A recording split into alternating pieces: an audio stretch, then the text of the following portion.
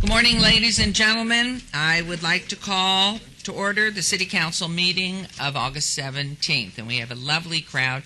There must be something wrong on this side that nobody's seated over there. A few staff, how nice. The August 17th, 2011 meeting of the City Council is called to order. This meeting has been properly noticed and posted in compliance with the open meeting law.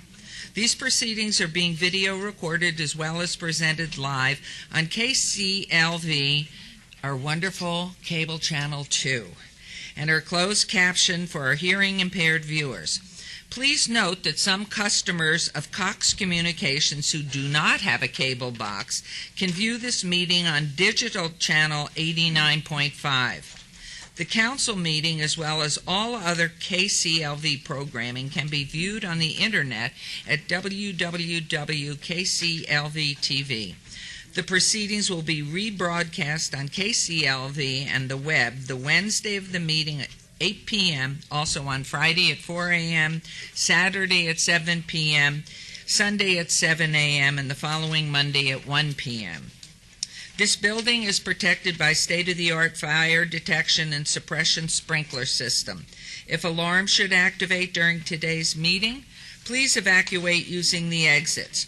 Once outside, assemble on the Las Vegas Boulevard side of the property. Employees wearing safety vests of our city or our city marshals will inform you when it's safe to re-enter the building. For public comment related to the items on the agenda, citizen participation in public hearing items, we have available a speaker card that has been passed out to you or available somewhere on the, where? On each end. You can complete and submit to the city clerk. Cards are available online at the clerk's office or at the front desk of chambers. If you do not submit a card, it does not prevent you from participating under public comment. Citizens' participation are specified public hearing items. Before we proceed with the agenda, would everyone please rise for the invocation given this morning by Mr. Bernardino Bautista, Hispanic Community, and please remain standing for the pledge.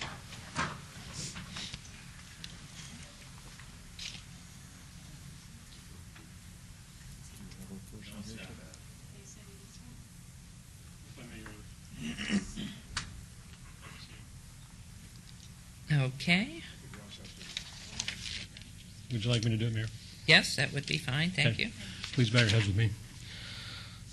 God, our eternal Father, we are grateful for the opportunity to gather here in these chambers to do the city's business. We ask that your Spirit be with us, that you will soften our hearts and our minds to the whisperings of thy Spirit to do the will of the people, Father.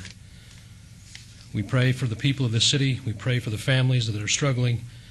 We pray for those who are less fortunate. We ask that you help us guide and govern this meeting. Bless the hearts of the council members and the mayor that we may continue to do so. We say these in thy Son's holy name, Jesus Christ. Amen. Amen. I pledge allegiance to the flag of the United States of America and to the republic for which it stands, one nation, under God, indivisible, with liberty and justice for all.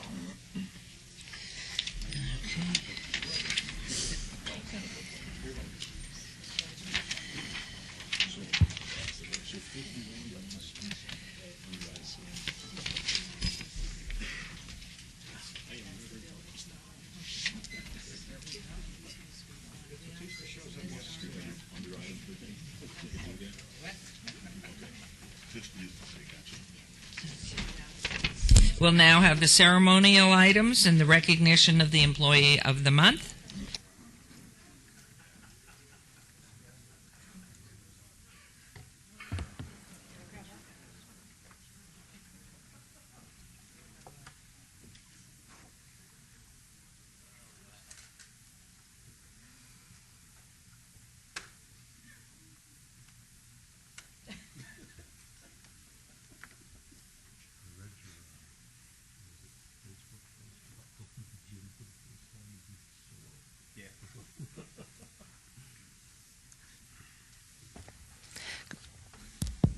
Morning again.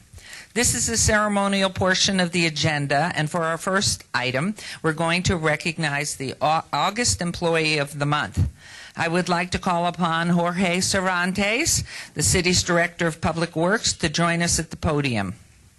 And I am proud to announce that the August Employee of the Month is Erin Hernandez. Please join us.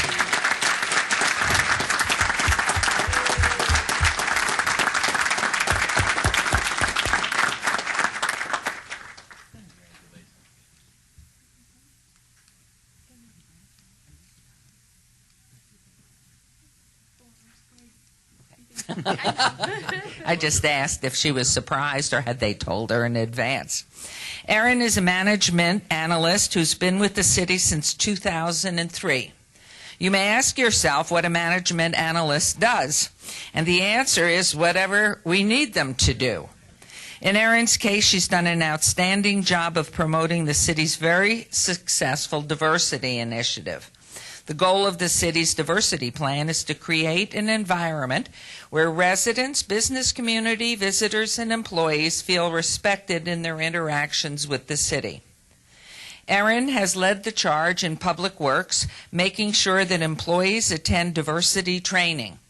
98% of the Public Works employees have completed diversity training thanks to Erin's communication and scheduling skills. Erin also volunteered to be part of a task force that is revamping the city's organizational values and has been invaluable in providing that committee with her research. Finally, Erin also provides regular updates on the Public Works Employee Engagement Plan. She facilitated focus groups and gathered and communicated the data to Public Works and Human Resources. The employee surveys for Public Works have shown improvement due to her efforts.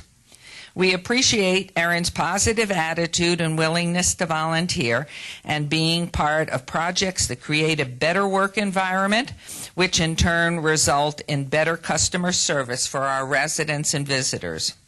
On behalf of the entire City Council, it's a pleasure to name Erin the August 2011 Employee of the Month. Along with her certificate, Erin has received a $100 Visa gift card, compliments of the Nevada Federal Credit Union, and a donation of $100 will also be made to the charity of her choice by Super Pawn. I'd like to ask Jorge to say a few words, and then we'll hear from Erin. Thank you, Mayor.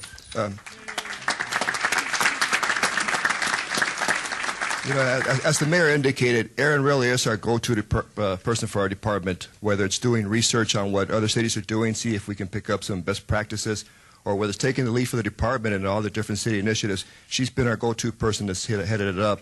Right now, currently, she's heading up our focus groups where we meet with the individual work units, all the different work units. And our department has close to 300 people, so it's a large group. But she meets out with all these groups to see what the concerns of the departments are, how we can better facilitate communication, and gets that project moving forward.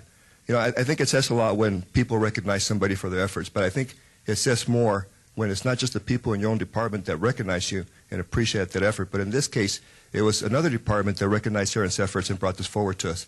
And so it really says a lot about a person when people on the outside even recognize your efforts. And for that, Erin, I just want to say thank you and congratulations for everything you do for the department.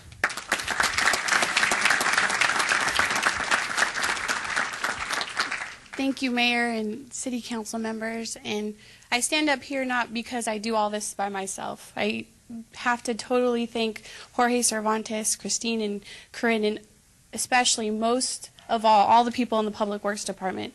They're my team. They're awesome, and they work really hard every day to do the best that they can for the City of Las Vegas residents. And so I'm just proud, and they push me to be a better person, and they allow me to be the best that I can be. And so I'm forever grateful to them and everybody here at the city, and it's an honor, and thank you. Congratulations. And plus, she's a great speaker. Do you want to help in this? We could move the podium, but we have more to do. Congratulations. And if you look straight ahead there, and can you get the council in? Everybody get in? Is everybody in tight? Great, congratulations. Very proud. Okay.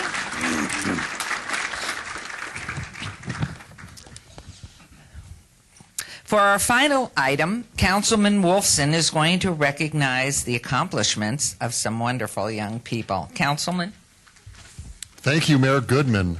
You know, I'm looking around the council chambers this morning, and I don't seem to see if we have any of our student athletes here. Oh, there they are. My God. Okay.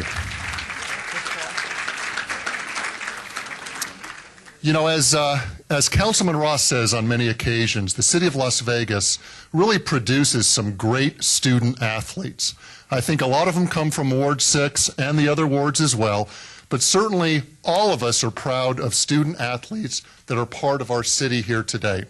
And I was recently contacted by a very proud mom who informed me that her son's football team just won a national championship. So I'm not talking citywide, I'm not talking statewide, I'm talking all across the country. I invited them to join us today so we can recognize their great accomplishment. This group of young men play league football through the National Youth Sports Organization. This organization has different programs for different sports throughout the country, and I did a little research about this organization, and I liked what I read. Their mission statement is to strengthen the individual, family, and the community through participation in youth sports. And that's what you young men do. You strengthen this community. One team has learned this all too well and who leads by example, and they are the Bulldogs.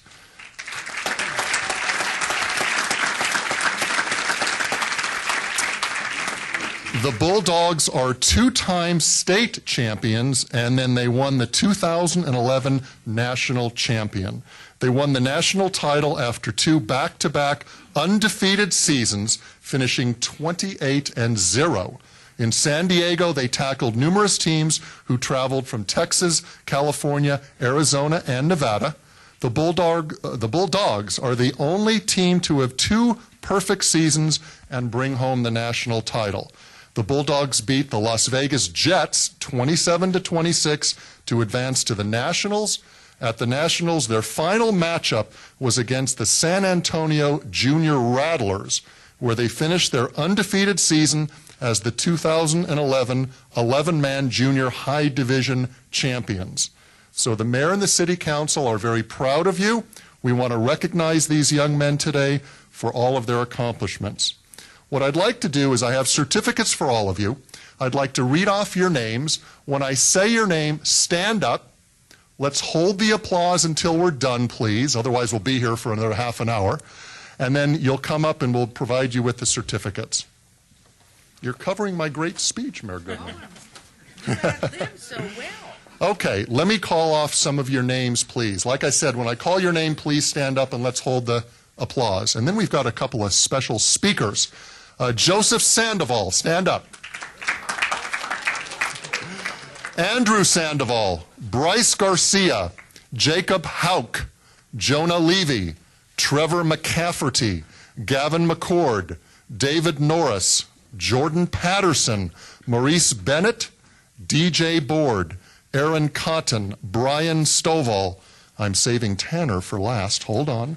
Michael Simpson, Michael Capone, Michael Sywick, Jared Wershnick, Brian Rowland Jr., Matt Powell, Franco Rocco Sanchez, Cameron Jones, Jerry Ward, Noah Jefferson, BJ Dusignor. Did I even come close? Mitchell Kissam and Curtis Washington. Did I miss any of the players? Okay, now we can applause for these guys. Yep. Okay, I'd also like to mention and thank coaches Willie McCord, Michael Seawick, Ben Jefferson, Joe Sandoval, and Chad Oval, and head coach Jeff Stovall. So would all of you come up right now? One more round of applause. Come on up, get your certificates. Come on up. This is your chance to be on television. Tanner, you come up too. let's go this way, please. What I'd suggest is we'll give the certificates to the coach. Now smile and look this way. You're on television. Okay, Coach Stovall, could you come up here, please? That's good. That's good. Turn around and face television.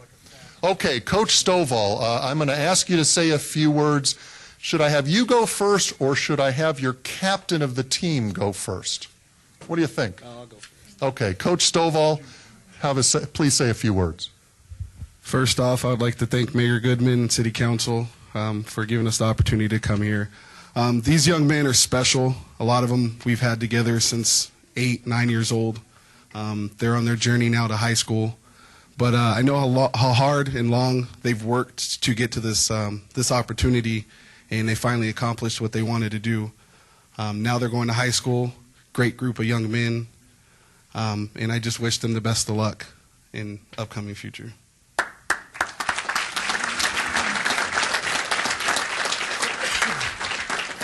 Coach Stovall, was there one particular play during the season that comes to mind that was special? Yes, came down to our second state championship game. We had, I believe it was 9 seconds left. We ran a toss play that Brian Rowland Jr., who actually isn't here today, scored on. Then we had a celebration penalty that put us back. It was tied 26-26, so we had to go for a conversion from the 20-yard line. And, Tanner, quarterback here, met with our big guy, Noah Jefferson, in the back of the end zone as the final seconds ticked away, and won our second back-to-back state championship. Wow. Which one is the receiver? This guy here. Okay.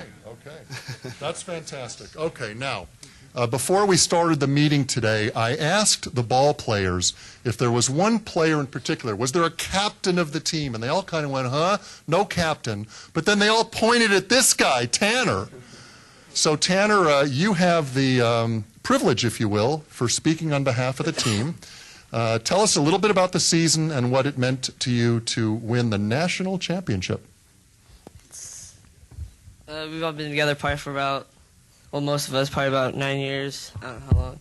7 years. But it's been a privilege being on this team, especially for being nationals in Nevada. It's kind of rare. And I don't know, we went to state twice already, 2 seasons in a row. And I think first I have to thank my coaches and everything they've done for me. And second, probably go to my teammates. We've always been a lot together. And third, we go to the parents for support and everything. And it's been through a lot. And thank you for having me here and everything. And that's it. Good job. Good job.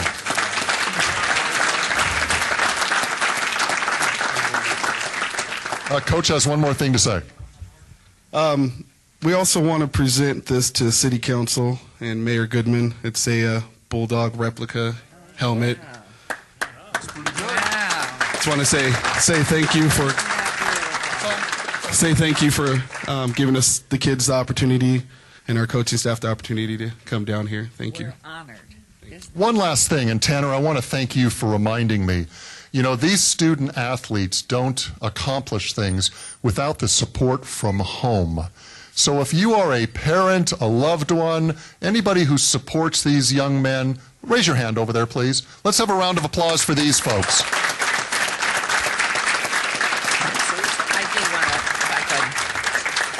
Congratulations, each of you, and I hope you end up playing on the same teams in high school. We're going to keep our eyes on you.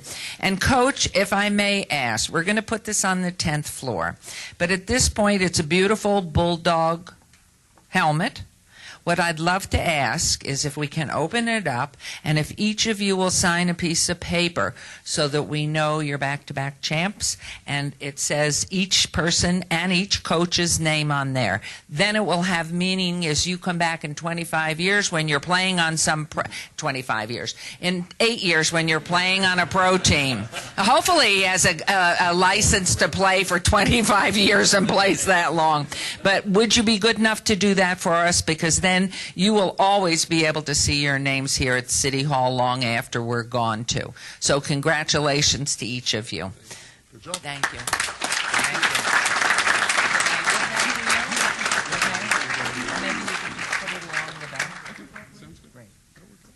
Okay, Thank thanks, you. guys. Thank Thanks for you. coming down.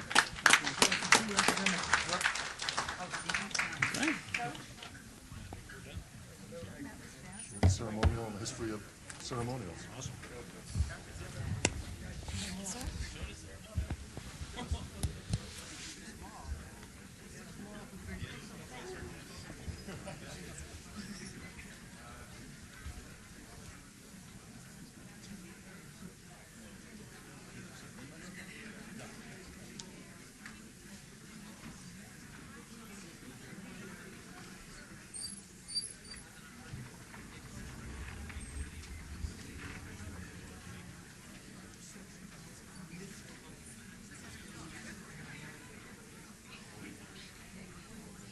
We're going to be taking a 2-minute break here.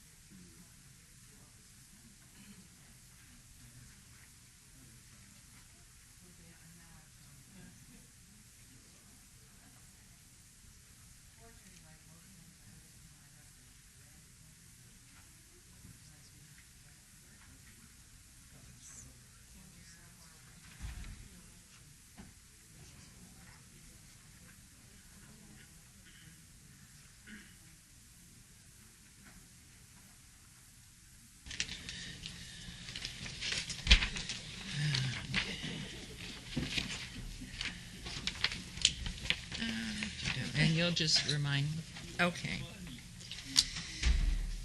Public comment during this portion of the agenda must be limited to matters on the agenda. They must be limited to matters on the agenda for action. The amount of time any single speaker is allowed may be limited. All comments made will be cross-referenced to those specific items on the agenda.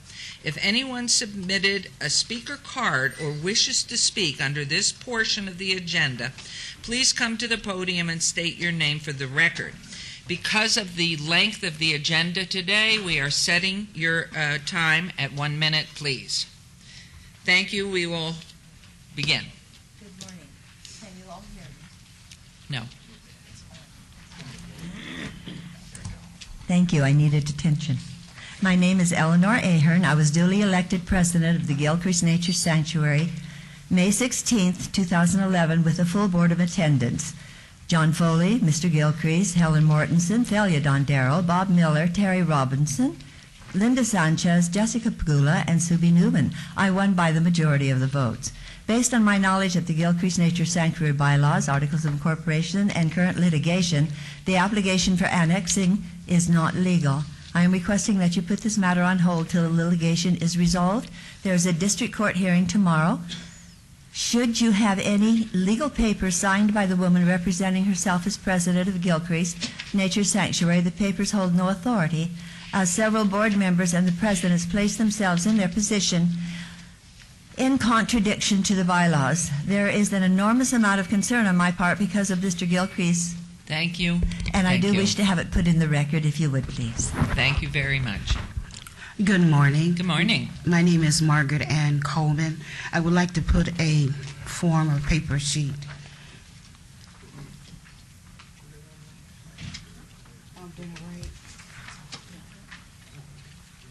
Could she please have some assistance? To be recognized, this is a notice of a lien. This has been the argument for over 29 years, but it was in existence for 2001. I won a court order, and at this present time, I would like to receive the citizen, the Key to the City award, due to the fact this $3 billion lien has represented your state of improvement for development. It has been used to finance people that comes to you, confronting you concerning homes, development, and I'm here to receive this award, and I did give you some paperwork June 7, 2011, and I came to the office 7/16/2011. Now, I represent the state, and I would like to receive this award to help the senior citizens Thank you. as It well will as be so develop noted. myself. Thank you very much. It's a time limit here. I'm sorry. So I wanted to know, is there a award and a check for me for $3 million? Thank you for your comments. At this point, we'll move on to the next speaker, if we could, please. Is no way that you could answer that question? Not at this point. I'm sorry. How would I know if you're going to recognize me? If I could jump We'll in, talk Mayor, this this is a later. time for public comment, not time for public question and answer. This is a time for public to enter any comments on the record. They'll be recorded by the clerk. They'll be part of the city record. And if a response is necessary, the manager will make that decision and we'll get back to you. Well, could you call me at 499-0829-702? We have that on the card. Thank you. Thank you. Yes, sir. Before the clock starts ticking on me, I want to address the item 50. Your name, please? Carlo Poliak, incidentally. Can I proceed with that, or does that have to wait for that agenda to come up? Do you want to speak? I want before the clock ticks on me for the time, I want to determine, am I allowed to address issue number 50, I believe? Is it at this Yes. particular time? Yes, but you have a minute, please.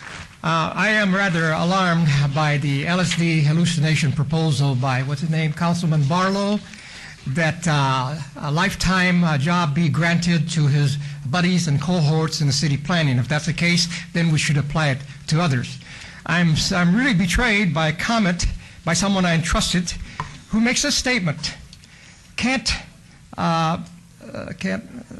develop skills unless a person has time and a position, the Peter Principle, and I'm betrayed by Councilman Coffin. Yeah, that's his name. Okay. I think that the voters put in term limits on the council. How can this audacious individual, Councilman Barlow, hallucinate a dream we're going to make unlimited time for his buddies? That needs to be addressed. Does it benefit the people, and it does not. Thank you. Thank you very much. Is there anyone else? Anyone else? Public comments on the agenda items? Mayor, I'm going to be on the actual agenda item. My name is Anthony Hardy, 123 David. I want to ask a question on number 60, which is in Ward 2, Mr. Wilson. It says something about a tennis park. Is that financed by the city, by the people? Or is it open to the public for the tennis, or what? Or is that a private? What's going on? Tennis and golf is really high-class stuff. You know? With your permission, Mayor Goodman. Please. Thank you. Mr. Hodges, we're going to have a little bit of a briefing when the actual item, it's on the consent agenda, but I think I'm going to have it pulled just for some general discussion.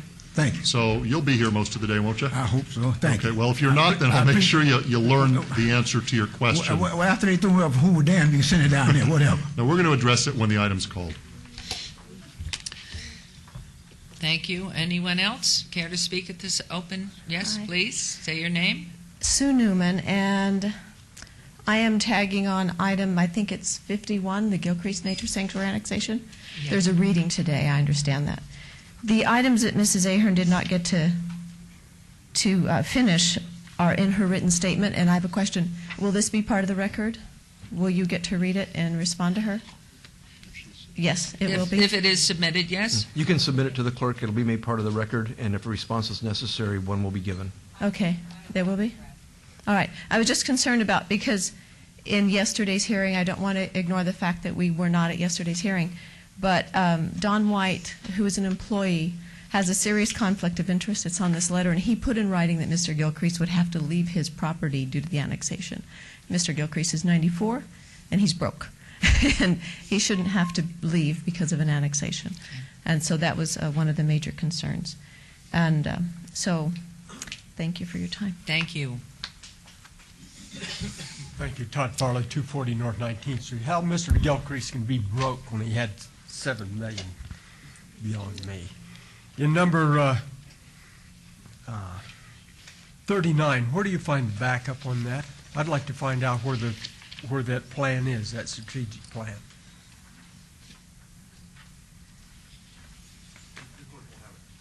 Clerk will be able to provide that.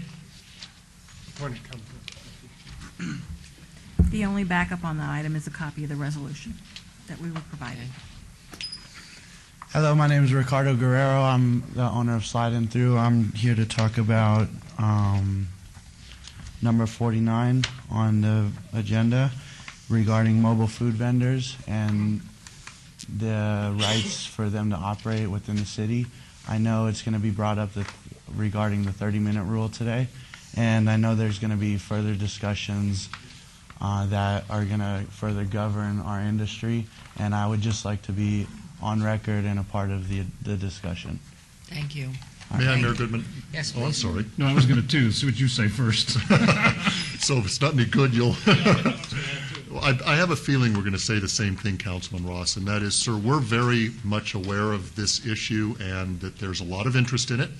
At our briefings yesterday, we were told in particular about your interest, and our staff has already been directed to incorporate your comments and your suggestions into our discussions, which are going to take place over the next few weeks and couple of months. So we're ready to hear what you have to say. Awesome. Thank you so much. And with your permission, Mayor. Yes, I was please. just going to say, Ricardo, you're an icon out there, I understand. You got a following you around town to eat.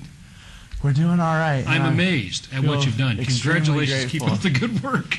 Thank you so much. I'm born and raised here in Las Vegas. I figured I'd bring it to the city. And just a spot for Ward 6 Mayor and council members. He's opened up a sliding through out up on Centennial and Durango. So.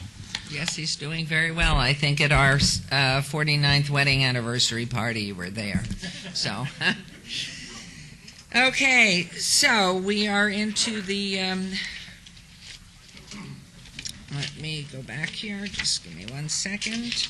We'll move on to item 8, Business items for possible action. Any items from the morning session that the council staff and/or applicant wish to be stricken, tabled, withdrawn, or held in abeyance to a future meeting may be brought forward and acted upon at this time. Councilman Anthony. Thank you, Mayor. Item number 41, a discussion for possible action regarding the fire training services interlocal agreement between the Las Vegas Fire and Rescue and the North Las Vegas Fire Department regarding joint cooperative uses of fire training operations. The request is to obey that to September 21st. I'm sorry, September 7th. September 7th, right. 43, discussion for possible action regarding a one-year review of a temporary tavern limited license, Las Palmas Entertainment, DBA Azul Tequila Nightclub, 115 North 7th Street, Francisco Lara. Councilman Barlow has asked that to be obeyed till September 21st. And then item number 55, which is a closed session. The request is to strike that item, and that is my motion. Is there any commentary here? Please vote on the motion. Post.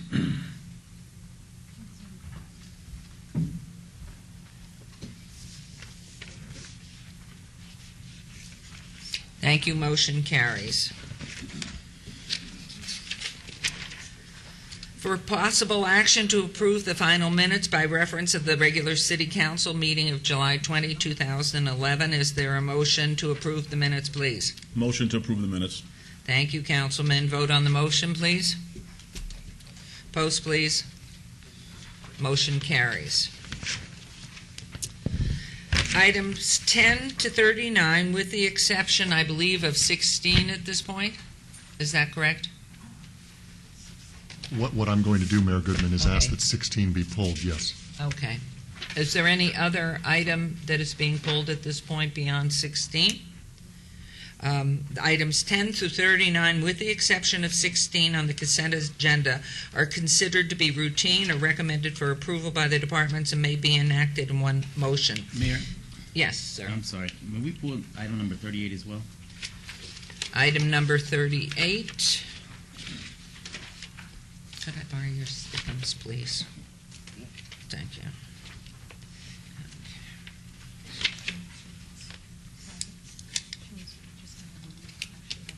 And item 38 may be enacted in one motion. There are no other items to be pulled at this point. Vote on the motion, please.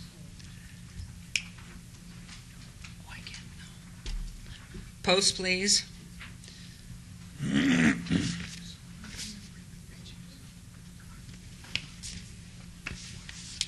Motion carries. Thank you very much. Okay, do we now go to 16? Okay, we will now have discussion on item number 16. And Mayor Goodman, if I may. Please. Mr. Hodges, you're here? Yes, sir. Okay, Kathy Rainey is going to give us an overview of what this item is about and give us an overview of the process that we went through. I don't know that it's for public comment. Is it open for a public hearing, Mr. Jerbick? No, it's not a required public hearing. It's at the discretion of the mayor. Okay. So, with your permission, Mayor Goodman, Mr. Hodges, if you don't mind, why don't we give Kathy a chance to give us an overview of item number 16? I appreciate it. Thank you, Mayor and Council. You're welcome. Lady. For the record, Kathy Rainey, Manager of Purchasing and Contracts.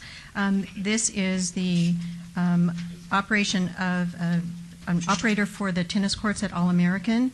This was a solicitation for an operator to operate the courts, and it was a competitive request for proposal. My office received 2 proposals for the operation, and the operator would be required to operate not only the courts but also a pro shop. The operator would be responsible to pay utilities that it would include water, electric, maintenance, and court resurfacing. It is a 3-year contract with 2 3-year options. The operator would pay the city an $800 per month concession fee plus 1% of their gross. The operator has agreed and actually did propose to resurface the courts and to decorate the first floor of the what we call the Buffalo House for a pro shop, and the city would agree to forego the $800 per month concession fee until the operator recouped that investment that's coming out of his own pocket. That's expected to be recouped in less than 4 years, estimated about 3 years, but on the safe side, based on his pro forma, we think less than 4 years. The rates charged would be at market rate or above, so that it would not compete with the Darling Tennis Center that is close by. And the Darling Tennis Center would be allowed to use the All-American courts for overflow for any major tournaments. Any further questions? Mostly it's for like professionals coming in town or what? For tournaments and things. I know we got a great person, Mr. Andre Agassi, for tennis concern. So we're a tennis kind of town. Thank you. This is open to the public and any interested citizens who want to play tennis. Well, thank you. As well. There are open sessions during the week. Thank you. As long as the play. public's invited. Thank you, ma'am. Absolutely. Thank you, sir. Thank you very much. Yes. Thank you, Ms. Rainey. Mayor Goodman, if I may. Please. Mr. Hodges, thanks for your input. Your questions were good. Kathy, thanks for your overview. This is going to be an addition to a great area in our city. We have a great tennis community.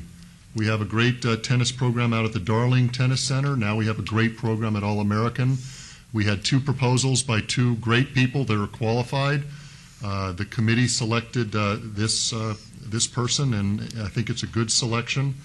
And these courts needed resurfacing. So part of the contract calls for this operator to come in and up front pay for the resurfacing and renovation of these tennis courts. So right in the area, both out in Ward 4, Councilman Anthony, and Ward 2, my ward, we've got 2 great tennis complexes, if that's the right term. So with that in mind, I'd like to make a motion for approval of this item. Thank you very much. Any further discussion? Please vote. Post, please. Motion carries. Thank you very much. Thank you, Ms. Rainey. Thank you. I'm here for the next item. Oh, you as are? well. Aren't you lucky? Yes, I am. Okay, item number 38, Councilman Barlow. Thank you, Mayor. And Ms. Rainey, yesterday during briefings, you had mentioned to us the process in which we go through, the City of Las Vegas go through as far as selling off its assets, its surplus items that we no longer need or utilize. And if you can just give us a brief backdrop on how that process actually takes place. And then in addition to that, you mentioned for those surplus items that we don't sell, we dispose of them through nonprofits. And you had mentioned that something to the fact that nonprofits will have an opportunity to engage in that process. And so I wanted you to explain that as well. Yes, I will. The state statute requires that assets that have ended their useful life either be sold by auction or by bid.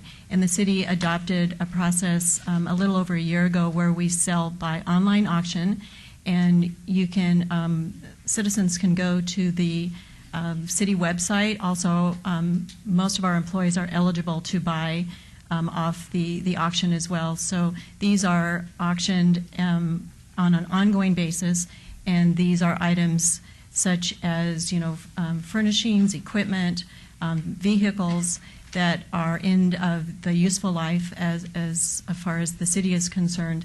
Many times those items do not sell to the open public, and what we brought before you today is a resolution where the state law also allows the city council to donate those things that do not sell to a nonprofit. And so the resolution before you today, and I'm putting in the record an amendment where instead of updating the list of nonprofits on an annual basis, we would say establishing the list periodically and at least annually, the list of nonprofits We have a list of 4 today based on a statement of qualifications that was competitively advertised, and nonprofits who are interested between now and the next 12 months could solicit their interest to the Purchasing and Contracts Office, and we could update the list more frequently than that. And those would be items that the online auction was unsuccessful in selling, that we could then contact those nonprofits that they could sell. We could donate those items and they could sell in their thrift stores to the general public just walking into their thrift store. Okay. Now, the nonprofits, is it a requirement that they must have a thrift store, or could it just be a nonprofit out in the community that want to do a yard sale or a rummage sale? What is the requirement in that respect? It could be just any nonprofit. Okay. And is there a specific requirement outside of just being a nonprofit, or is nonprofit the threshold? They must be a nonprofit. Okay. I appreciate that. Thank you. You're quite welcome. Mayor, so with that, I would like to move to follow staff's recommendation for approval of this item, subject to all conditions and the amendment. Thank you, Councilman Barlow. There's a motion. May I have a vote on the motion, please? Please post.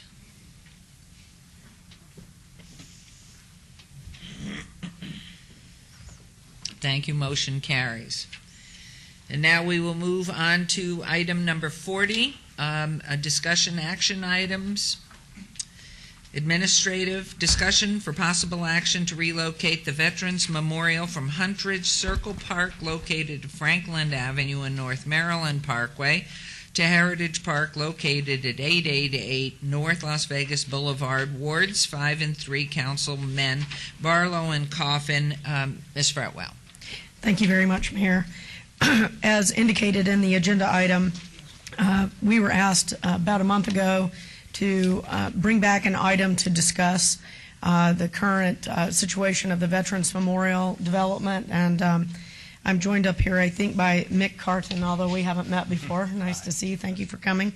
And we wanted to give you an overview of where they are on the development of the memorial, but also to speak about the current location and the possible relocation of the memorial to Heritage Park from Huntridge Park. What this would do today, your action today, would dedicate about 1.5 acres of Heritage Park for the development of the memorial. This would be a 2-step process that we would go through. Once you take action today, if you designate Heritage Park as a location today, then what we would do is have the artist come and actually look at the site. We would further evaluate where the particular site within the park to house the memorial would be, and then we would bring back a resolution to you for further consideration to accept that site plan, if you will, for Heritage Park going forward. So that's our request today.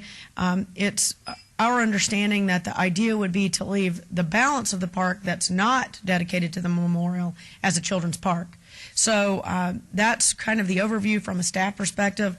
I'm sure that Mr. Carton would like to give some information about the current status of things and their opinion about this potential move, and I'd be happy to answer any questions that you might have as well, Mayor. Thank you. Thank you. Welcome back. Good morning, Mayor, council members. As Betsy was discussing here, we would like to entertain the idea of relocating the current design and modifying it to a portion of Heritage Park. Several reasons. I think it absolutely complements that cultural corridor and the people that visit that. I view this memorial not only as a veterans memorial to pay respects in that nature, but as also a historical and educational piece as well. School children, field trips, that type of activity to support the memorial itself and the park. That location has existing infrastructure that we could really benefit from. It wouldn't have to put in place or modify the existing structure or things such as the restrooms, the parking, the accessibility. That Huntridge Circle Park really presents some hurdles for us at this time. We do appreciate, back in April 15th of 2009 when that park was designated for our use to construct a memorial, very much appreciated, and But however, over the last couple, year and a half of designing this and looking at trafficability aspects of it, pedestrian access, things of those nature, as well as the nearby residential community concerns, we don't feel that this location really supports what we're trying to do. So over the course of the last few months, I've had several discussions with former Mayor Pro Tem Reese about this, Susie Martinez, both very instrumental in seeing the success of this, as well as Councilman Ross, Councilman Barlow, and just to entertain ideas and possible alternate locations for this. And Heritage Park was probably the number one ideal location in which to do it. So I just came to the city just to find out what the thought was, see if there's a possibility, and how everybody feels about that. And your committee feels this is viable for them to go ahead now and work on the fundraising for the memorial? Yes, yes. We haven't begun a full-scale fundraising for this yet, well, simply because we don't have a definitive location. So there may be some design modifications. The overall concept, the vision behind the memorial will not change, but the location will, and so therefore maybe some walkways, maybe the perimeter, minor modifications to the existing design. Once that's completed, I've had many conversations with the artist. He's fully open to it, supports it, is very willing to make those modifications, and then we can take a look at any cost adjustments that we may incur for that, and then present that to the city as well. And I then think in our briefings, and I can't speak because we don't ever brief together, but there was a tremendous enthusiasm because of, as you mentioned, the cultural corridor there and the ability to get there, walk there easily, but also participate in other offerings in the area. Can I say this, Mayor? I got to tell you, thank you for your willingness to do this. Our city desperately needs a Veterans Memorial, and we're going to do that. And with your help as a community partner and your dedication to making that happen, I know you're a veteran yourself, but it just means a great deal to me, for the residents and the veterans who live here. And our veterans population continues to grow because people want to move to Las Vegas and retire and be comfortable and be happy. And I just want to say thank you, because it means a great deal to me that you're involved, and hopefully we as the City of Las Vegas can continue to push this along for you and for the veterans who desperately need a memorial. I just want you to know how much I appreciate it. Thank you, Mayor. Thank you. Mayor Goodman? Thank you. Please, Councilman Barlow. If I may, please. Councilman Ross, you're absolutely correct. Just as I share with staff and many of my colleagues here on the dais, that whether this memorial is in the city, wards 1 through 6 in the county, I look at it from a Las Vegas perspective. We need the memorial in Las Vegas, regardless of where it's located. And having the ability to have yourself and the artists and the community members really wrap their arms around this project is great. And I believe locating the most plausible and the most feasible location is a very good problem. And I'm pretty sure, Councilman Ross, would you not agree? And so, my hat goes off to you as far as, your plan A through Z, if you will, and trying to locate, the best fit for this memorial is of utmost importance. And if you feel as though this location fits your need, I believe that the community will attend and participate in any activities regardless of where it's located. I believe that the cultural corridor, after speaking with the property owners in that area, whether it be Marilyn Gillespie at the Natural History Museum, Nancy Diener over at the Neon Boneyard. I had an opportunity to meet with Jeannie Goodrich from who's the executive director of the Las Vegas Clark County Library District. The repositioning of what we're looking to do at Reed Whipple. I believe that this, they're onto something. Whether it go or not, I believe that this is one viable location that you all have chosen. I mean, we didn't choose it. You brought it to us. And so for that, I commend you for at least doing your homework and realizing what we're doing within the cultural corridor to really enhance the pedestrian traffic, the residential traffic, and tourists alike to come into this corridor to really take advantage of what the cultural corridor has to offer. And so I'm all ears as it relates to where we go from here. And I'm supportive of your efforts in trying to locate it, whether it be at this park or any other park within the city of Las Vegas. I'd love for it to be within the city of Las Vegas. But if it goes elsewhere, I would still support it because Las Vegas needs it on behalf of the men and women of the armed forces many of them have laid their lives down for us to have the freedoms that we have today. And so for that, I'm in 100% support of your efforts. Thank you. Mayor Goodman, please.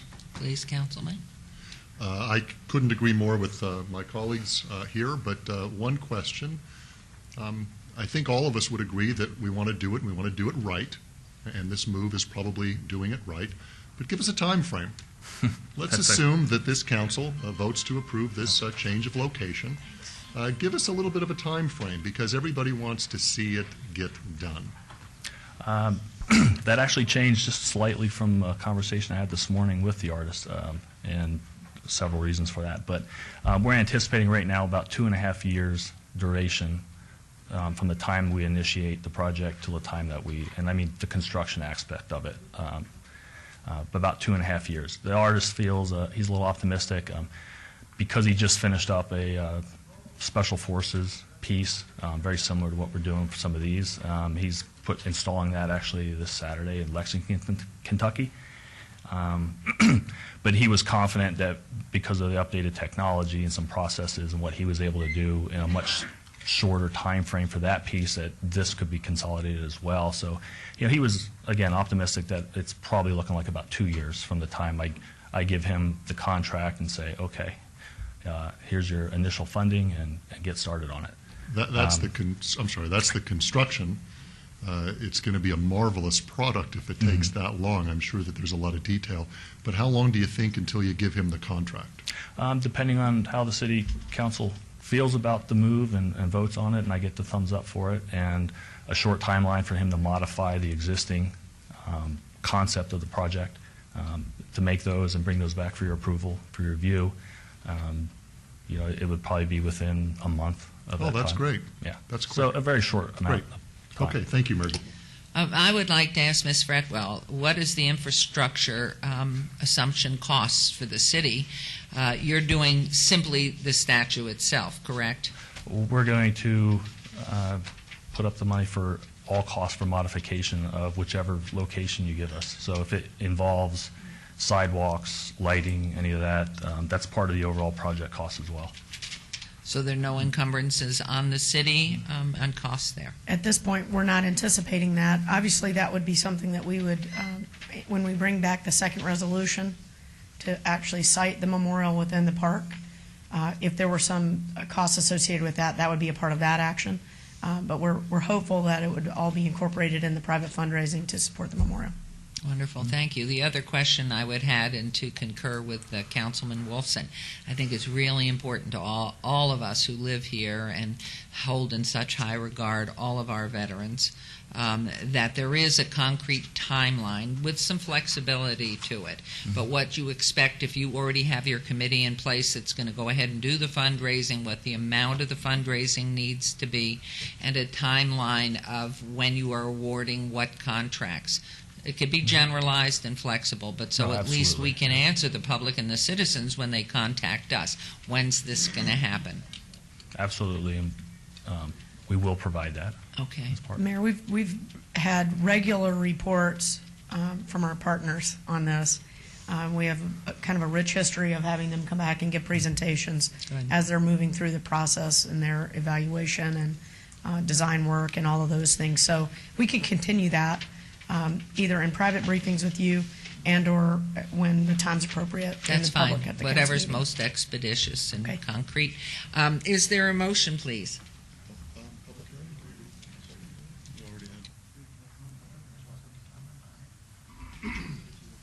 So, are there any comments to this? Anybody want to speak on this, please? Councilman Coffin?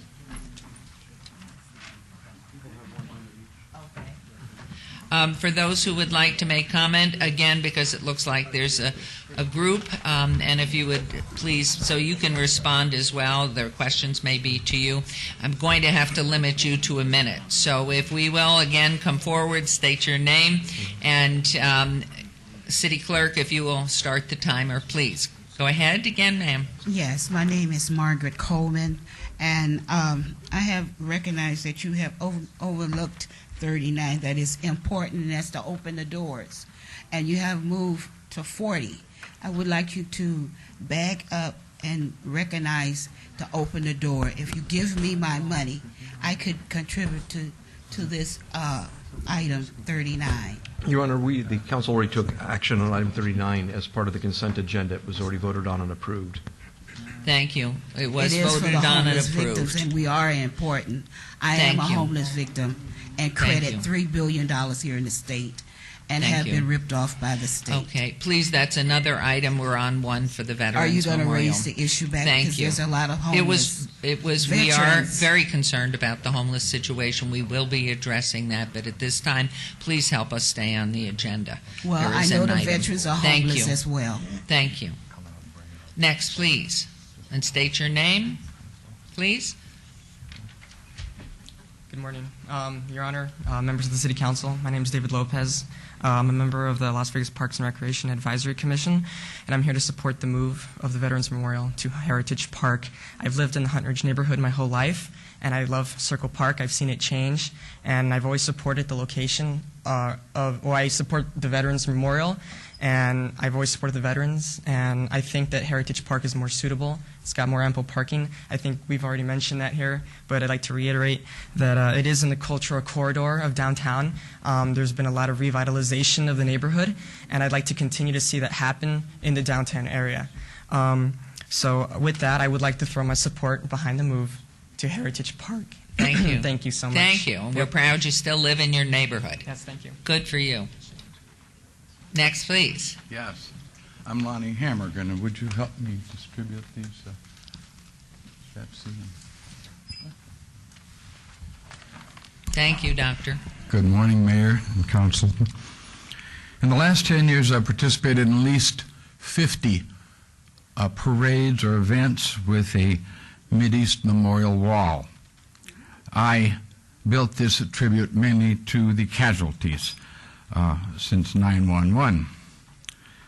I will soon be deciding a permanent place for my memorial wall. I'm getting old, taking it all over the United States, literally to other states, and many times to northern Nevada. I've attended several planning meetings, and I was sort of looking forward to the Hunt Ridge Park. I did go to Heritage Park yesterday, and it, of course, is hidden behind the Natural History Museum, which I love, doesn't seem very appropriate. And I went there, and of course there's a fence around it, and the fence says, "No adults allowed in this park without a child." That's what it says right on the entrance. That's interesting. Now, obviously, some things have to be changed then, and how much of this tiny children's park would be utilized. But I guess... Can you bring your comment to a Sure. conclusion here? 'Cause I'm we have so saying many. Thank you. it's sort of the little end of the park that's maybe been set aside as a dead-end area. Never be seen from Las Vegas Boulevard unless there were some other area that accessed Las Vegas Boulevard, and I just think we should have an area in which people can see and be exposed to more. Thank you, and I would ask that if you have some comments, which I know you would, and suggestions, please, if you would contact the city manager. I'm sure she'd be delighted to hear from you. She has been very Thank you. helpful to me. She's Thank you. always helpful. Thank you. Thank you. Please. Good morning again, Mayor. Rick Besmanoff, and I represent several veterans groups along with the staff of Mr. Kristoff. And can this please be distributed to the City Council members regarding the suitability of Hunt Ridge, the original approval site? Thank you. And we would also like to present this to you personally so that you can see how it would look, open and beautiful, with very little modification, and taking up the proper amount of space without major modification. Thank you. Thank you very much. In addition, relocating to Heritage Park would attract an even greater criminal element to that children's park, already patrolled by marshals and police who are extremely aware of more than 950, and I repeat, more than 950 criminal offenders, sexual offenders, rapists, and pedophiles within a 1.5 square mile radius. Heritage Park is basically surrounded by these criminals, which makes this children's park even less suitable for such a meaningful veterans monument. Thank and you. we have members Thank of the you. veterans community going back to World War II. Dean Whitaker and his wife, he's a former prisoner of war. We have Cesar Elpidio Thank you. from the Phil Am Veterans. Sandy Kellerman's son, JJ, is in Iraq right now. And we we thank have you. over 20 groups on board. Thank you very much Thank for you your very comments much. and for your materials. Appreciate it. Thank you. Thank you. I know this is a hard decision. Thank you. Ma'am. Good morning, Mayor Goodman and fellow council persons. I'm Mary Joy. I'm a lifelong Las Vegas resident, and I'm the daughter of and the mother of a vet. I'm definitely in favor of a Veterans Memorial Park. I live near 15th Street in Oakey, which is in the Hundred Circle Park neighborhood. I feel that the memorial would get much better utilization at the Heritage Park area, mainly due to the parking issue and the fact that Huntridge is actually too small for it. I feel that with the right signage, that the Heritage Park area would be great. Most in the neighborhood never really wanted the memorial at the Huntridge Park. We just wanted our park open, and it did finally get open for just weekends. We hope it can become a 7-day park, and we hope that the memorial will come to town and we will all use it in the cultural corridor or whatever it is. Thank you. Thank you very much, and we all hope that the park will be open too full time. Thank you. Yes, sir, please. Yes, my name is Dean Whitaker. I'm the representative of the local branch of the American Prisoners of War, and we're kind of cold turkey on this. We haven't heard much about it, but the big question that we have is where's that $200,000 that was in the kitty to start with, and what is the time element on this? You know, we don't want to take forever. Yeah, time is of the essence for both of us. Well, not only for you, for everybody, time is of the essence. And I can Right. assure you that, I mean, the question, I don't know about the 200,000. Is that still in the coffers and has been donated? Is that something you can respond to, or city manager? Briefly, I can respond to it. I'm not certain what $200,000 is being referred to here. I don't know where that originated. I just have no knowledge of that, so Okay. at this point, just an unfounded claim. We are a 501c3, so that's open source information, and I've provided that. Yeah, the American Heroes say they have it, or whoever they are. Somebody collected it. I think it should be Okay, I think investigated. that's something we can just, if you will just make a note of that so we can explore where that went, whatever it was, and if in fact it is a reality or just rumor that it spread that there was $200,000 out there. Can I make a comment? Okay. Please. Just briefly, just to dispel these rumors. I was part of that American Heroes Challenge because I think it was a great event. The past 2 years you guys put it on. Big supporter, big proponent of it. It actually cost American shooters money, and I hope you don't mind me saying this, Nick. It cost them money to actually have that event. A lot of those teams couldn't afford to come here, so they actually were sponsored by American shooters to get here. It was a great event for the community. They have not raised the amount of money that you guys think they have. Being a 501c3 organization, that information is available and out there. So I just want to dispel any rumors that there's misconduct or misappropriation of any funds, because that's not the case. Well, we're I not know what these accusing guys, anybody I understand of that. But I've just heard these wondered comments, and it bothers me, because that is not what's happening. These But guys are usually solid when men. fundraisers happen, there's a paper trail somewhere. There is, and you probably want to see his I think checkbook that he wrote the checks to continue to pay for that event. And that's a Yeah. big reason they're not having it this year, because it cost so much money the past 2 years. Right. So I just want to dispel those concerns. I agree. And we will agree. follow up. We will follow up to see if there is any We would any appreciate credible. that. We're coming into this a little late. My husband's been elected for this year, and so he's kind of Congratulations. learning as he goes. And Mayor, that's But we a do great want event. to tell you that we appreciate everything you will do for this memorial, because we've been to other cities, and they're beautiful, and they're in a really lovely area of the city. Would you restate your name, please, ma'am? Lucille Whitaker. I have been married to this man for 65 years. Aren't you lucky? Congratulations. And may you have many, many more. And all I can tell you is 501c3 is a very well guarded award. And so the dollars, if they're there, I can assure you. They'll come up, I'm sure. Right. Thank you so much. We Thank you. And appreciate thank it. you, Councilman Ross. Thank you for your time. Thank you. And congratulations. Happy anniversary. Yes, sir. Honorable Mayor Goodman, members of the council, my name is Brian Paco Alvarez. I live at 801 Las Vegas Boulevard South in the city of Las Vegas. As a resident of the neighborhood, I support the relocation of the planned Veterans Memorial from Huntridge Park on Maryland Parkway to Heritage Park on Las Vegas Boulevard North. It is in my opinion that Heritage Park is a much more historically appropriate location for this memorial to our fallen heroes than what is proposed for Maryland Parkway. There are several factors as why I believe this. One, Heritage Park is located on Las Vegas Boulevard, which is a national scenic byway. Number two, it is located, the Veterans Memorial, when built, will be located within walking distance of the Las Vegas Veterans of Foreign Wars Fred S. Pennington Post 1753. It would also be located near Veterans Memorial Drive, home of the American Legion Post 8. It would also be located near the neighborhood of Biltmore Bungalows, which was built in the 1940s to house members of the Air Force during the time of the Air Gunnery Range, which later became Nellis Air Force Base. Not to mention, it will be located in the Cultural Corridor, and we have lots of wonderful places there for people Thank to you. visit. We appreciate your Thank you. affirmative support. I That's appreciate grand. it. Thank I'd like you. to submit my comments to the city clerk, please. Thank you. Thank you very much. Yes, sir. Good morning. Good morning. I'm Jack Levine, 1818 8th Place.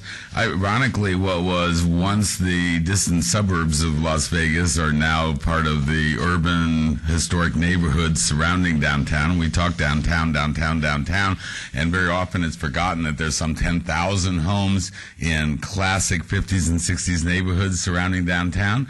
And Circle Park is a major component to the rebuilding of those neighborhoods. It's something that the neighbors actually feel very, very strongly about.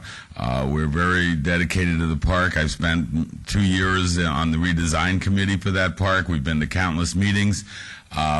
We always in our mind had the two issues separated. There was the Veterans Memorial, which we overwhelmingly supported and absolutely want for our city. And then there was our park, which was closed due to some bad circumstances and some bad politics. And what we really wanted was our park opened, and it was presented to us that having the Veterans Memorial there was the only way that it was ever going to happen. So we are thrilled to death to have a Veterans Memorial, and would be thrilled to death to have our full park back open 7 days a week. Thank you. Thank you. And you know the wheels of government work slowly, and I must tell you that everything the city is behind is revitalizing every area of every part of this fabulous city. And we're thrilled the park's open, and we hope with the crime staying down and proper monitoring and the support of the people that use the park, it will be open very soon, we hope, full time. Thank you. Yes, sir. Just one more moment, please, Mayor Goodman and council. Again, I would you also- state your name? Sorry. Richard Besmanoff, and I'm working with Mr. Kristoff with respect to the Veterans Memorial Recognition Monument. Thank you. I also have the additional honor of introducing Cesar Elpidio, Executive Director of the Filipino American Veterans, and we also have World War II Filipino veterans who have served both our country and their country honorably and with distinction. So we'd like to introduce Mr. Elpidio. Thank you. What an honor for us. Thank you. Thank you. Thank you. Thank you very much. My name is Cesar Elpidio, representing the Filipino American Veterans of Nevada. And today, in support for this Veterans Memorial, I brought some of my USAFI World War II veterans with me to show support for the veterans. As you know, they only have about 18,000 surviving World War II veterans, so we would like to really support the implementation and completion of this Veterans Park. And also, we're here this morning to, when we heard that it's going to be moved to a different place, we rallied to come and show support that I think we should stay at the Cereal Park.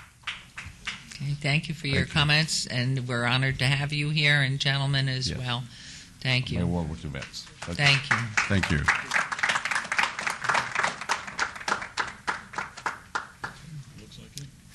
Anyone else that has comments, please?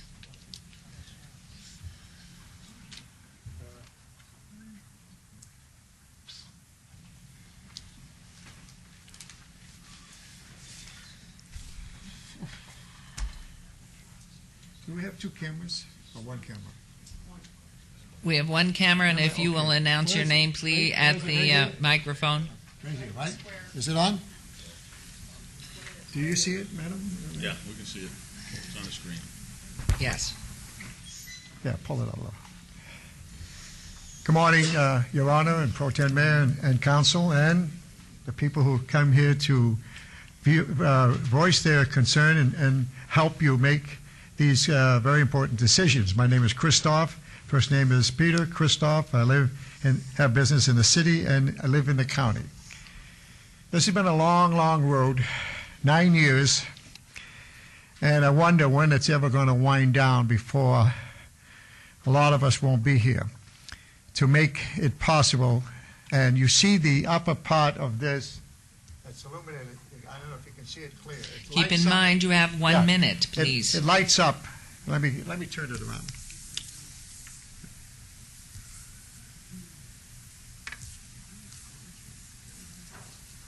Okay.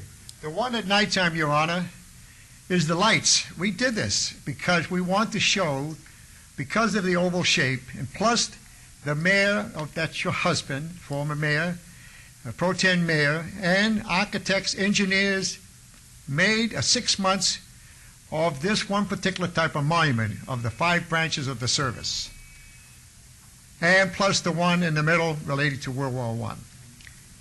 We wanted to lift up that area, as a gentleman just left, to bring some life and some dignitary back to Ward 3, and that is a center focus. Maryland Parkway is the second one next to Las Vegas Boulevard that goes down in history for almost 65 to 70 years. Thank you. I mean, these are beautiful and drawings. I want you to know that that monument was designed strictly not to impede on any part of the park.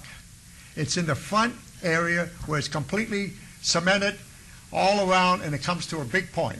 My hope is that as we move forward, the most important thing is those who we're honoring with this, and that as you continue to have suggestions, you work with the committee, and maybe there will be a blend. This has been a very long process. I'm very aware of what has happened over the past 9 years, and very much aware that as we go ahead and make an evaluation on behalf of what everyone feels is the best place for the recognition, this is not something that solves all problems all the time.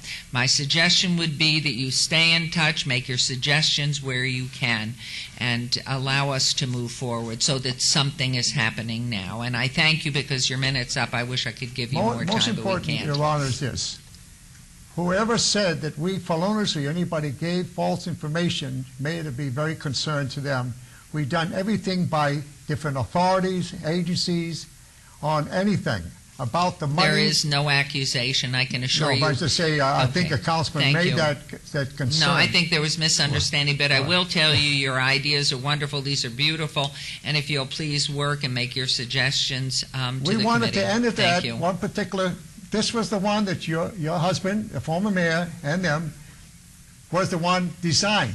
No other type of monument can fit in there because it would encompass as I say, Bob Coffin said, it would cover through the playground area. Where the ultimate location is, each area needs a different design. So Right. I encourage you to give your information, give your support, be involved, and because we all know what we're trying to do, and I thank you. Thank you very much. you.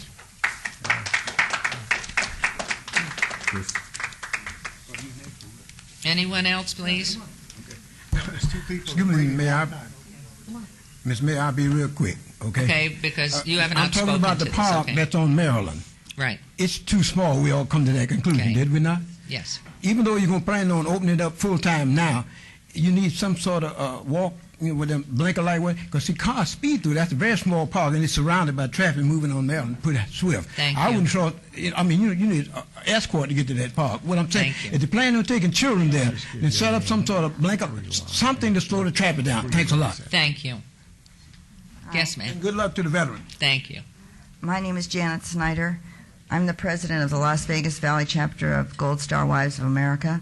We are military widows whose husbands died in active duty or due to a service-connected disability later on. And we would like to have a Veterans Memorial here because at least once a year we do a memorial service in honor of our deceased husbands. And it would be nice if we had one. Right now we don't. We are going to have one. Thank you so much. So I can assure you of that, and we Thank you. honor your husband and his memory. Thank you very much. Thank you. Thank you very much, Your Honor. Thank you. Appreciate it. Thank you. Okay. Any other comments? Seeing none, hearing none. Is there a motion? Mayor Goodman, I'm sorry. Before we Excuse make a me, motion, Councilman Wolfson. Thank you. May I just ask one question, Betsy? The way the agenda item reads, it says the representatives for the Las Vegas Veterans Memorial Foundation, a nonprofit organization, and those are you folks, correct? Yes. Okay, and thank you for your presentation. My question, has the city participated in the discussions about the relocation of this memorial? Actually, it was kind of a weird thing that seemed to happen in the last couple of months. We had these guys working on their plan, and they had some ideas about relocating the park. They were looking at other park sites that might work. Simultaneously, there was a discussion at the council a month or so ago where you asked us to explore what was going on with the development of the memorial, and in subsequent conversations, we began exploring other viable alternatives to the Circle Park area. So there were kind of two parallel tracks being pursued at the same time. We were in communication with these gentlemen along the way, and it was kind of interesting. Their number one site was one of our top sites for a relocation if that's what the council wanted to do, and that was Heritage Park, and that's why we're here today. Okay, and that answers my question. So I don't know if the city manager should take a position on this or not. You tell me, Betsy, but are you in favor of this move from the Huntridge Park to the Heritage Park? Well, we were asked to kind of reevaluate some sites to see if there were other viable alternatives that could house the memorial. And I think from a staff perspective, our staff committee who are looking at it had this park ranked pretty highly as a consideration for a lot of the reasons that were mentioned earlier on the record. So, I mean, we're comfortable with whatever you want as a council, but we do think that this park is conducive to this memorial. Okay. And my final comment, and thank you, you've answered my question, is it's not just this organization, and you're an important organization. We thank you for your efforts, but the city also got involved with the evaluation of other sites, and you feel that this is a good site for this memorial. Yes. Okay, that's what I wanted to hear. Thank you. Thank you. Madam Mayor? Yes, Councilwoman Tarkanian. I just wanted to say to Chris, I know, and I've said so in several meetings, how important you've been in initiating getting this Veterans Memorial established. I know how hard you worked. I know how frustrated sometimes it got, and you kept working hard because of your love and your respect for veterans. And I've supported you wherever I could. I have to tell you, though, in this instance, I do think it would be better at Heritage Park. And I'll tell you why. I lived near Circle Park for some time, and it was very difficult driving around there. I think that we want something where we could have more parking. I think we should have a memorial where we can have more parking. And so I just wanted to let you know that, Chris, that's all. And I just feel the bigger area would be better. However, I do hope, Betsy, that when we do this, we will have some way along the major street so that they'll be able to know the memorials there and bring more attention to it. And I would think the architects and the others would help us do that. We can certainly incorporate that into the plan. Thank you very much. One thought when you said that, we did a survey on Ward 2, Ward 3, and Ward 1. And we got it, because I had set up my own website with my other company, we got a lot of people saying that it was like 65%, I'm sorry, 65% said very clearly they would love to have it up in Summerlin at the Veterans Memorial Leisure Parks. They call that the memorial place. And I kept calling, and people would call me and say, give me something in writing so what the meaning of it. It's beautiful up there. It would be great. And we started this 4 months ago when I mentioned it to the Councilman Steve. And he said, well, gee, I don't know. But the reality is we have great people here that need the space. They need the space right here.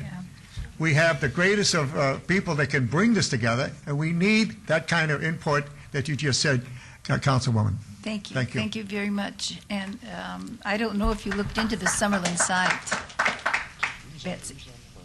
We looked You at did. several Okay. sites. Okay, Councilwoman. well, thank you very much. I just Thank you. wanted to Thank let you you very know much. that your efforts are appreciated.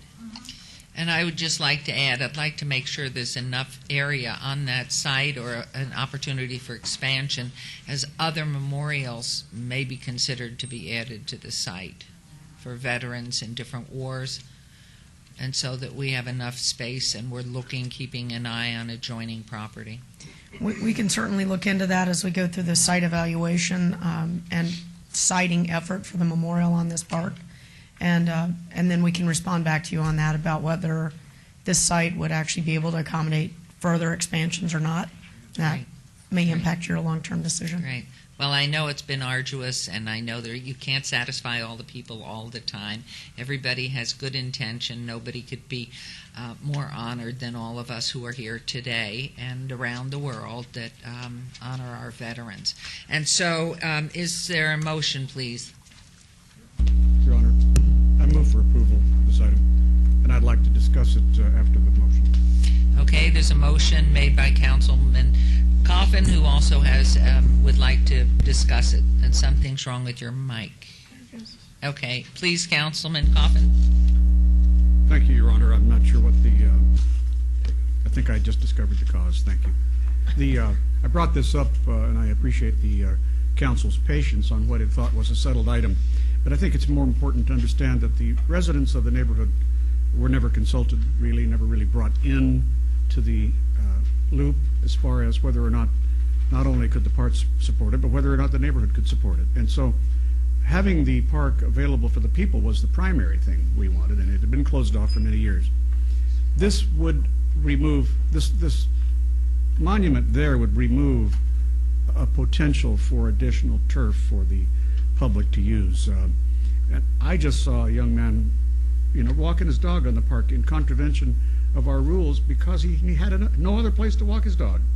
And, this morning I certainly didn't bother him because I was out there double counting the parking spaces to make sure that, in fact, there really are only 14. That includes 2 handicap spots. So there's just no way that you could have something as substantial and as important as a Veterans Memorial at this location without further carving into the turf, and that would be the next proposal. And you could see that more and more of the play aspect of our park would diminish. Since 1951, you can count it 60 years, I've been a resident of the area, and I've played on that park as a little 9-year-old. So trust me, I understand as much as anybody the historical significance of that and the importance of it to the new residents. So I think Heritage is a good suggestion, and I think the site plan process, of course, will firm up whether or not that's the final destination. But I believe one thing is for sure, and that is we're going to have a memorial park. I know that there are some people that continually misunderstand that there is going to be a park. They think, some people do, that this is a method of killing the park. Well, it isn't any farther along than it was when a decision was made to even have a park. So no time has been lost by this change. not a minute. And I certainly wholeheartedly approve. I ask for the council's support on the motion. Thank you. Thank you. Any other discussion, please, council people? If not, please vote on the motion. And post, please. Motion carries. Thank you, gentlemen. Thank you. We're moving forward. That's good news. Just one last comment. Thank you for your support, all of you. It's been unanimous since we came to the city with this proposal in 2009. And rest assured, I'll provide you an update as we get those updates, keep you abreast of all the changes and current progress. It's always about communication. Thank you both very, very much. I just want to give you a reach out because for some reason we started off wrong with some of your people. I can reach out.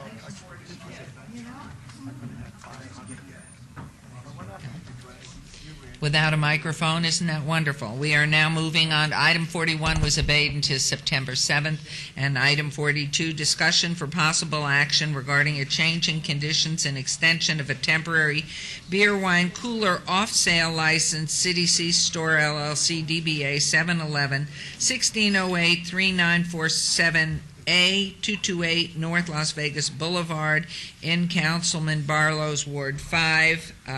Is the licensee present? And Ms. Duddleston, please. Thank you, Your Honor. Karen Duddleston, for the record, Business Licensing Manager. Item number 42 is indeed an extension of a temporary license, and Business Licensing is proposing a change in those conditions.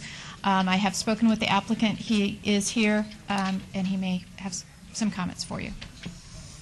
Good Yes, morning. sir. Good morning. Good morning, Your Honor. Ray Coragli and Councilwoman, Councilman Ray Coragli, 3055 Via Serafina Drive. We are, as we've been in touch for the last week and part of yesterday, and even though this morning, we agree with the condition. All I ask Councilman Barlow is your indulgence and respectfully just to have a short time to get rid of what the existing inventory that we have. It's not much. Appreciate it. I appreciate that. When you and your brother sat in my office, and I believe his wife was there as well, we talked about singles at this location, and one of the main reasons how you all sold me on this location was the fact that I told you that we couldn't support singles at this location, and even Mayor Goodman, the prior Mayor Goodman, shared that as well, as far as, you know, where downtown had come from to where we are today, to include a lot of the property owners in the adjacent community here in downtown did not support the singles, and that's something that we've all pretty much have stood behind and supported in order to make sure that we don't send our downtown in a backwards direction. And it was just brought to my attention as of recent that you had singles there, and that surprised me, Ray, because you sat in my office and I said, and you agreed that you wouldn't have singles. So I'm perplexed and confused as to how, in fact, we had this very direct, engaging conversation that you were not to sell singles, but you have a cooler full of singles. And help me understand that. You're absolutely right. We agreed. But once their license was issued, it had single, and that's why it's a change of the license.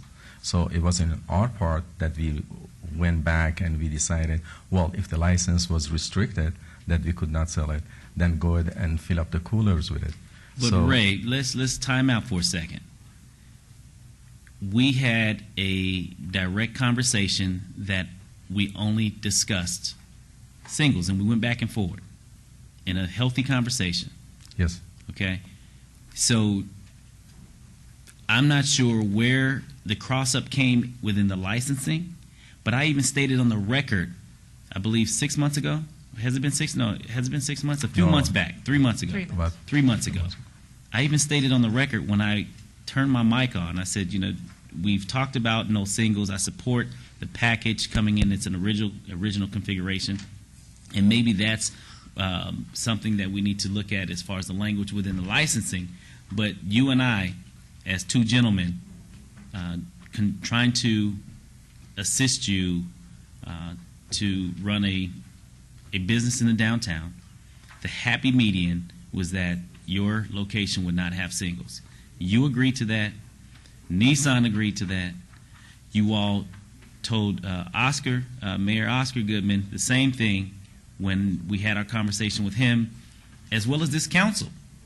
So now to come and request that you have an opportunity to burn off, if you will, or sell off the number of singles within your inventory, I can't do that. I'm not going to go back on my word and backpedal. I can't do it, so I'm not going to approve that. I do support your business. I do support the 7-Eleven. What's taking place here at the current City Hall with the backfill of Zappos moving in and the development that they're going to expand and just all of the wonderful things that are taking place in the downtown community right now. Downtown is most definitely a place to be, and you know that with all of the live entertainment in East Fremont as well as underneath the canopy. We all have to work collectively to make sure that our neighborhood and the community in which you do business remains at that state. And what I don't want is for individuals that come into our downtown to destroy it, to basically come into your store and to think that we're going back on our word and our push and our security measures and all of the time that we put into our downtown to improve it and bring it up to speed to where it is today and moving forward. I don't want to basically chip away at it by allowing singles to be sold in the downtown, at least not under my watch. And so for that, I cannot support your request.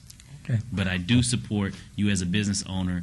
I can't wait for the car wash to open back up so I can get my dirty car cleaned. No problem. When is that going to open anyway, Ray? About a month. About a We're month? waiting for the new car wash equipment to arrive.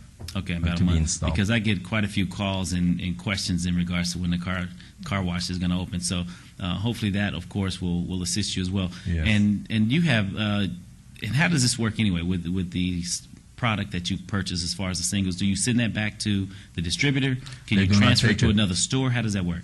We don't have any other store, and that's the reason, because they do not, once they bring it and they put it on the shelf, we cannot send it back. Otherwise, I would say, but we respect Can your you wish. sell it to another store? We'll do whatever, so I just, Okay. but So still, you do thank you have very options. much. So the beautiful thing is that you have We'll take it options. home and we have a barbecue. All right, well, make sure I get invited. You all invited. Thanks, Thank Ray. you very much. All right, Appreciate man. it. All right. Thank you. Okay. So Is there a motion, Councilman Barlow? The motion, Mayor, is to follow staff's recommendation for approval of the item, of course, without the sale of singles at this location. And I look forward to working with the gentleman. They're a very good group of guys to work with. They most Thank you. definitely challenge me Appreciate every it. time they come before me. So I like working with you all, though, because it keeps me on my toes as well. So Thank you. you We so miss you very at the much. grand But I would opening. add Thank too, you. they run a great store. They I've run been a in great there. store. I frequented. It's beautifully clean. The people that work there are so open and gracious. It's a wonderful place, and so you'll just clean up this one little piece of business. We sure do. We appreciate it. Thank you so my much. motion And will we be start taking for it out approval. of shelf, even though we start taking it up today. Wonderful, All right. wonderful. Thank you, That's what Ronnie. we Thank like you, to everyone. hear. Thank you, sir. Thank you. There's a motion on the floor. Please vote. Post. Motion carries. Thank you very much. Thank you. Have a nice day. Thank you. Item 43 has been obeyed to September 23rd, and we're on to item 44. Discussion for possible item regarding an appeal of work card denial for Erica Arney, DB at BJ's Brew House, 5881 Centennial Center Boulevard, and DB at Red Robin, 7860 West Tropical Parkway, Ward 6, Councilman Ross. Is the applicant, there you are. Hi. Good morning, Mayor and council Good members. morning. And Ms. Duddleston, please. Thank you. Ms. Army is here to appeal the denial of her work card. She is a waitress, a server at BJ's Brew House and at Red Robin. I'm sorry, thank you, Red Robin. Staff recommends a 1-year site-specific work card be approved. Is there anything you'd like to say at this point? Does that mean I get to still work? Yes, it does. Yeah. Okay. Wonderful. Is there a motion, Councilman Ross? Just to clarify, site-specific for both locations, Red Robin and BJ's Brewhouse, correct? Correct. Both of those employers have sent letters to you. I've got them. Stating that she has been working with them and very diligently and would support her having a work card. We'll review it in 1 year, and it will be conditioned upon her reporting any incidents or arrests within 48 hours. And will it be to us. automatic? Then, after 1 year, she's good to go wherever she wants to work. For 5 years. Yes. Ms. Arney, I want to tell you, I'm very supportive of the Metropolitan Police Department and the work card program because it helps us Yes. in our endeavors to govern in a good way. Yeah. I have reviewed your file and am most impressed with where you've come in a short time. And yeah, we want you to work. We want you to feed the family, pay your bills. That's the Thank whole you. idea. And I'm going to put a selfish plug in for BJ's Brewhouse and Red Robin, also out at Centennial, both great places to eat. Look forward to seeing you out there. With Thank that, you Your Honor, so move much. to follow staff's recommendation for approval. Thank you. Vote, please. Post, please.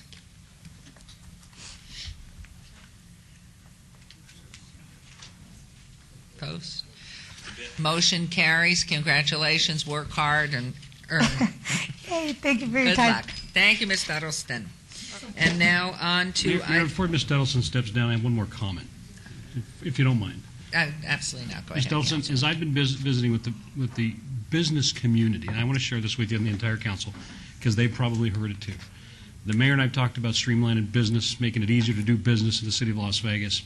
You are now part of that equation, and I'm hearing great things from you coming on board and doing what you're doing. So continue to do the good work for the businesses in our community, because we've got to make it easy for them to be successful. Thank you, Mayor. Thank you, Your Honor. Well said and echoed, I'm sure, by all of us. We're now on to boards and commission discussion for possible action. This is item number 45, to appoint a city representative to the Regional Rapid Transit Authority per Senate Bill 151. Mr. Olivas or Mr. Perigo, anybody here? Any comment to that? No. Is there a motion, please? The appointment, as a matter of fact, I guess you can't have a motion if there's no name in there. A couple of weeks ago, after the state legislature passed this item, Councilman Steve Ross came and asked if he could submit his name, which he did, to our city clerk for this position. He sits on the RTC, and the what is it called? The Regional Rapid Transit Authority would be a good fit because you're meeting with the same people. And so at this point, with his name in as being offered, I would entertain a motion that, without comment from Mr. Olivas or anyone else, that he be appointed. Moved and motion. Vote on the motion, please. Post, please. There's a reason. Motion carries. Thank Mayor, you. Can you tell us when that meeting, when they meet? Do they meet with the RTC in that?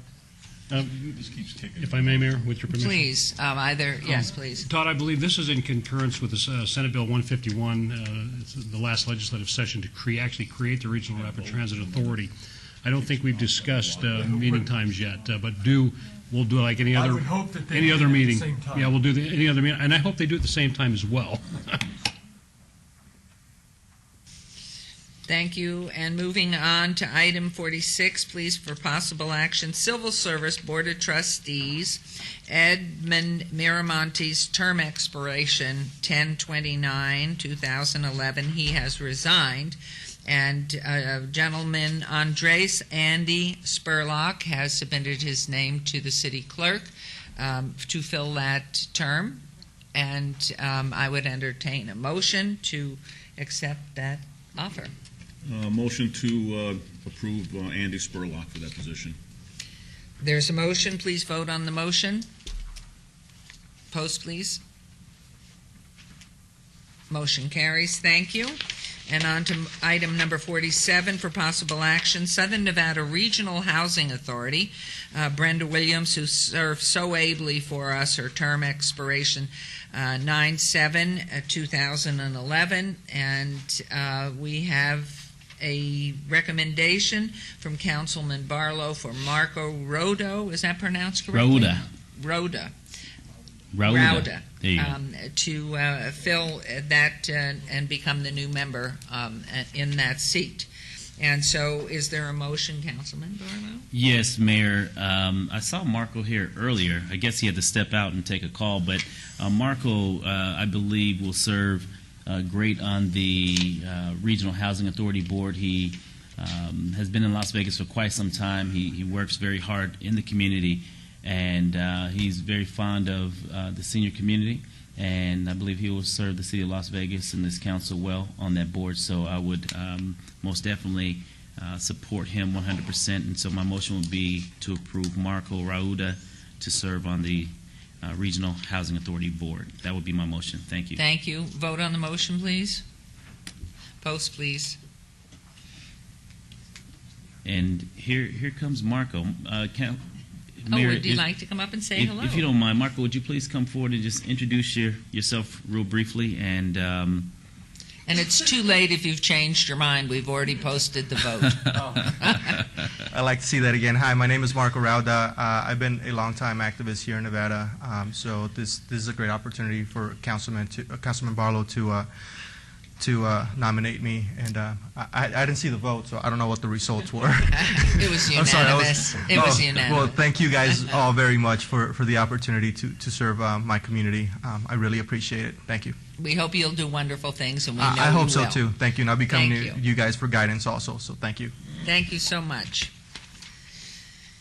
Now on to item number 48, recommending committee bill eligible for adoption at this meeting, bill number 201127. Councilman Barlow, do you wish to have the bill read? Yes, Mayor. Thank you, Your Honor. Thank you, Councilman. Bill number 2011-27, an ordinance to exempt from the city's noise regulation of certain activities within the district known as the 18B Las Vegas Arts District and particularly related matters. Your Honor, members of council, before you vote on the item, I believe that Mr. Steed is here today with a proposed First Amendment. With your permission, I'd like to have him read it into the record. Thank you. Yes, sir. Are you here to do that? Yes, I'm here, down here. It's my understanding that Councilman Coffin has been working with business representatives in the Arts District to expand the reach of this ordinance a little bit.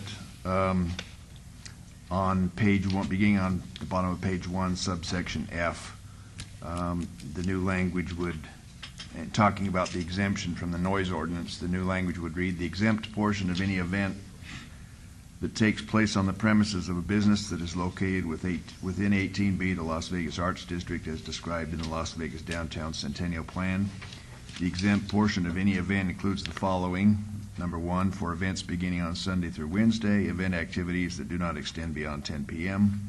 Number 2, for events beginning on Thursday, event activities that do not extend beyond midnight. And number 3, for events beginning on Friday and Saturday, event activities that do not extend beyond 2 a.m. the following morning. Any comments here? Yes, Councilman Coffin, please. Thank you, Your Honor. The importance of this amendment is to limit, actually, the bill as it came out of drafting, because when it came out, and this was requested by Councilman Reese and worked out by him originally with the owner, so I'm just trying to do my best to carry on. But what happens is that we would virtually have removed all limitations on sound in the original bill. This amendment brings in some realistic limitations to protect the rights, the privacy of the folks who live in the area. There's going to be a substantial number of folks living in the residences, in the high-rises. Not too many now, but there will be in the future. We want to make sure that this does something to help protect their rights. Obviously, if it still becomes too loud, then we can always revisit this ordinance at some future date. There are items here that will occur that even in poetry readings, you'll find somebody will be offended by something somebody says. So in a way, I hope that the business community, which hosts poetry, will make sure that every now and then, not to censor, not to limit speech, but rather maybe limit the volume just a little bit so that certain words which are essential for poetry and for the expression of thought don't travel too much further than the venue in which they were intended to be delivered. I hope that message is received out there. So, Your Honor, that's all I have to say on this, except that the It's a wonderful bunch of people down there who are trying to do their best. And I think this way we find a way for the businesses to coexist with the neighbors. And because we don't want problems like noise are created, for instance, down like in Fremont East. We want to try to live together. And this is compatible with what is on Fremont East and in the heart of the city? This will be more restrictive, Different. Your Honor. More restrictive. Than what is on Fremont East. Okay. Because we have more residents there. Thank you. There's a motion. Any more discussion? There's no motion yet. I thought you made a motion. I'm so sorry. No. I'm not sure, Mayor, if you... I didn't see Mr. Geyer. Thank you. Okay. Please. Good morning, Dick Geyer, 8260 Hilton Head Court, President of 18B Las Vegas Arts District Neighborhood Association. First, I want to thank Mayor Goodman and Betsy Fretwell and Scott and Councilman Coffin, everyone for coming to our general meeting 2 weeks ago. It was a big success, and we're looking forward to having another one next year, and we'll all be there again. Particularly, of course, thank you to Councilman Coffin for working with us and responding and finding a way to make a noise ordinance that Mr. Iswood is happy with. And I also want to say that Sam Cherry, who lives in Soho Lofts, where the one complaint came from, is fine with the noise ordinance as it's now being approved, I hope, today. So thank you again, and I look forward to approval and to working with the mayor and the council on continuing little changes in the codes and licenses that will allow businesses to flourish there now and in the future. Thank you. Thank you very much. Yes, Mayor, thank you. Prior to the motion, I do want to commend my colleague, Councilman Coffin, for working with his constituency as the issues arose around this ordinance change, and they most definitely seem to be very pleased with your leadership. And so for that, I would like to move to follow staff's recommendation, subject to all conditions on this item. Thank you, Councilman Barlow. There's a motion. Please vote on the motion. If I could just restate for the record that it includes the First Amendment as recited by Mr. Steed. Yes, that does include the First Amendment as recited by Mr. Steed. That is my motion. Thank you very much. Please vote on the motion. Post.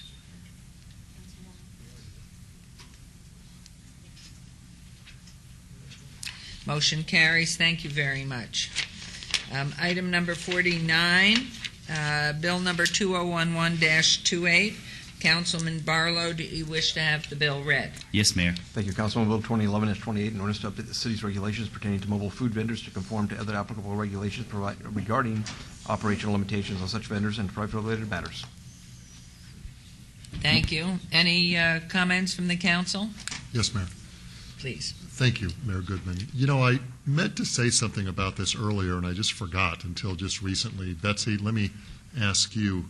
This seems to me that it would be ripe for consideration from the Southern Nevada Regional Planning Coalition, just to talk about some regional discussion, because, I mean, the idea is a mobile food vendor, and I'm sure they do just that. They drive around to different locations, and if I was a business owner that had a mobile food vendor operation, I'd want to know, what are Henderson's rules? What are Las Vegas's rules? What are the county's rules?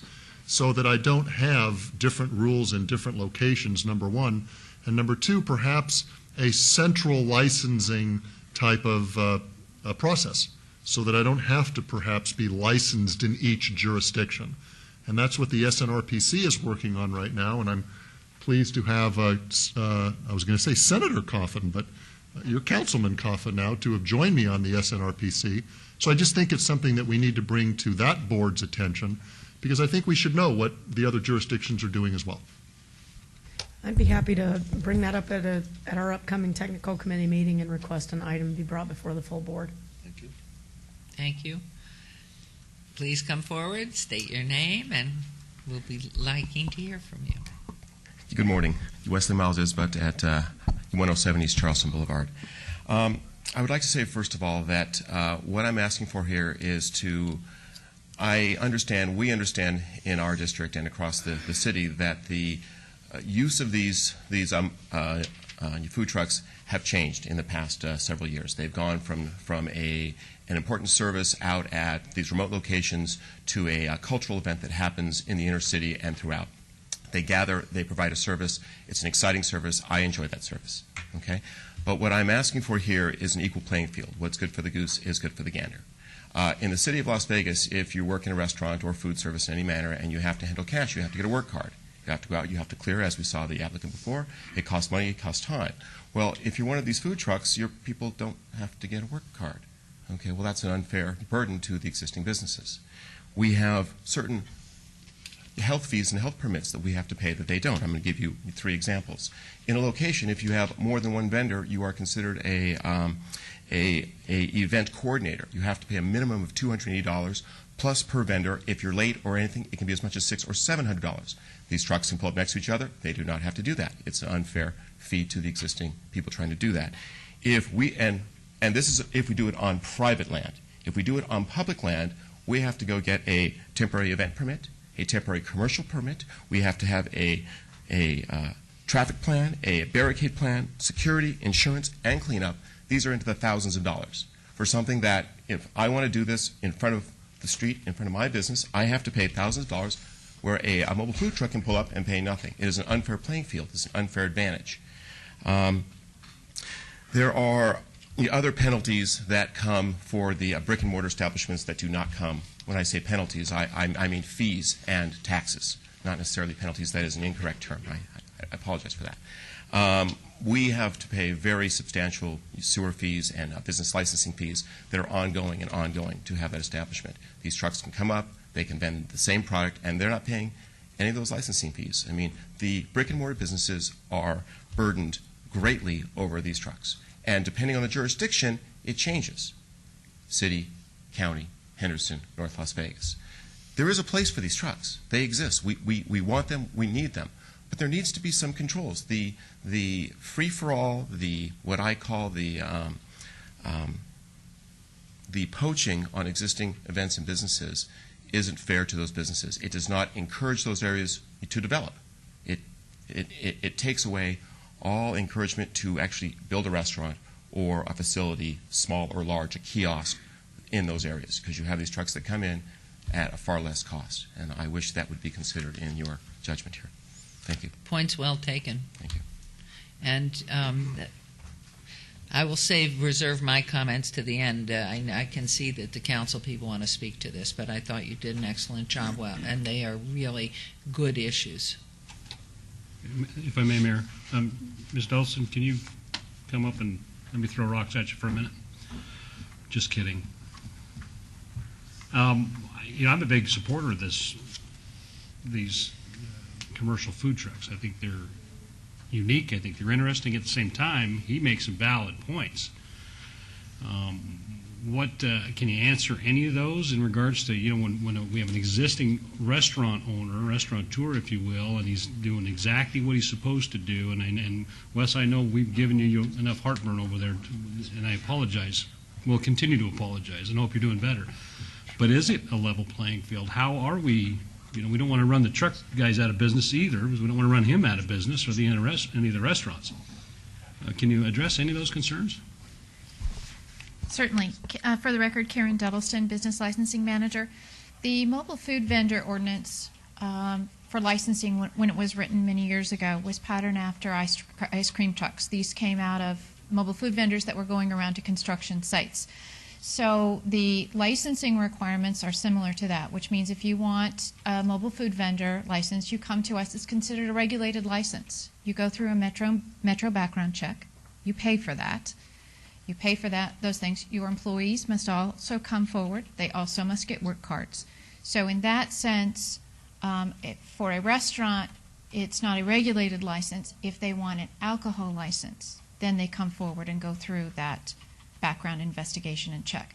Mobile food vendors go through that up front as a condition of getting a license for a mobile food vendor and being able to go in your rights of way, traverse through your streets, and those sorts of things. The licensing fees are indeed very different. A restaurant is based on gross sales. a mobile food vendor was based on ice cream truck, which is a set fee every year. So we do have a difference in those types of licenses. As to obviously the costs of brick and mortar, those sorts of things, that's quite obvious. Health district regulations, the health district, we've met with them on mobile food vendors and on restaurants. Their inspections are very similar. There are some unique features, such as refrigeration, if that refrigeration functions when the truck is stopped, when it is not. The 30-minute rule, for example, was put in by the state. That rule comes out of a state regulation in Nevada Administrative Code that was specifically put in because at that time, which was many years ago, those trucks could not be in a stationary location and have their refrigeration on. That no longer applies. So the health district has expressed to us that they have recommended to the state that they go about changing that and taking another look at those rules that were put in for health concerns. I think the other one was on being able to locate near a restaurant. Right now, those would be for use on private property, and we would propose to bring back to you to address those issues when a truck wants to stop on private property as an open-air food vendor and tie that to that property location.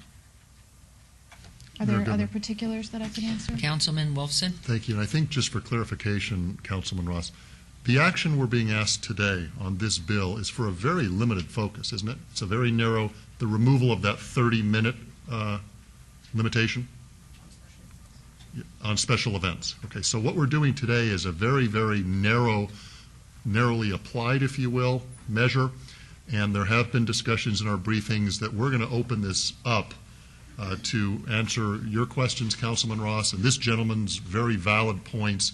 We're going to have a much more thorough review and discussion of this industry as a whole.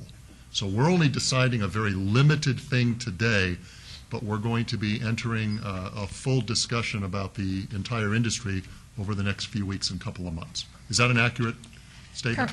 Correct. What we're doing is taking our ordinance back to where the state regulations are, which allows a temporary use at a special event, and having the 30-minute rule is still in the state administrative code. Okay, but that's all we're doing today is the point. Correct. The state law allows you, or the state administrative code allows you to authorize longer than 30 minutes for a temporary event or a special event. That's all we're doing today. Right, and we are going to expand our review to look at the entire industry, if you will, including the issues that this gentleman has raised.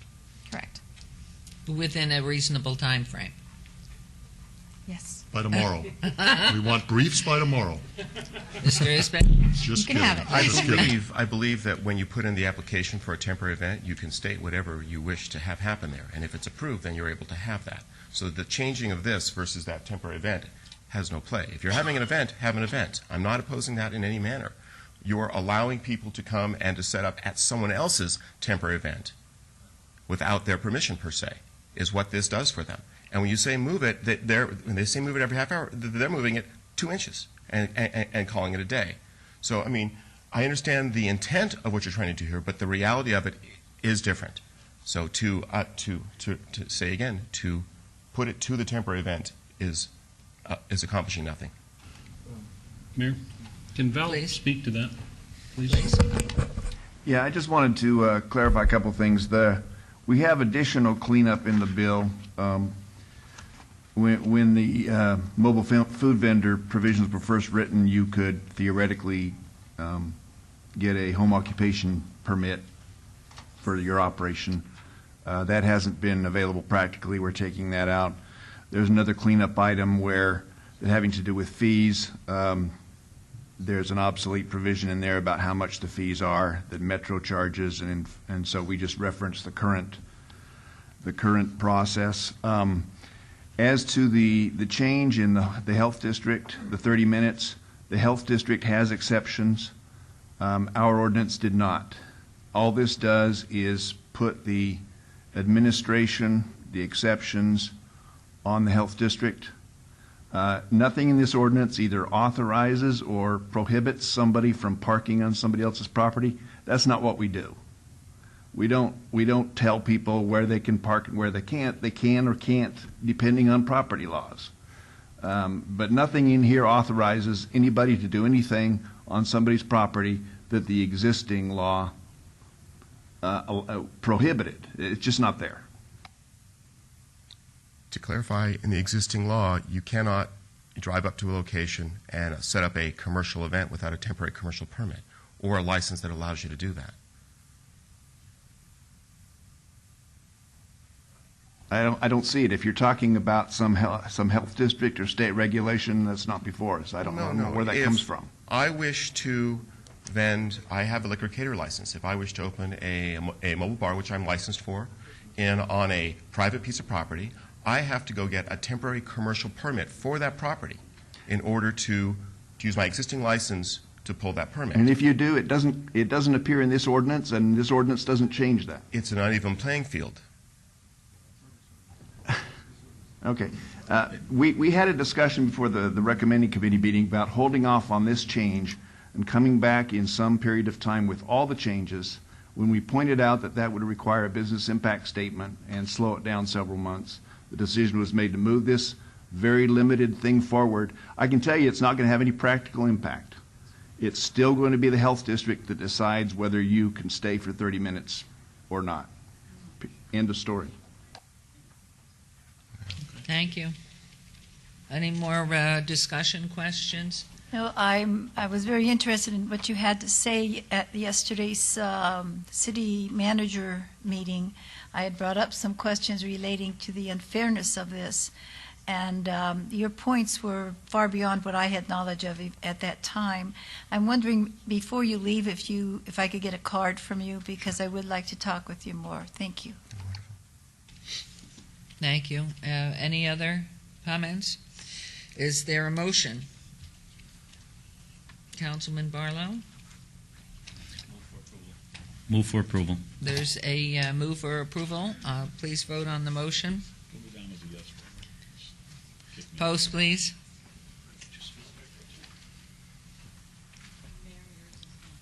Oh, that's strange. Okay. Post, please. Motion carries. Thank you. Item 50. Here it's in advance. Oh, we're reviewing it. Bill number 2011-31, advance item. Councilman Barlow, do you wish to have the bill read? Yes, Mayor. Thank you, Councilman. Please. Bill number 2011-31, in order to remove the term limitations applicable to members of the Planning Commission and to privately related matters. Your Honor, members of council, I came down to the podium on this one because I know there's been considerable amount of discussion and questions based on what I've been hearing at the briefings. And working with the sponsor, there are a number of things that I would like to propose today on the record. Before going forward, though, I know that I think the seminal question is, before I start going through a presentation, if anybody wishes to have this held in abeyance, it can still be held for one more meeting. If you're going to hold it before I go through a long presentation, this would be a good opportunity to make that motion. If I don't hear that motion, I'm going to plow forward and see if we can't get through this thing. Okay, and today is August 17th. Can we do it in a day? We can do it in probably 10 minutes. It depends on how many questions you have. Okay, what's the pleasure of the council? Plowing? We're plowing, so okay. you're on. Very good. Let me start with the easiest of the issues. After the bill was introduced, and let me state what the original, the language of the current law says, planning commissioners can only be removed from office for cause, and it lists 3 areas that amount to cause. And it says that planning commissioners are limited to 2 full terms. Because it doesn't say anything about partial terms or have a cap on the number of years, that means 2 full terms plus any partial term they may have done. If it would have said 2 full terms not to exceed 8 years, that'd be different. That's not what it says. The current proposal is to just remove the term limits completely. What has come up in the meantime are a couple of thoughts that I think needed addressing. One is, what happens if you are a council member who is not elected to a full term but comes into office in the middle of somebody else's term? One of you moves on to the county commissioner, becomes governor, and there's an appointment or a special election, and you inherit another planning commissioner that you don't want to keep. the current law says they could only be removed for those 3 cause reasons in the current law. State law was changed some time ago that now allows the appointing authority to remove anybody at their pleasure. Planning commissioners in this county serve at the pleasure of this city council. So the first recommendation is to change the Las Vegas Municipal Code, Section C, to permit council members, or excuse me, planning commission members to be removed at the pleasure of the city council. Let me read the specific language. It would simply amend LVMC 2.44020 subsection D to read as follows: members serve at the pleasure of the city council. What that would mean is if you came on board midterm, you wouldn't alone be able to remove that planning commissioner if you wanted to appoint your own, but you could bring it before the whole council, and if you got a majority of the votes, you could do that.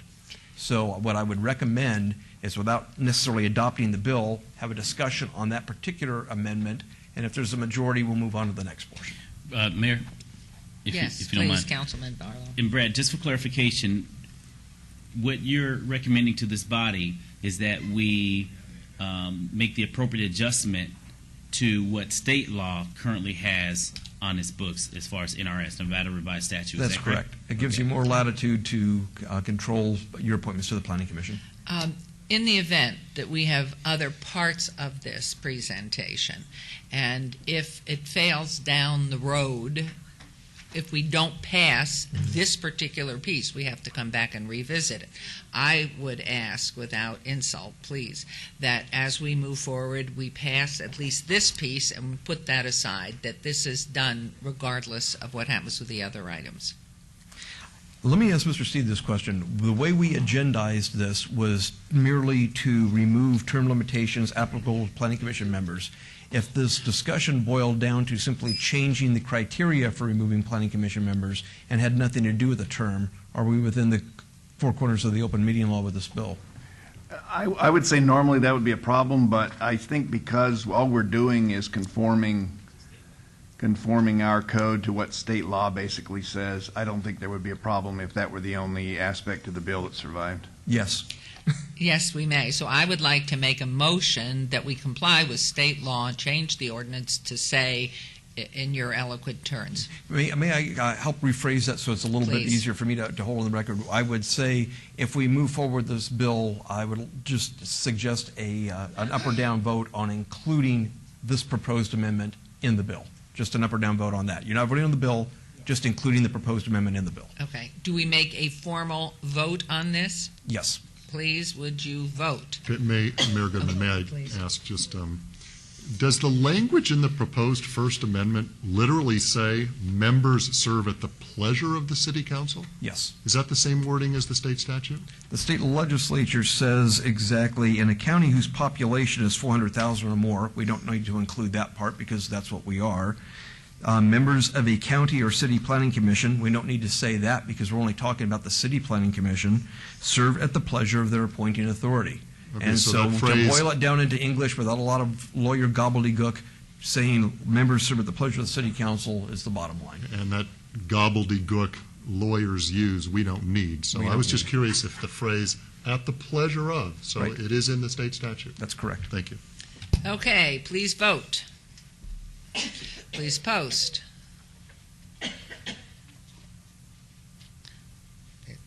Carries. Thank you very much. On to your next piece. Thank you. Please. I provided you with a cheat sheet that has 5 different alternatives. There are probably more permutations as to what we could do with this bill, but maybe I could cut to the chase.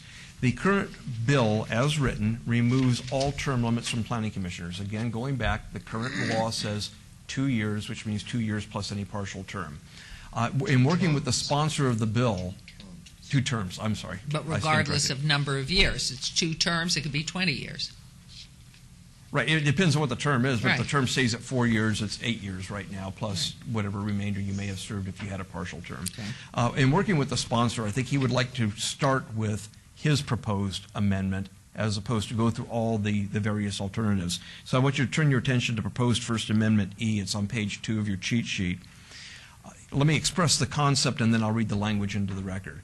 I think the concept that the sponsor of the bill wanted to encapsulate in this amendment was to move term limitations from 2 terms to 3 terms. Council members sit for 3 terms, and that would mean you could have a planning commissioner coterminous with you if you were elected to a full 12-year run. The current law would allow you to serve any partial term as well. This amendment would allow only planning commissioners who sat on the planning commission prior to August 1st of this year to enjoy the privilege of serving for 3 terms plus any partial term. Everybody else, it's 3 terms not to exceed 12 years. So we'd essentially grandfather in older planning commissioners so they can take advantage of what current law would allow for anyway if it were a 3-term limit. It's only a 2-term limit, but they would be allowed to be grandfathered in for partial terms. That would allow that to happen. So to be blunt, 2 planning commissioners right now have served partial terms. They were on the planning commission prior to August 1st of this year. They would be eligible for 3 full terms plus their partial terms. So both could be, one could be reappointed now, one could be reappointed 4 years from now. That's how it would affect the planning commission specifically. This proposed amendment does not allow what current law allows. Current law says even though there's a term limit, once you're off the planning commission for 2 years, you can reboot, get reappointed, and serve 2 more terms. Then go off for 2 and keep going and going. That is not in this. So what this will do is for all future planning commission members, 12 years, that's it. For everybody who's on the planning commission now except those 2 members, 12 years, that's it. I'll be glad to answer any questions about that proposed amendment. If that's Up to this point, it has been 2 4-year terms, correct? 2 4-year terms. This would make it So we 3 are 4-year terms. extending to coincide with the council, is That's what you're correct. saying. That's correct. Okay.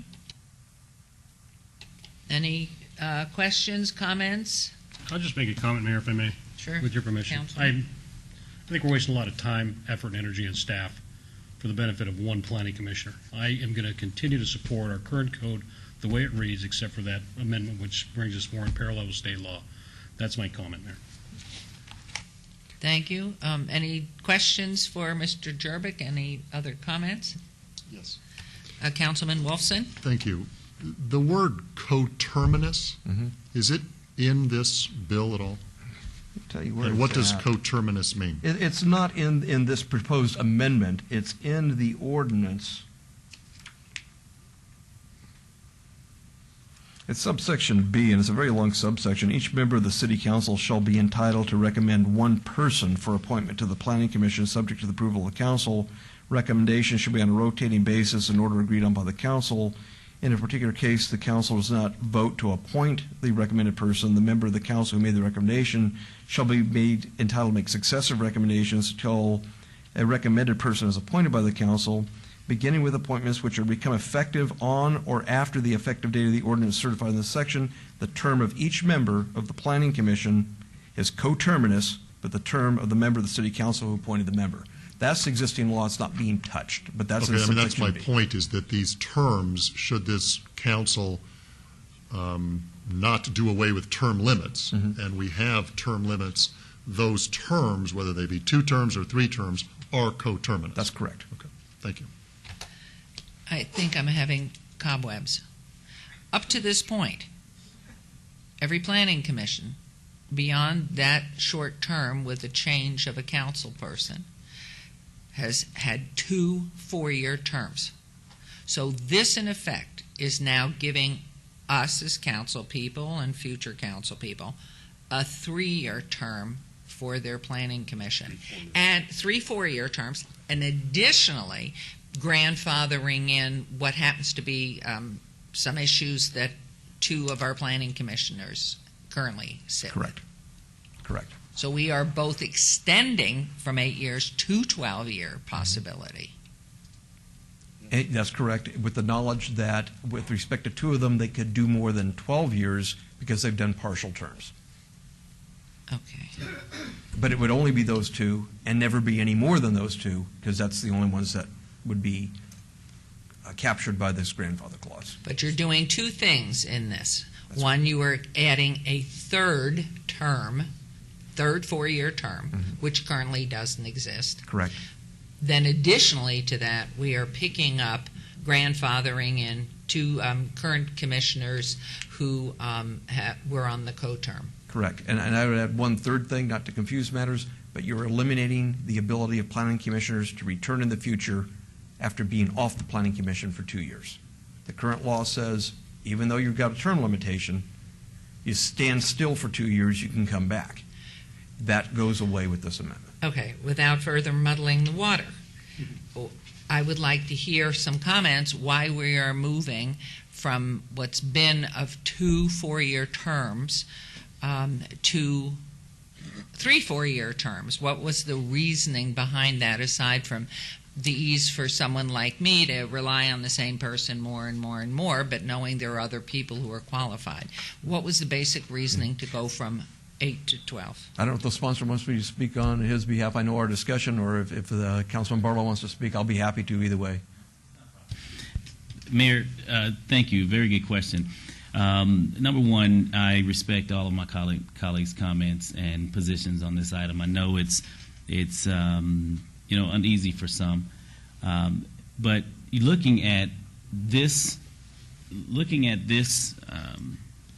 commission, if you will, as well as all of the commissions that Bev have brought forward to us that we're not speaking on today. However, the spreadsheet that she provided us during the briefings, when I, as a council person, start first day, and I'll use, and I hope Councilman Coffin don't mind me using him as an example.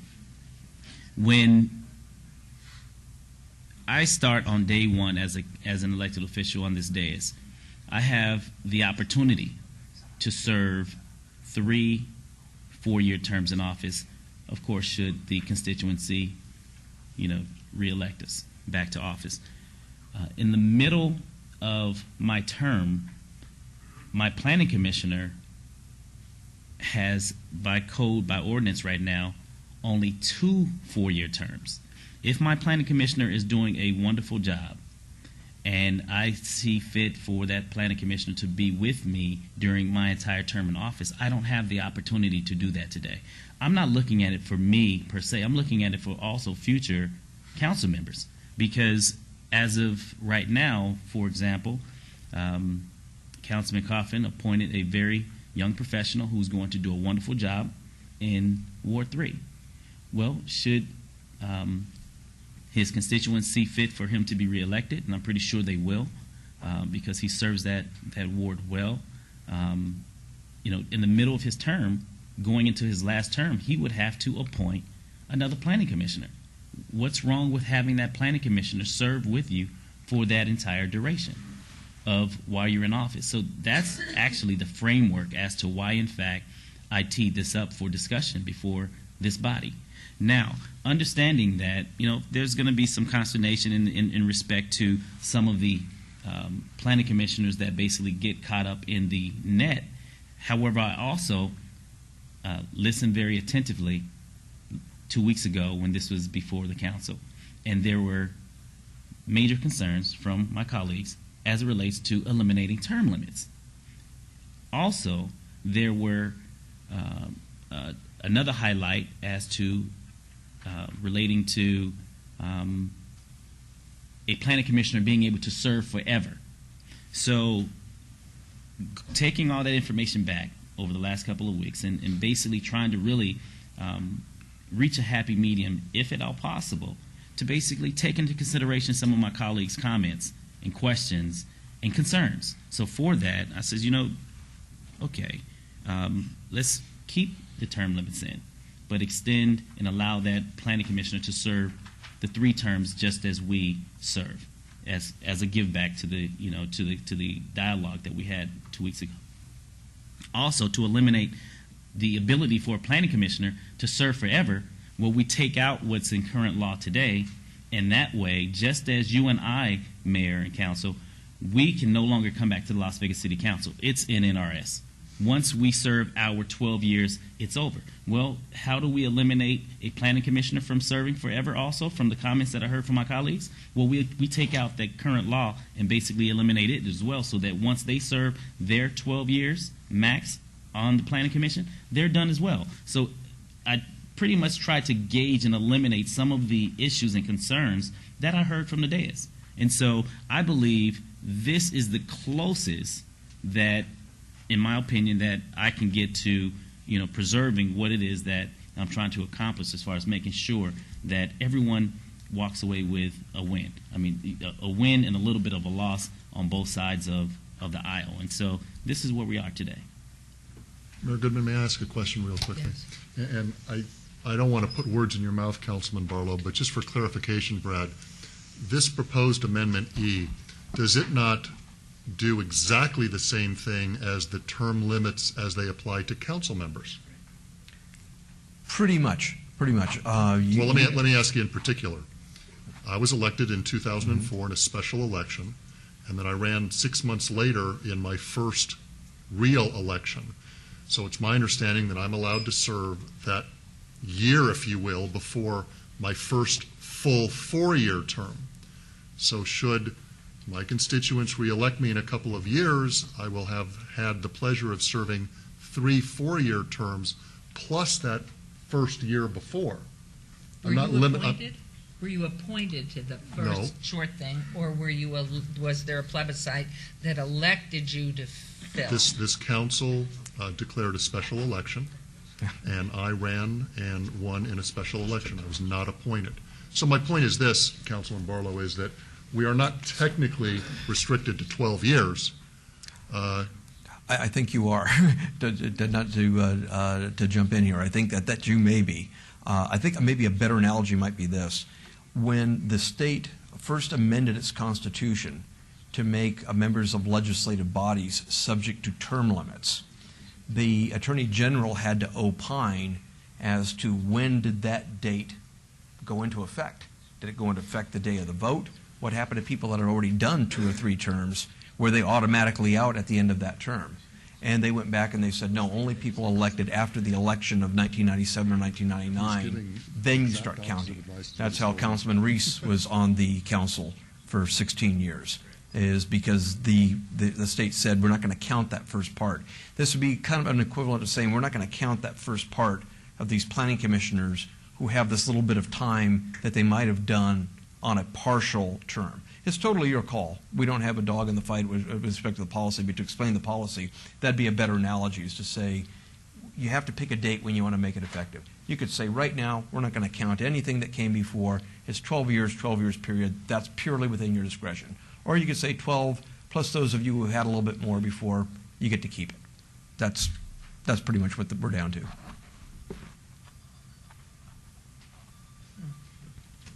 Yeah, but the way you have it written, the way you're explaining it here is a partial term. Once somebody becomes a planning commissioner in a partial term, the 12 years kicks in. The 12-year rule starts then. Right. For new planning commissioners, and 5 out of 7 that are on there right now, 12 years will be it. Partials aren't going to count. So the planning commissioner's term could end in the middle of a term down the road. Theoretically, you're right. Under the new rule. Right. Theoretically, you're right. Realistically, it wouldn't happen with this planning commission. Only 2 have ever done partial terms. 5 have done full terms. But you're right. I'm talking about moving. If we adopt this today, that's the way it would move. That's correct. Okay. And the other piece with having just voted on but nothing of meaning, if in fact a council person would like to terminate the service of a current commissioner, midterm or any of it, at will. That would be in place. That's correct. And again, at the will of the council. At the will of the council. But you're right.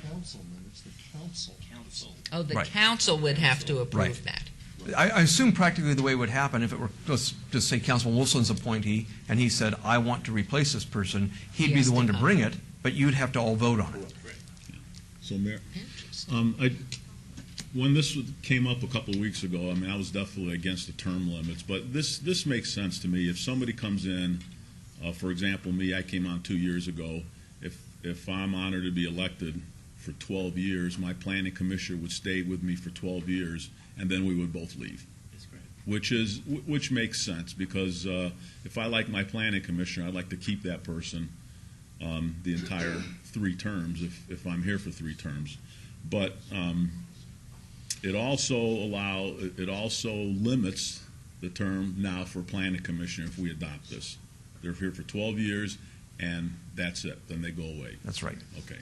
And that would mean in the future, someone who serves, a council person who serves 2 years on a 4-year term, having appointed a commissioner, that commissioner would still only get 12 years, which correct. would mean if that councilman knew coming in, appointed him for those 2 years, he only gets 2 more full terms and a half of the 3rd term. Yeah, you wouldn't even be able to appoint for the half. Once you got to a point where you'd be, let's say you had 10 years, Yes. you don't appoint for 2, you appoint for 4, and since 4 puts you over the top, you couldn't appoint at all. Because what I understand, Councilman Barlow, you and I, with our appointees, are in the same position. And so my concern had been, first off, why are we, and knowing that there's just a wonderful richness of people who are so talented in our community and would serve well, why we're moving from 8 to 12. And yet it does make sense if you're comfortable with the person with whom you've worked. On the other hand, if in fact the populace is ever misguided by great and fancy media, and we elect someone who's less than reputable, if they get to put somebody into office that can serve 12 years with them, that's a concern. That's a concern to me. But looking at the bright half-full glass, I will put that out of my mind. So, is there any more discussion on this? If I could, let me read the specific language in and do the same thing you did on the last vote on this individual component, up or down, and then we'll wrap it all up and we're done. Okay. The exact language would be to amend LVMC 2.44020 subsection C to read as follows.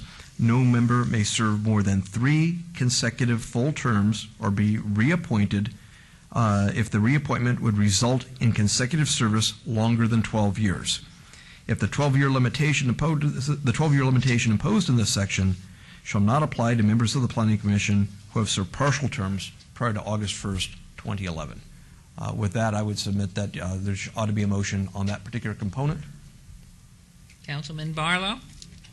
Yes, Mayor and Council, thank you once again. And I really appreciate all of the dialogue from my colleagues. I most definitely took all of the comments into consideration and did my very best to try to reach a happy median as to how we can straighten out what I consider, a shortcoming for such great planning commissioners that we have an opportunity to appoint. So, with that being said, I would like to move for approval of this item, subject to the conditions as stated on the record by our city attorney.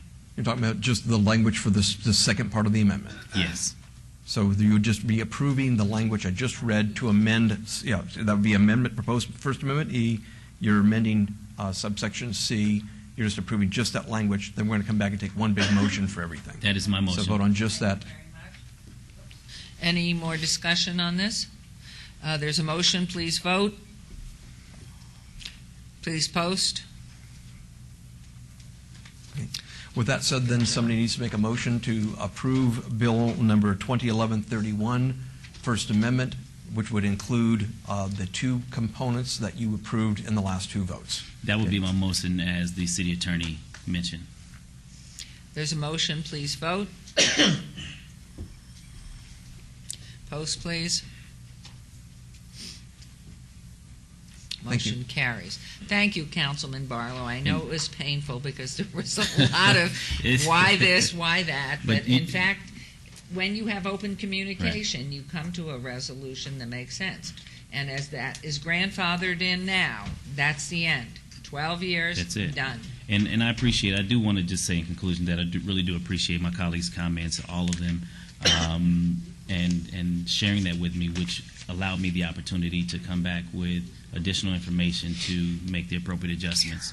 So thank you so very much. Thank you. And now we'll move on. And thank you, Mr. Jerbick, wherever you ran so quickly. Oh, there you are. Thank you. And now we're on to item number 51. Items 51 and 52 bills 211, 32, and 33 are eligible for adoption at a later meeting. We'll move on to new bills. Item 53. Whoops.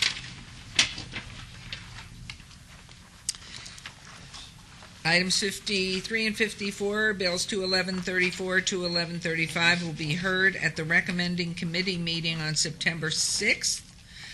211, I'd like to have these bills read, please. I'll be happy to, Your Honor. Bill number 2011-34, an ordinance to amend the city's noise regulations to revise the process by which construction-related activity may be permitted between the hours of 6 p.m. and 7 a.m. and under certain circumstances, prior to other related matters. Bill number 2011-35, an ordinance to authorize under certain circumstances the use of metered parking without the need to activate the corresponding parking meter in a manner otherwise required, and to provide for other related matters.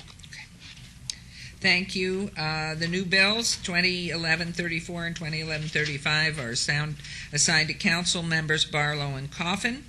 Thank you. We'll move on to item 55. Mayor, if you don't mind. Yes, certainly. I'm sorry, I may have missed it, but 51 and 52, did you cover those two items? Yes. Yes. Okay, I appreciate All right. it. You're Thank you. still concentrating on our commissioners. That's okay. Thank you. And Mayor, if I may just make this comment. Ladies, I know you've been here for the Gilcrease item, which is just a reading. If you'll stick around after we recess for lunch, so I can have a few minutes with you, I'd appreciate it. Thank you. Our next item is that we will be going into closed session, which has been stricken, and we're not, so we will be adjourning for lunch until 1 o'clock. Thank you very much. City Clerk, do you want to keep these?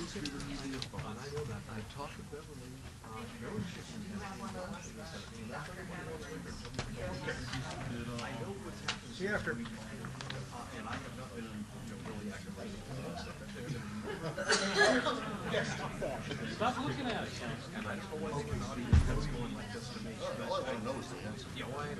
Because if I'm restricted to 12 years, that means that I run for re-election loss 13, 11, that all of the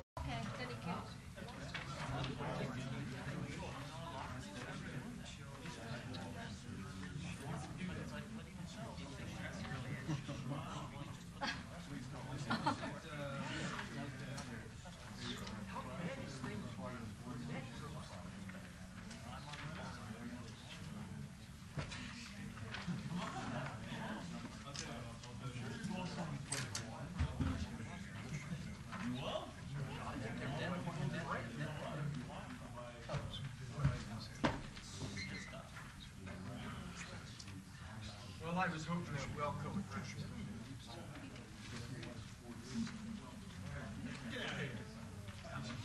How you doing, Good. After this today, I probably won't be around for a while. I don't have any guests on the horizon. But that's okay. It gives me time to travel. There you go. It's the same thing. I'm going to give it back. I stole it. I still know that maybe I'm looking for it. It looks like something.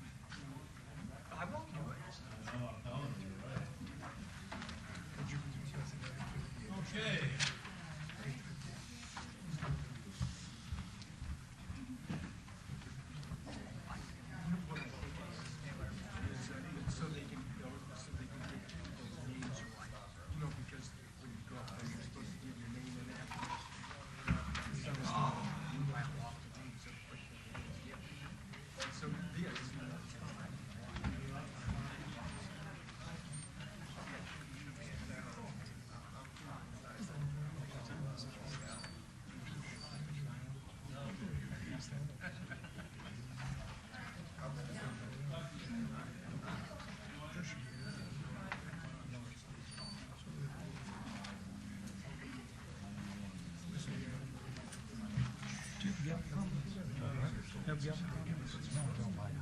maybe it's Eric.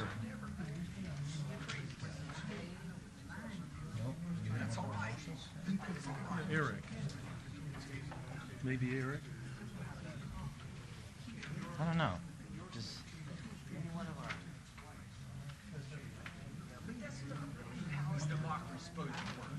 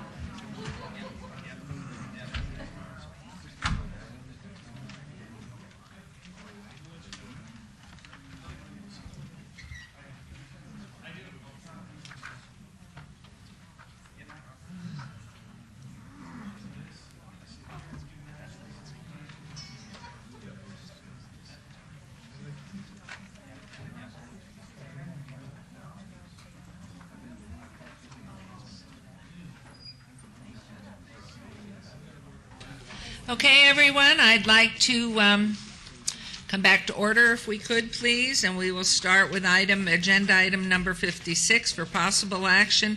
Any items from the afternoon session that the council staff and or the applicant wish to be stricken, tabled, withdrawn, or held in abeyance to a future meeting may be brought forward and acted upon at this time.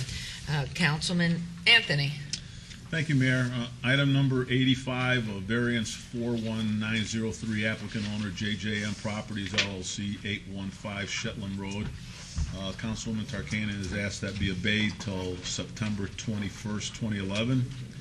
And then items number 91 and 92, SUP 41927 and SDR 41925, applicant owner Second Baptist Church on 0.66 acres at the southwest corner of Madison Avenue and E. Councilman Barlow has asked that be obeyed till September 21st, 2011, and that's my motion. Thank you. Any discussion questions here? Please vote on the motion. Excuse me a second. Sorry. just before the meeting started, it was worked out to have an abeyance on item number 69. Mr. Pappas and I. Okay. Please then add number 69. And that would be a 1-month abeyance. 1 month. 9/21.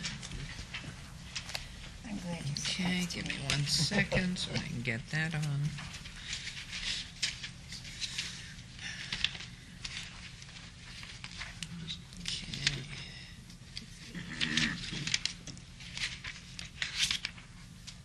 Okay. Okay, there's a motion. Please vote on the motion. I don't have enough hands. Post, please.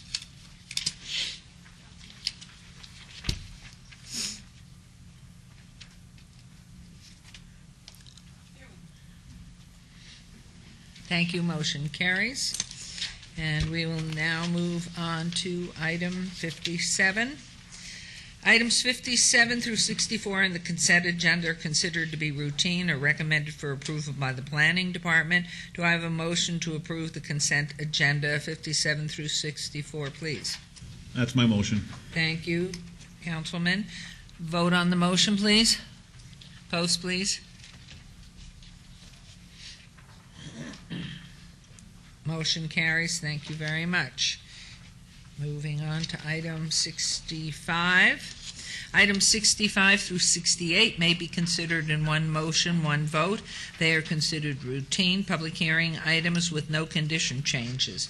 Any person representing an application or a member to the public or a member of the council not in agreement with the conditions and all standard conditions for the application recommended by staff shall request to have that item removed from this portion of the agenda.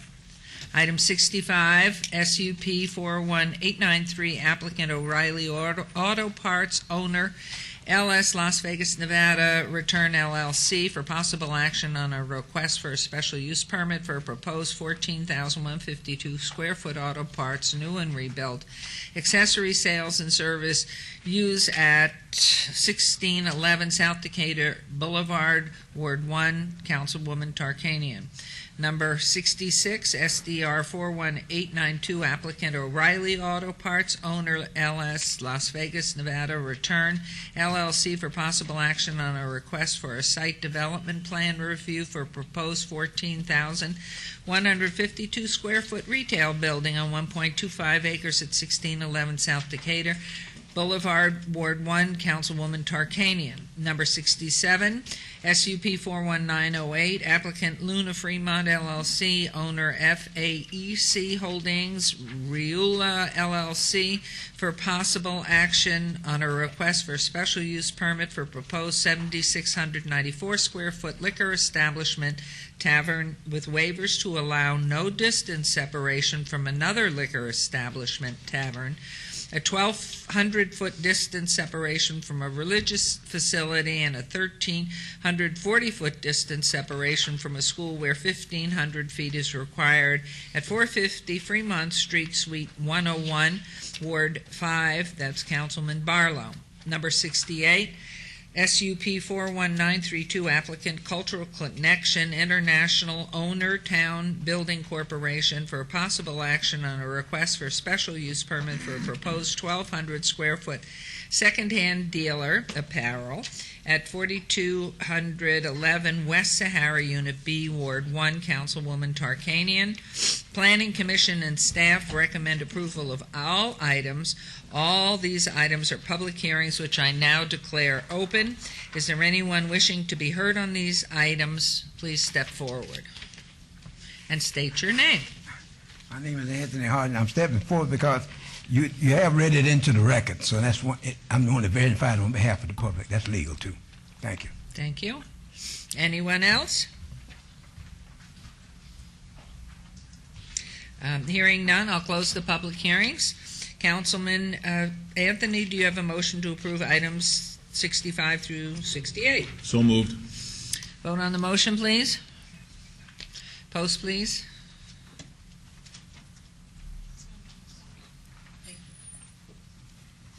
Motion carries. We will now go on to item 69, which has been obeyed to September 21st. And on to 70.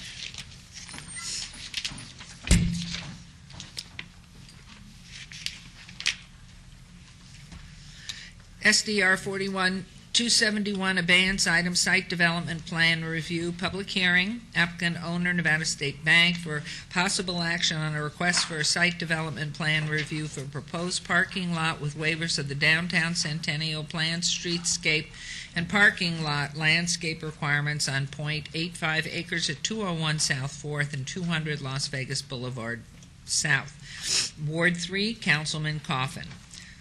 Staff recommends denial. Planning Commission 7-0 votes recommends approval. This is a public hearing. I declare it open. Is the applicant present? I'm representing James Bilbray, representing the applicant, Nevada State Bank. If you're familiar with this corner, this used to be a Nevada State Bank building. It was very old. It was torn down. It's going to be made into a parking lot, and what we'd ask for is the fact we're going to landscape it. The Centennial Plan asks for date palms. Councilman Coffin and I have visited the site along with staff, and we have a temporary, it's a parking lot temporarily. What everybody's hoping is that this is a great corner, if you're familiar with it there on 4th and on between Las Vegas Boulevard, and we hope this is going to be a high-rise building or something a lot more spectacular than a parking lot. The building was old and in bad shape. It had to be torn down. It was going to become a place for transits to probably camp into and things like that. So what we've asked for, and Councilman Coffin looked at it, and we've asked that because it's only on a month-to-month lease to a parking lot facility, it's going to be very cheap parking for people to park across the street from the building, that we be given some waivers. And one of the waivers is that instead of date palms, that we put Mexican fan palms that are 25 feet tall on the property. And until and such time as we develop the property, it's a 3-year abatement that we can hold, and we hope that it's developed before that, but everybody in Las Vegas hopes that the economy comes back before 3 years and they can develop the property. The Nevada State Bank's already spent $250,000 just to tear down the building and remove the debris, and also pave it and stripe it, although we understand we have to restripe because the contractor didn't quite put the stripes in the right place and the right area properly backing up, and we're going to change that, put a fence around it, going to put 36-inch ash along one street, and of course on Las Vegas Boulevard, 25-foot fan palms, and that's what we're asking for permission to do. Thank you. Any questions? Any? Councilman Coffin? Thank you, Your Honor. I think staff, Flynn Fagg particularly, was very helpful in trying to arrive at a solution. It's very costly to put in the fans as the date palms in the Centennial Plan, but Flynn found a good compromise based upon the fact that existing in other places on the boulevard are very tall Mexican fans, and they cost a lot less. So it suits the appearance of the street, and the general tourist is not going to know the difference between the two kinds of palms, but there's a great deal of difference in price. So with that, and if he wants to read in additional conditions, I think Mr. Bilbray, if you would wait, excuse me, Jim, Congressman, Senator, Regent Bilbray, if you could... Governor of the Post Office right now, so I've got all sorts of titles. I know, and we're going to blame you for that, too. But in the meantime, if Mr. Fagg could put in the record at least the conditions, supplemental conditions as we've agreed upon, so we can move this thing on. Based on the discussions that we've had and the temporary nature of this parking lot, I'd like to read the following amendments into the conditions of approval. We would amend condition number 1 to read as follows: the landscape shall be 36-inch ash trees along Carson Avenue as required by the Downtown Centennial Plan.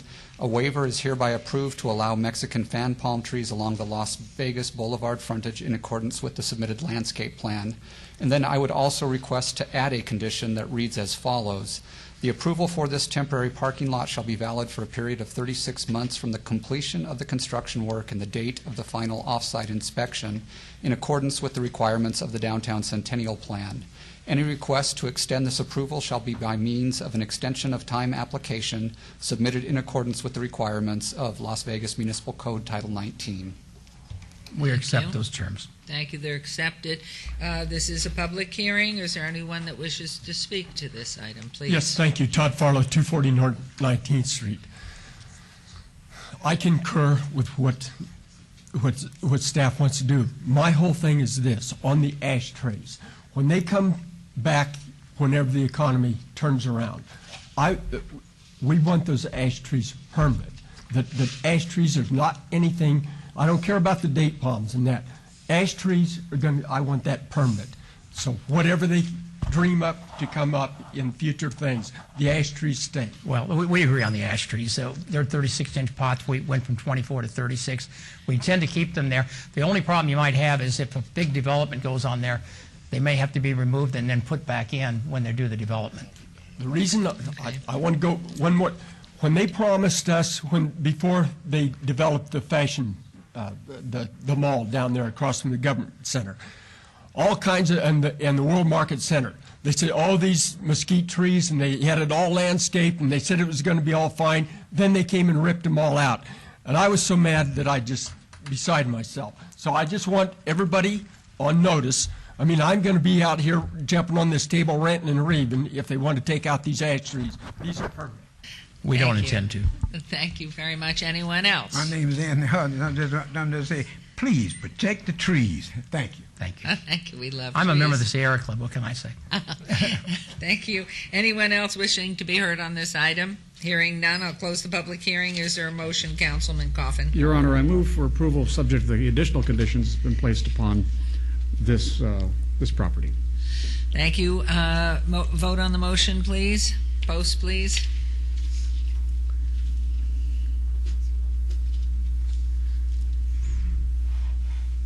Thank you very much. Motion carries.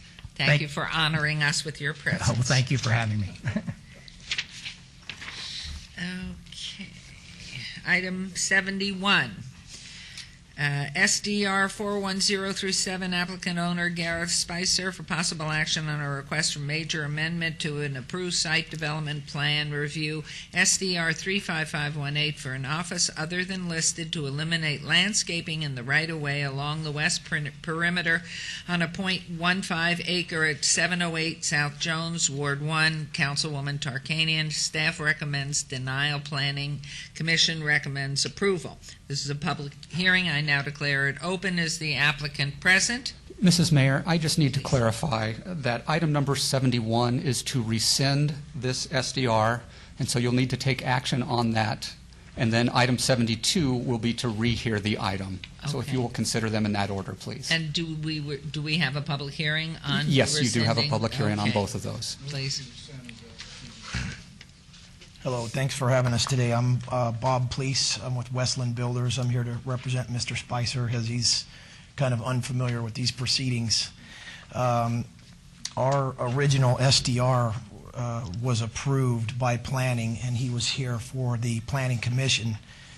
He then thought we were approved. I was not involved at that time, and he went ahead with the work.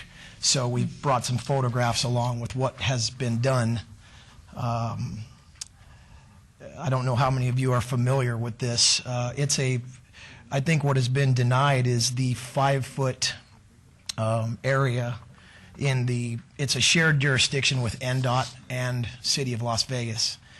They went Excuse me, could you hold just one moment, please? Sure, A little I'm sorry. confusion here. Yeah, the jurisdiction, I believe, is shared between NDOT and... Can you hold 1 second, Sure, please? sure. Mrs. Mayor, the first item is merely to rescind, and then, because what we'd like to do is have the record made on the actual item, which is 72. So we'd rescind 71, take a motion, find out what happens, and then call 72 forward, and then make our record on item 72, please. If you will stay put where you are, my misunderstanding of Mr. Fagg there, we will, there's a motion to rescind number 71. We will move then after that to 72, which is yours. So is there a motion, please, to rescind number 71? Move to rescind number 71. Thank you. There's a motion. Please vote on the motion. Post, please. Thank you. And now we will move on to Item 72. So now you can, Okay. I have to read it one more time for the record if you wouldn't mind. Sure, sure. Where do you want that? Okay. Thank you, because I was on the wrong page. Number 72, SDR 41037, applicant owner Gareth Spicer, for possible action on a request for a major amendment to an approved site development plan review SDR 35518 for an office other than listed to eliminate landscaping in the right-of-way along the west perimeter on .15 acre at 708 South Jones, Ward 1. Councilwoman Tarkanian, staff recommends denial. Planning Commission recommends approval. Public hearing, I now declare it open. The applicant is present. Will you please continue? Thank you very much. Okay, anyway, from what we said prior to that, this is a 5-foot area right behind the curb. It is, in fact, a shared jurisdiction between NDOT and the City of Las Vegas. Also, Mr. Spicer was unfamiliar with that as well. After the Planning Commission approved him, where he was present on June 14th, as he's unfamiliar with those proceedings, he thought he was approved and went forward with all the work. Since that time, he's done all the concrete paving and landscaping according to the approved plans, other than the concrete that has now been poured in that easement. And why we're here today is to see if you folks will help us out with that. I also want to say that these are all these residential commercial conversions along Jones.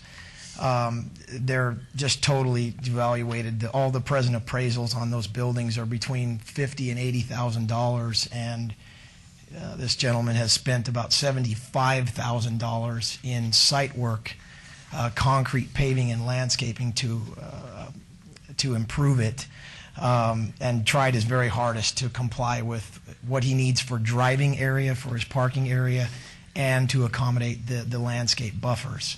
Of course, we realize there is a set of rules to follow for Jones, but it's very challenging and difficult in this economy to go spend more than $80,000 on a $50,000 building.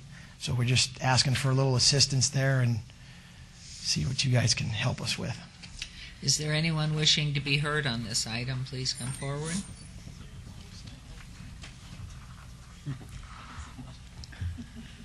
Thank you, Todd Farlow, 240 North 19th Street.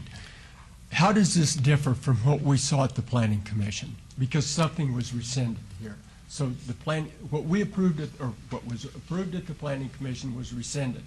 How does this differ from it? Doesn't. Madam Mayor, I could just say a few words. Basically, approved was that they had to keep the landscaping in front of the house, in the right-of-way. When I went out there, I found that there is no landscaping in the right-of-way of any of those houses.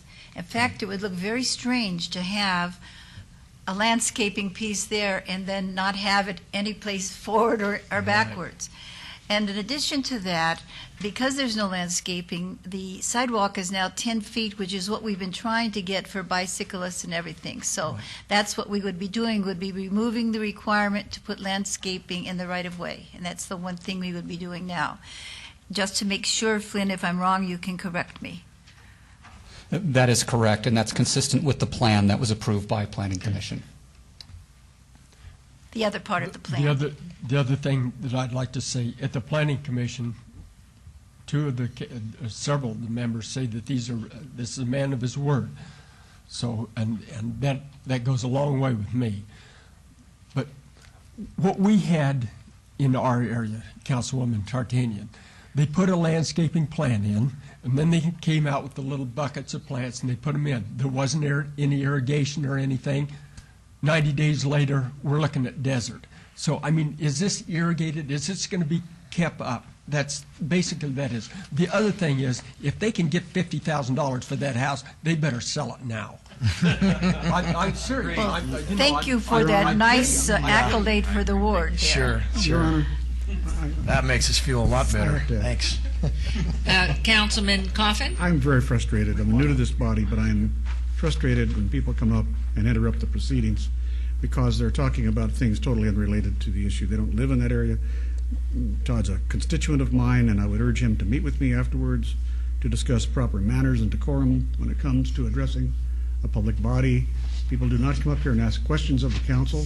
They do not question other citizens who are up here with a project. They can state their opinions, it seems to me, express in rational terms in the time allotted, and be welcomed for that. But I really, I'm concerned about what I perceive as a lack of respect for the council.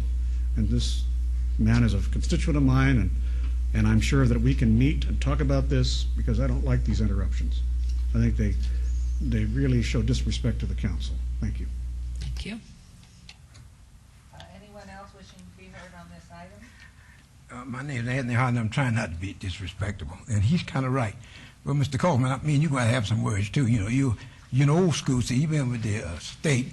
You what they call you've been in government a little too long. After this term, I hope you take yourself on home. Okay, I don't think very much of yourself. Lack of respect in any manner. Sorry. Okay. No one else hearing none, I close the public hearing. I close the public hearing. Is there a motion, Councilwoman Tarkanian, please? I move to follow Planning Commission's recommendation to approve. There's a motion. Please vote. Post, please.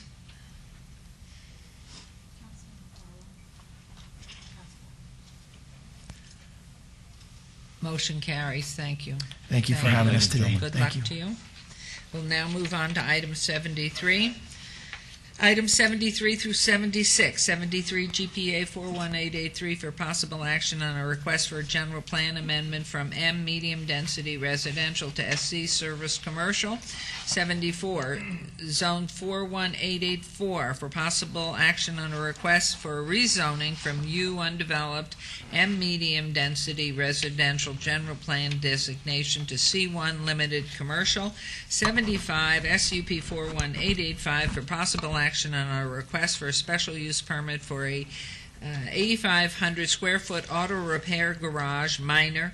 76 SDR 41886 for possible action on a request for a site development plan review for a 37,243 square foot shopping center with a waiver to allow a 3-foot wide landscape buffer along a portion of the south perimeter where 8 feet is required, and an 11-foot wide landscape buffer along a portion of the east perimeter where 15 feet is required.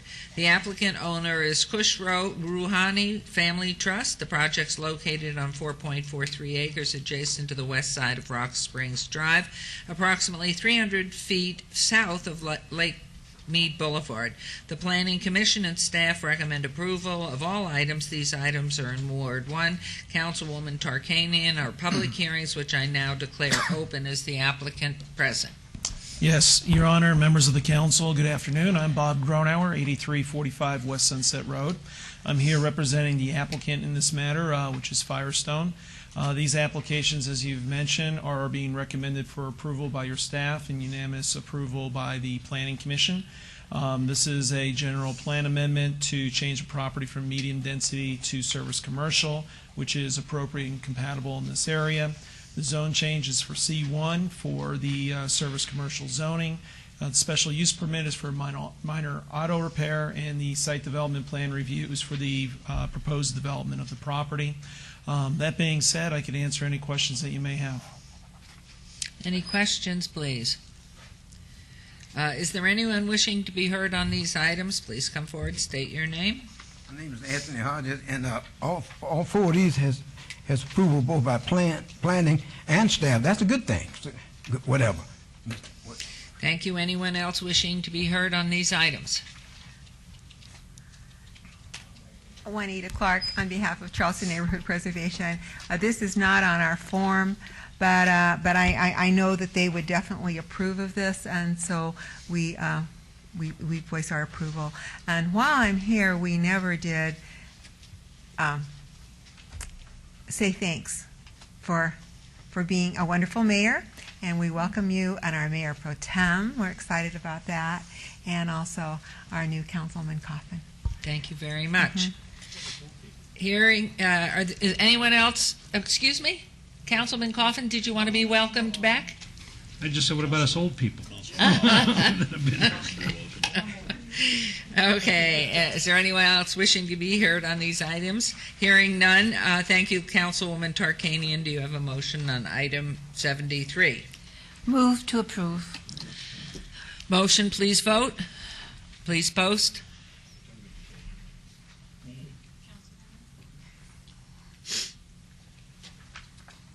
Motion carries. On item number 74, Councilwoman, I move to approve. there's a motion, please vote. Post. Thank you, motion carries. Now on to item 75. Is there a motion, please? I'd like to just ask, were there any conditions we needed to change or add on this? Actually, there is, but it's on item number 76, and I'll read that into the record when we get to that item. Okay. It's the next one. Oh, So okay, on gotcha. 75. Move to approve. There's an item, motion made, please vote. Post, please.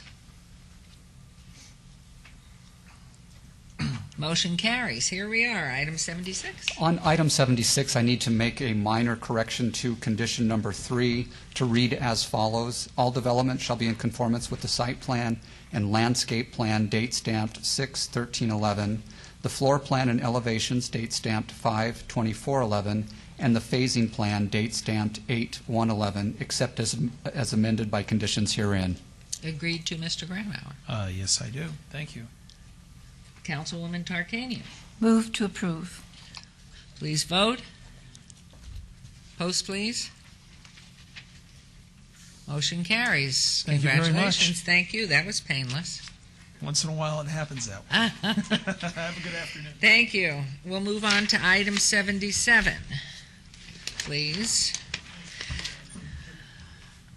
Items 77 through 80. Number 77, Zone 41798, for possible action on a request for rezoning from R1 low-density residential to PO professional office on .19 acres at 612 North Jones Boulevard. Item 78, variance 41800, for possible action on a request for variance to allow 5 parking spaces where 9 spaces are required. Item 79, variance 41801, for possible action on a request for a variance to allow a front yard setback of 6 feet where 20 feet is required. Item 80, SDR 41799, for possible action on a request for site development plan review for the conversion of a single-family residence into a 2,576 square foot office building with waivers to allow perimeter landscape buffer widths of 6 feet along the west perimeter where 15 feet is required and 0 feet along the north and a portion of the south perimeters where 8 feet is required. The applicant owner is Continental Bead Suppliers, LLC. The project's located on .19 acres at 612 North Jones. The Planning Commission recommends approval of all items. Staff recommends approval of item 77, denial of items 78 to 80. These items are in Ward 1. Councilwoman Tarkanian are public hearings, which I now declare open. Is the applicant present? Your Honor, Council members, Bob Genzer Consulting, Las Vegas, Nevada. On behalf of the applicant who is here with me to my left, Mr. Greg Aaron, he is both the property owner and business owner at 612 North Jones. I think we need to begin by, first of all, clarifying a couple of things that are on your agenda, which was cleaned up at the Planning Commission meeting. On item number 80, which is your site plan review, the actual size of what is proposed is 2,146 square feet, not 2,576 as indicated on your agenda, and the requirement is actually for 8 parking spaces, not 9. That was an error because staff double counted the garage. And Mrs. Mayor, that wouldn't be a violation of the open meeting law because we actually noticed for greater numbers than fewer numbers, so we're okay to go on that. Always like error on the positive. So do we. With that clarification, let me indicate that we made a quite extensive presentation at the Planning Commission meeting where we presented a couple of scenarios on what we could do here. Having just seen the property a few minutes ago on South Jones, let me just say for the record that this property is a totally different set of circumstances, especially in the area of parking. That property had the benefit of having an alley to the rear. This property does not. So parking becomes an issue. And in fact, as I indicated to the Planning Commission, I believe that any time that you are trying to convert a single-family residence to an office, especially when this residence is 50 years plus old, you're going to have the same kind of issues, and you simply cannot meet every code requirement when you're dealing with a code that, in fact, has no flexibility whatsoever. It's especially in the way we consider parking. And I just want to touch briefly on that. The parking requirement for an office is one space for every 300 square feet of gross floor area. By using that calculation, the parking requirement here, because we round up, is for 8 parking spaces. We are able to provide a total of 5 spaces in the front yard area, including the handicap space, and 3 of those spaces, which is another part of the issue, is that are compact, whereas the code requires only allowance of 10%. But we have no way of working around that. We did have a proposal initially, which we had discussed with staff, of trying to put 2 parking spaces in the rear, which we felt was doable and could possibly give us 6 parking spaces, but they were concerned with the fact that we only have a 10-foot clear space on the north side of the property to allow vehicles to go back and forth, and that would not meet the city code requirements either. Of note here is the fact that this business has been operating with a city license at this location since Mr. Aaron purchased the property in 2006. It was only earlier this year when he went to the license department to change the entity of his business from an LLC to an INC that it was discovered by the city that he did not have the proper zoning. And we have been working through the process ever since then to try and resolve this issue. So I do want to say that we appreciate the time and effort that has been put in to this by the Planning Department, and I want to specifically thank Mr. Fagg, Mr. Rankin, and 3 other staff members, Mr. Howe, Mr. Gebeke, and Mr. Kajafis, all of whom have worked with us to try and resolve the issues. We did not agree on everything, but we think that we are now at a point where we can accept what was proposed by the Planning Commission, should you agree to go in that direction, and we can move forward from there. So with that, I'll step back. Be happy to answer any questions you might have. Thank you. Thank you. Anyone from the council first? Yes, Councilman Ross. Mr. Aaron, forgive me for not knowing what you do. The Continental Bead Company. My name is Greg Aaron. Okay. Continental Bead Suppliers, we 100% business to business, no retail trade, we don't need signage, we have no walk-ins whatsoever. We market on the internet and we supply over 700 stores countrywide, retail stores. That's exactly what I wanted you to say, because I think it's interesting to note that there's a international bead company or Continental Bead Company right on Jones Boulevard here in the city of Las Vegas, and I think that's pretty cool. So I wanted to give you a chance to say that. Thank you. Thank you. Thank you. There's open hearing. Anybody who wishes to be heard on this item? Yes, thank you. Todd Farlow, 240 North 19th Street. First of all, I think that this is the type of business that needs to go there because there's not high vehicle traffic there. But what I would like to see is a little bit more greenery out front. I mean, if you look on the schematic that we have there, you see quite a bit of green. But if you look at the actual pictures on that, what we have is rock. And that rock develops a heat sink, and that's bad. Thank you very much. Thank you. Anyone else my wishing name is to be Hodges, heard? 123 Dave.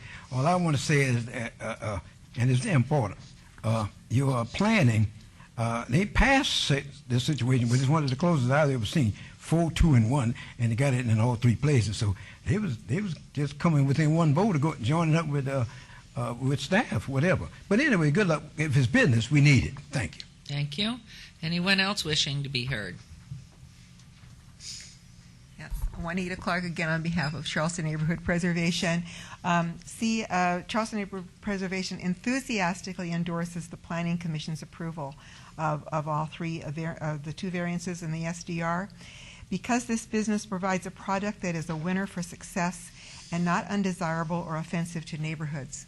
and we're very excited about this, and we have a member that would like your card. Thank you very much. Anyone else wishing to be heard on these items? Hearing none, I'll close the hearings. Mr. Fagg, anything to add on any one of these? Yes, on item number 80, I'll need to amend conditions there. Since the Planning Commission meeting, the applicant has submitted a landscape plan to us, which actually improves the landscaping there on the site and removes one of the waivers that they were requesting. And so on item number 80, I'll need to amend the conditions to recognize that new landscape plan. Thank you, Councilwoman Tarkanian. Do you have a motion on item number 77? I move to approve item number 77, and I agree with Juanita Clark and what she's saying about that area and the need to have this type of business come in. Thank you. There's a motion. Please vote. Post, please. I'm clicking on yes. It's Are we stuck? Mine's stuck too. Does everyone want to vote yes? Yes. Yes. Okay. It's not working out? Oh, okay. Reset. Let me withdraw it and try it again. Okay. Councilman Coffin, did you unplug something you shouldn't have unplugged? There we go. Now it's working. Okay. Sorry about that. Post, please. Bingo. Councilwoman Tarkanian on item number 78, please. I just want to clarify with Flynn that we're putting 6 parking spaces where 8 were required. Is that correct, or is it 9? It's 5 parking spaces five. where 8 are required. 5 where 8 are required. And this is a business that doesn't sell retail, right? Correct. So you're not going to have customers coming in and needing parking spaces. And with the number that you have with 5, and with the parking that's available in front on the street, I think you'll have plenty of parking there. I know when I went there to meet with you, I think there were only 2 other cars on that side of the street for almost the whole block. So I move to approve. Thank you. There's a motion. Please vote. Please post.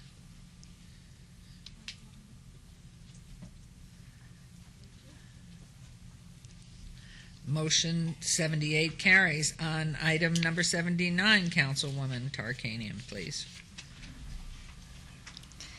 And again, Flynn, this landscaping would be approved by you. That is correct. And so when it's all finished and you meet what you've set out there, the planning department will check it out before it's officially approved, okay? And I move to approve this item number 79. There's a motion. Please vote on the motion. Please post. Motion carries. On to item number 80. Mr. Fagg, please. For the record, we would need to amend the conditions as follows. We would request to delete condition number 1 as the applicant has already satisfied that condition. We would change condition number 5 to read as follows. All development shall be in conformance with the site plan and landscape plan date stamped 8/10/11 and building elevations date stamped 5/16/11 except as amended by conditions herein. We would change condition number 6 to read as follows. A waiver from Title 19.08.050 is hereby approved to allow perimeter landscape buffer widths of 6 feet along the west perimeter where 15 feet is required and 0 feet along a portion of the south perimeters where 5 feet is required. And then we would request to add a condition that says an exception from Title 19.08.040 is hereby approved to allow 5 trees where 7 trees are required along the north perimeter. Are you in agreement with these conditions? Yes, those are acceptable, and I would just like to clarify one thing. In terms of the elevations, we have had some discussion about possibly removing the siding and stuccoing the building at some point in the future. That would not be an issue, I would assume. No, that would not be an issue. Great, and we're in agreement. Agreement. Great. Councilwoman Tarkanian? I move to approve. There's a motion to approve item 80. Please vote. Please post. And Flynn, you've discussed the different parking arrangement with them, right? Yes, we I have. sent a call to him, but we just got that worked out. Yes. So, okay, thank you.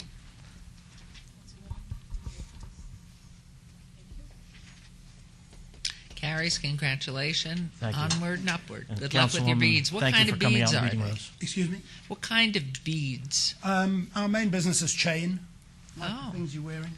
Oh, I'll come visit. Nice, thank you. Thank you. Thank you. Thank you. Good It's luck. just the beads, though, I want to tell you. It's not the necklaces. Okay. We'll move on to item 81. Variance 41303, variance public hearing. Applicant owner Raymond Pistol for possible action on a request for a variance to allow a 48-foot tall freestanding sign where 40 feet is allowed. 3 freestanding signs along a 293-foot-long street frontage where only 2 are allowed. A 0-foot setback where 5 feet is required, and an 85-foot separation from one freestanding sign to another where 100 feet is required. On 1.7 acres at 1232 South Las Vegas Boulevard, Ward 3, Councilman Coffin. Staff recommends denial. The Planning Commission, 502 vote, recommend approval. This is a public hearing. I now declare it open. Is the applicant present?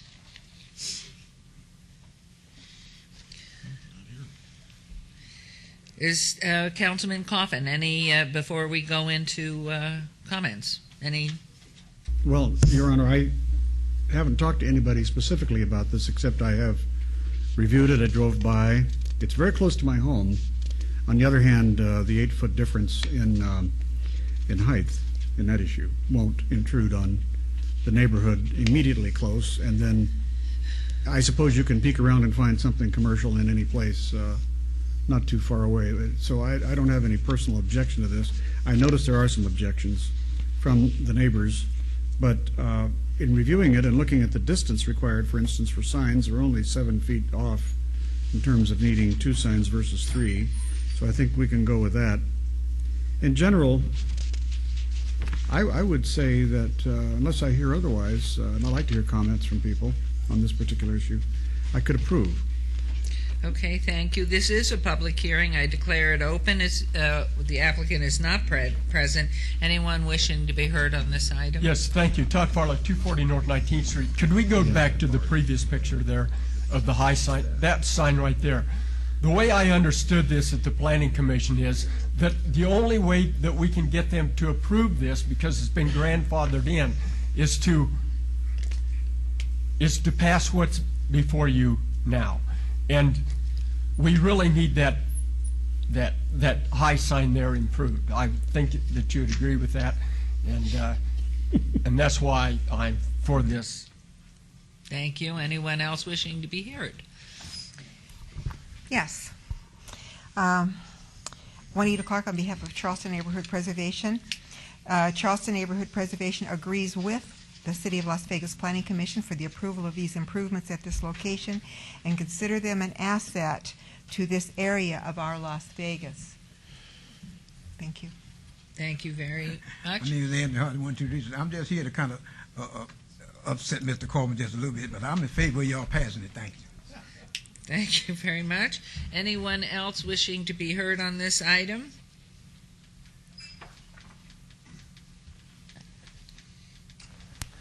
Ms. Mayor, I understand the applicant may be outside, and I sure would like to have him agree to the conditions on the record. So if maybe I could get 10 seconds to go out back and see if he's there. Absolutely. Be careful when you run. We'll wait. Mrs. Mayor, while he's doing that, maybe if I could just add a few comments about the signs, just so the public is aware. 2 of the signs that are under consideration for a variance today, the applicant has actually submitted applications to our Downtown Design Review Committee to improve those signs. The Downtown Design Review Committee found them to be in conformance with the Scenic Byway Overlay, which is where the property is located, and conditionally approved those 2 improvements to the signs based upon this variance which you're considering today. And so 2 of the signs would be upgraded pending this decision and would feature full neon as is required in the Scenic Byway Overlay. Wonderful. What we could do, I hate to get started on the next one, just give them the 2 minutes, or you would trail it. All right, well, let's do that. Anybody have a problem with that? We will trail that for now and go on to item 82. So we're going through 82 to 84. 82, variance 41386, possible action on a request for a variance to allow an 8-foot corner side yard setback where 15 feet is required, 7-foot rear yard setback where 20 feet is required for a proposed 2,600 square foot commercial development. Number 83, SUP 41384, possible action on a request for a special use permit for a proposed auto smog check use. Number 84, SDR 41235, for possible action on a request for a major amendment of a previously approved site development plan review. SD 003902, for a proposed 2,600 square foot commercial development in a 2,324 square foot fuel canopy with a waiver to allow a 0-foot landscape buffer along the portions of the north and south perimeters, and a 2-foot landscape buffer along a portion of the east perimeter where 15 feet is required. The applicant owner is United Brothers Enterprises, Inc. The project's located at 2320 Fremont Street. The Planning Commission recommends approval, and the staff recommends denial of all items. These items are in Ward 3, Councilman Coffin, and public hearings, which I now declare open. Is the applicant present? Good afternoon. I'm Laura Drea with the offices of J. Brown, 520 South 4th Street. I'm here on behalf of Bill Bodhe, who is the owner of the ARCO operation on this site since 1996. He personally works on this site each day, and I was told to tell you that J. Brown wishes he could be here with you this afternoon, as do I, but he's currently in another hearing and assigned this application to me. This site is an oddly shaped parcel. It's located outside the border of the Centennial Plan. The request involves removing an existing 2,400-foot car wash and replacing it with a 400-square-foot smog building and an additional fuel canopy, which has 8 new spaces for a total of 24 on-site fueling spaces. Mr. Bodhe decided to file this request to demolish the car wash to make room for the additional fueling spaces after observing that most pumps are occupied throughout the day, and there's a lot of on-site stacking and congestion. The 8 new fuel spaces will alleviate the congestion on this site. The removal of the 2,400 square foot car wash, which right now is located on the property line on Fremont Street, removing that will reduce the bulk that's currently seen as you drive by on Fremont Street and replace it in part with landscaping that currently is not there today. With reference to the landscaping, Condition 4 of the Development Review mandates that landscaping plants submitted with this application be planted as shown, and to fulfill this condition involves planting more landscaping throughout the parcel than exists right now. There is a waiver for parking lot landscaping, but note that this is a gas station, and on-site circulation around parking lot landscaping would be a confusing thing to propose and for people to adapt to. The Planning Commission approved this request with additional conditions that the auto smog be open only from 8 a.m. to 6 p.m. and that fuel delivery maintain the current schedule. We're happy to accept those conditions again. And I'd like to answer any questions. Thank you. Councilman, please. Your Honor, thank you. I want to make sure that the additional conditions included the landscaping, which is not very clear on the illustration. But if you look at this drawing, you'll see that on your far left, that is Eastern, and that is the corner of Fremont and Eastern at the top left. And it appears to be vegetation. I want to make sure that that is vegetation because there should be some there. Is that correct, Counselor? Yeah, we're proposing new landscaping along the eastern side.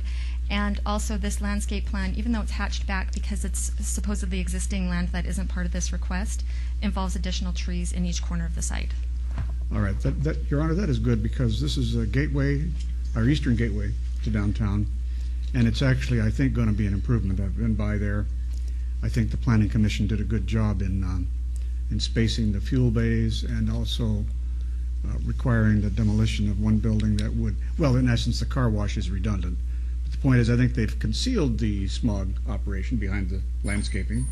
That's going to be required there at the eastern end. So I sense this to be a pretty good conversion and subject to all the conditions.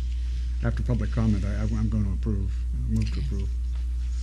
Anyone wishing to be heard on these items, please step forward. This is Mr. Kaufman's neck of the woods, and If it's making jobs, I'm in favor of it, Mr. Tubman, whatever. Thank you, Todd Farlow, 240 North 19th Street. The problem is with the new bays right there and the traffic pattern that you're going to go in. Right now, if you go in there to fuel your car, it's a mess, and it's going to be even worse of a mess when they put these fuel bays right in here because there's no place to channel the cars. Anyone else wishing to be heard on these items? If not, I'll close the public hearings. Councilman Coffin, back to you, please, for Mr. Fagg's input.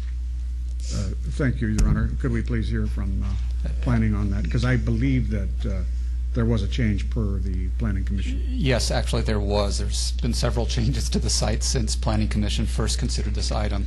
They have made significant improvements to the circulation on site by removing one of the proposed buildings that they had planned to build there. And so consequently there was the approval of the Planning Commission with the amended site plan. We have no amended conditions to add to this at this point in time.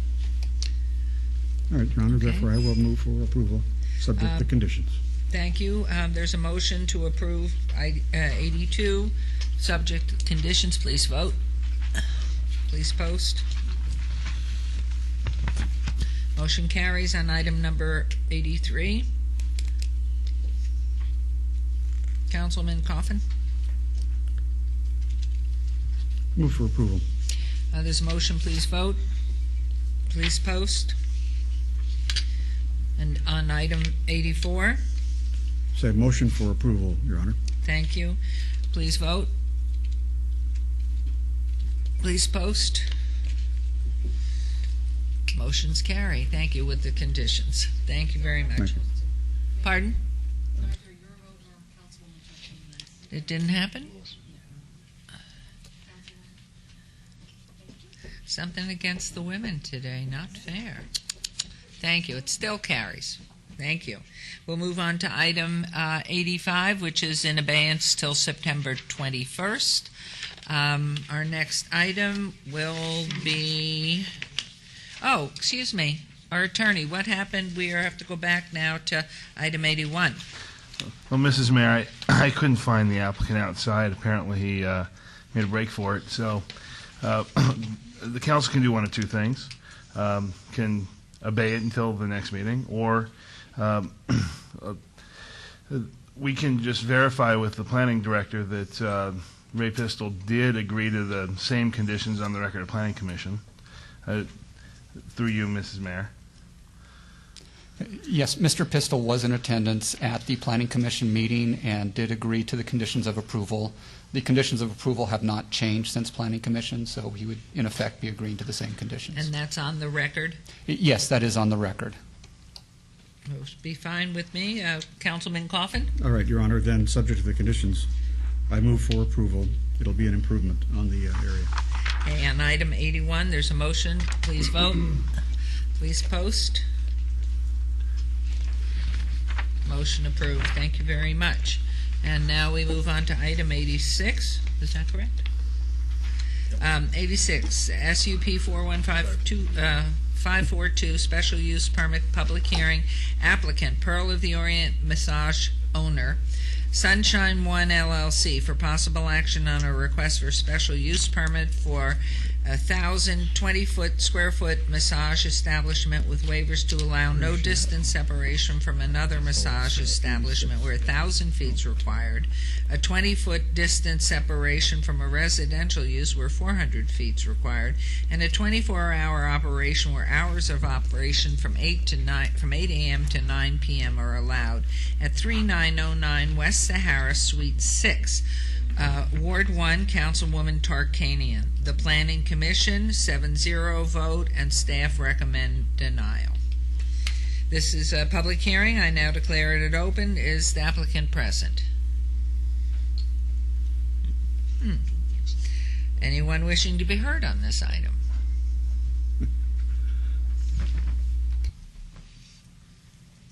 Juanita Clark on behalf of Charleston Neighborhood Preservation. Applicants, we understand why you might imagine that being 1,000 feet too close to another massage establishment 380 feet too close to residential, and even 24 rather than 13 hours might be approved. Charleston Neighborhood Preservation endorses the denial recommendation by staff as well as the Planning Commission. Thank you very much.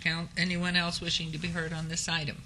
I'll declare closed. Then is there a motion, Councilwoman Tarkanian? Move to deny. There's a motion. Please vote. Please post. Motion's denied. Thank you. Or the motion carries, which is a denial. Item 87. SUP 41880, special use permit, public hearing, applicant Danny Itzhaki, owner Tomer Itzhaki, for possible action on a request for special use permit for a proposed 4,162 square foot motor scooter sales use, with waivers to allow outdoor display and sales, and for a building area of 4,162 square feet, where 7,000 square feet is the minimum required, at 1820 South Rainbow Suites 100 through 104 in Ward 1, Councilwoman Tarkanian. The Planning Commission voted 5-2, and staff recommend denial. It's a public hearing. I declare it open. Is the applicant present? Is there anyone wishing to be heard on this item?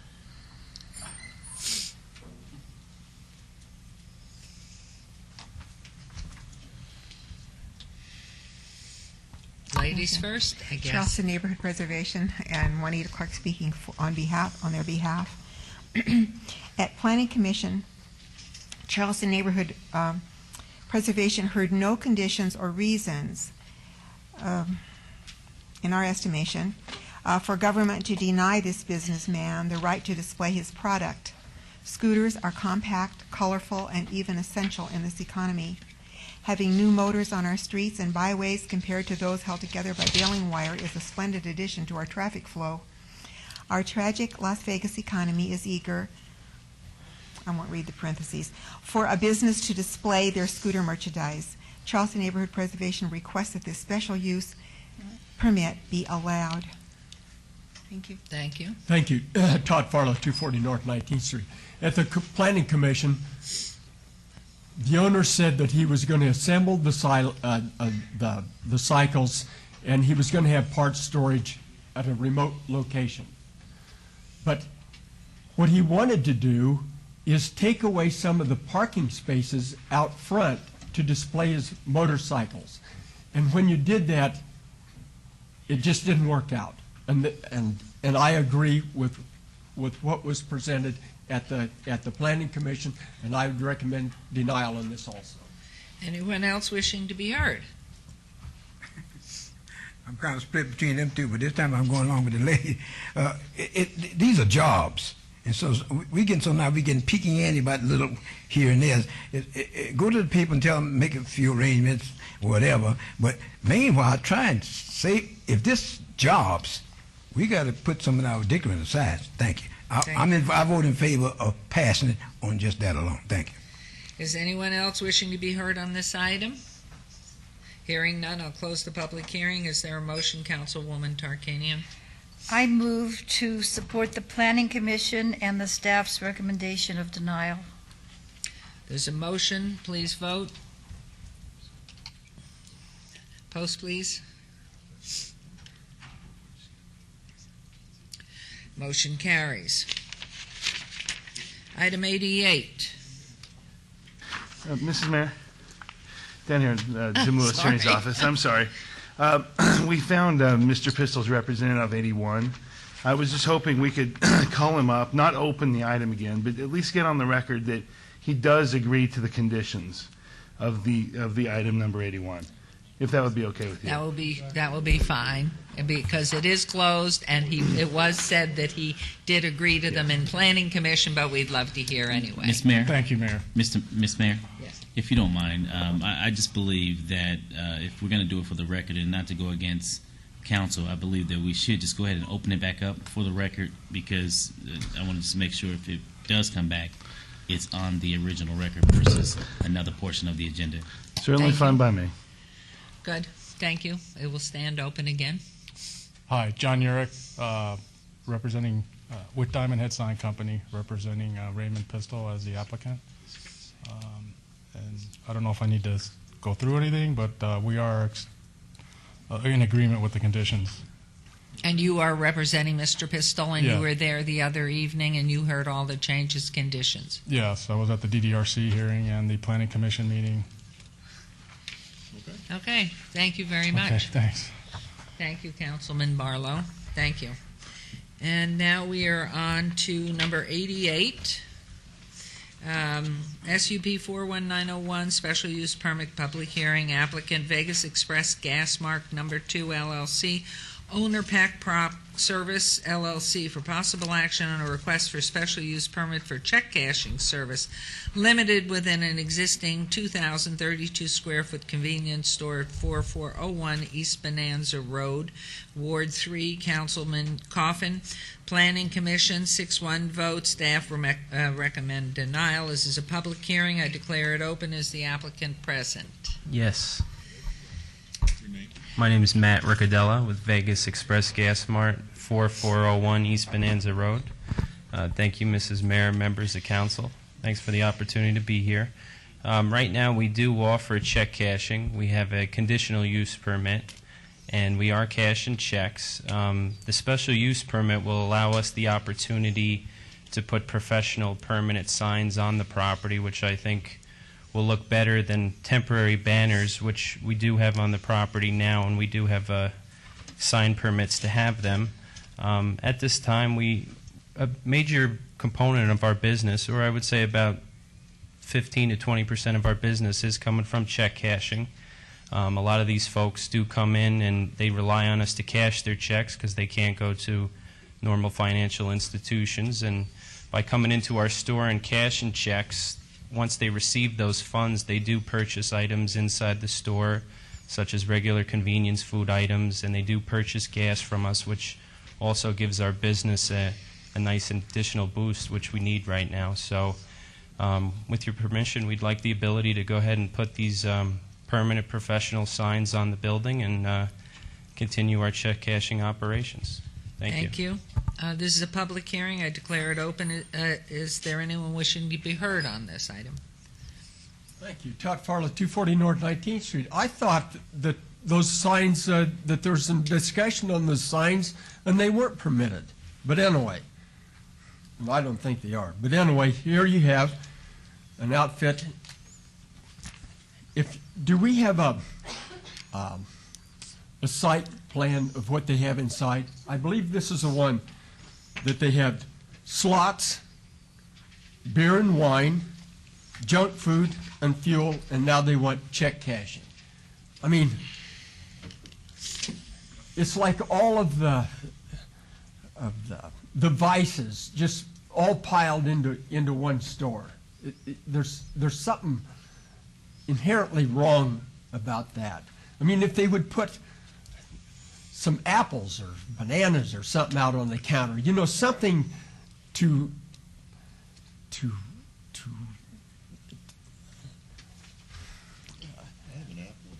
I just lack the words here. Anyway, I just think it's a den of vice.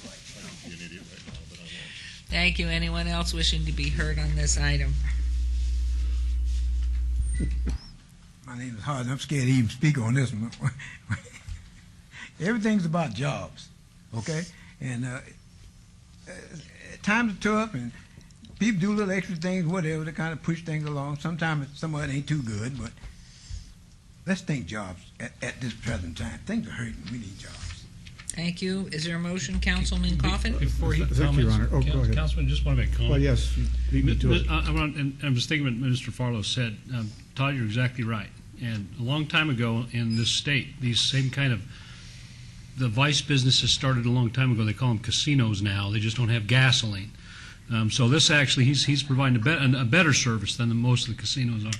But I did want to make a comment to Mayor and council members, and for Councilman Coffin's benefit. Matt's got a couple of businesses out in Ward 6 and does a phenomenal job in managing and maintaining those, and just grateful to see him before us today.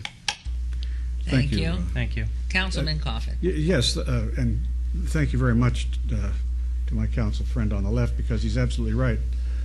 This is a metaphor for Las Vegas, all the vices in one place. Sorry, Todd.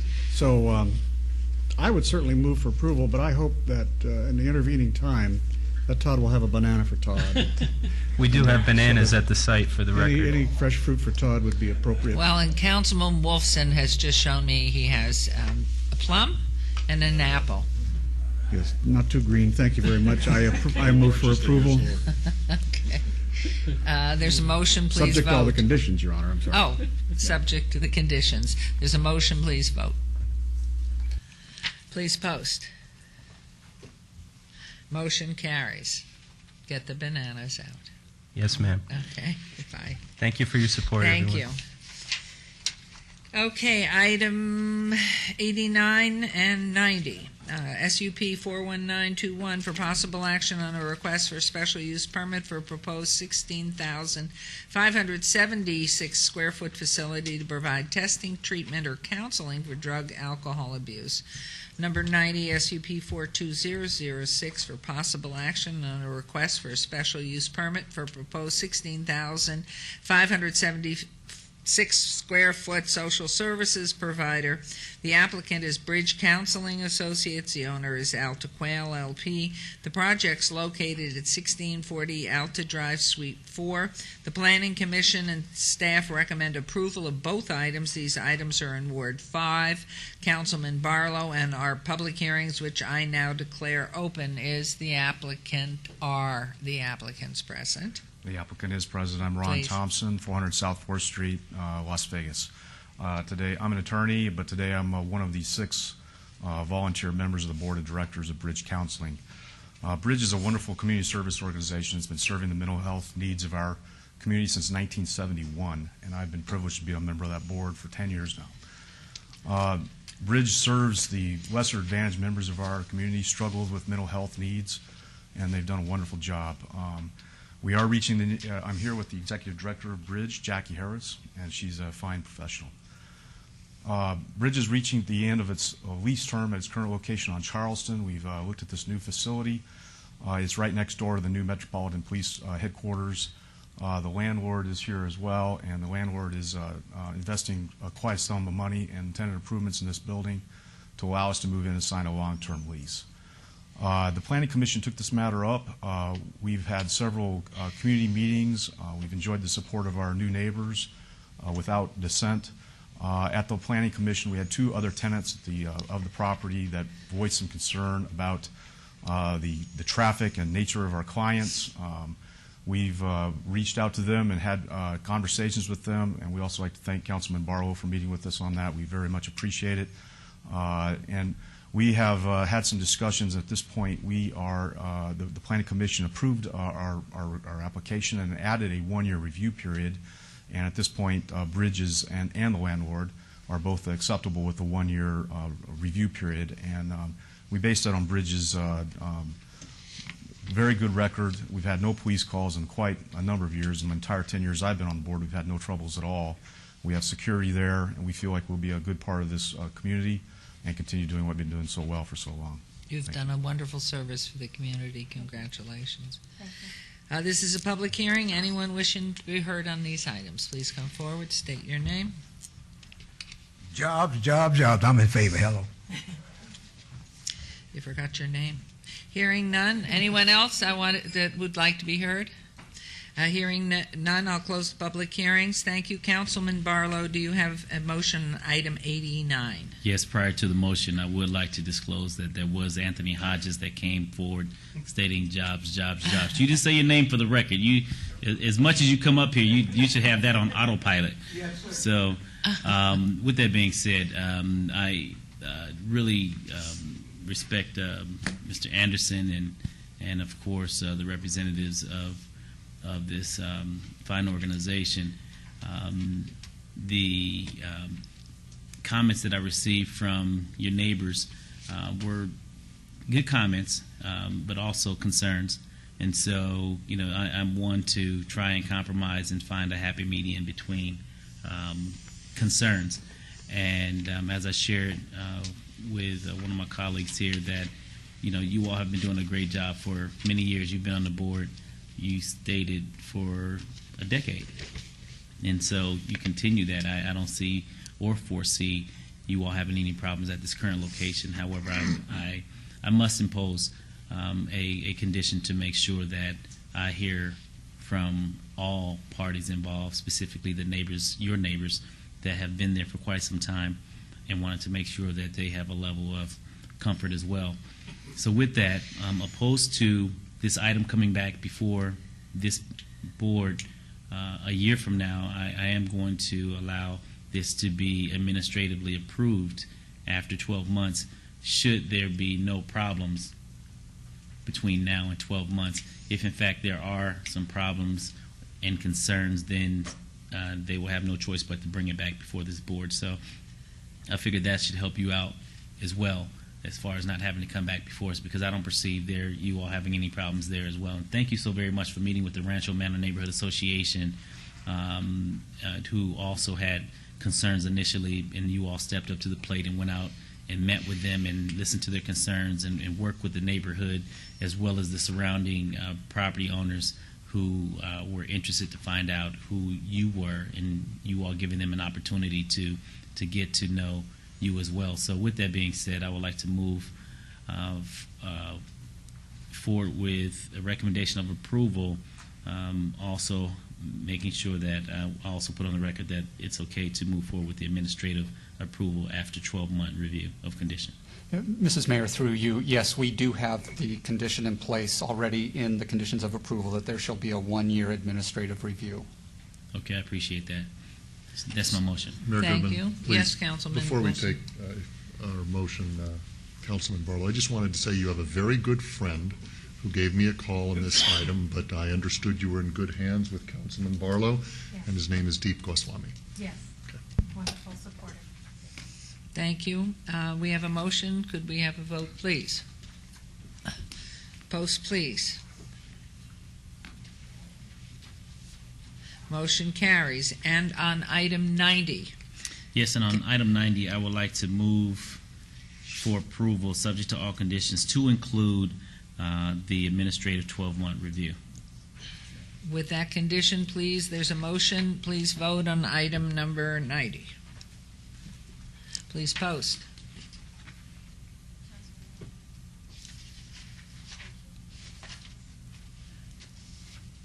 Carries. Thank you both Good luck very to you. much. Continue on Thank with you. your wonderful work. Thank you.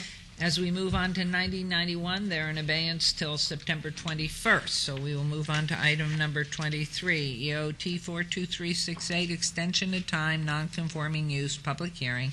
Applicant owner Lotus Retail Investment LLC for possible action on a request for an extension of time for a nonconforming tavern at 1750 South Rainbow, Suite 6, 7, and 8.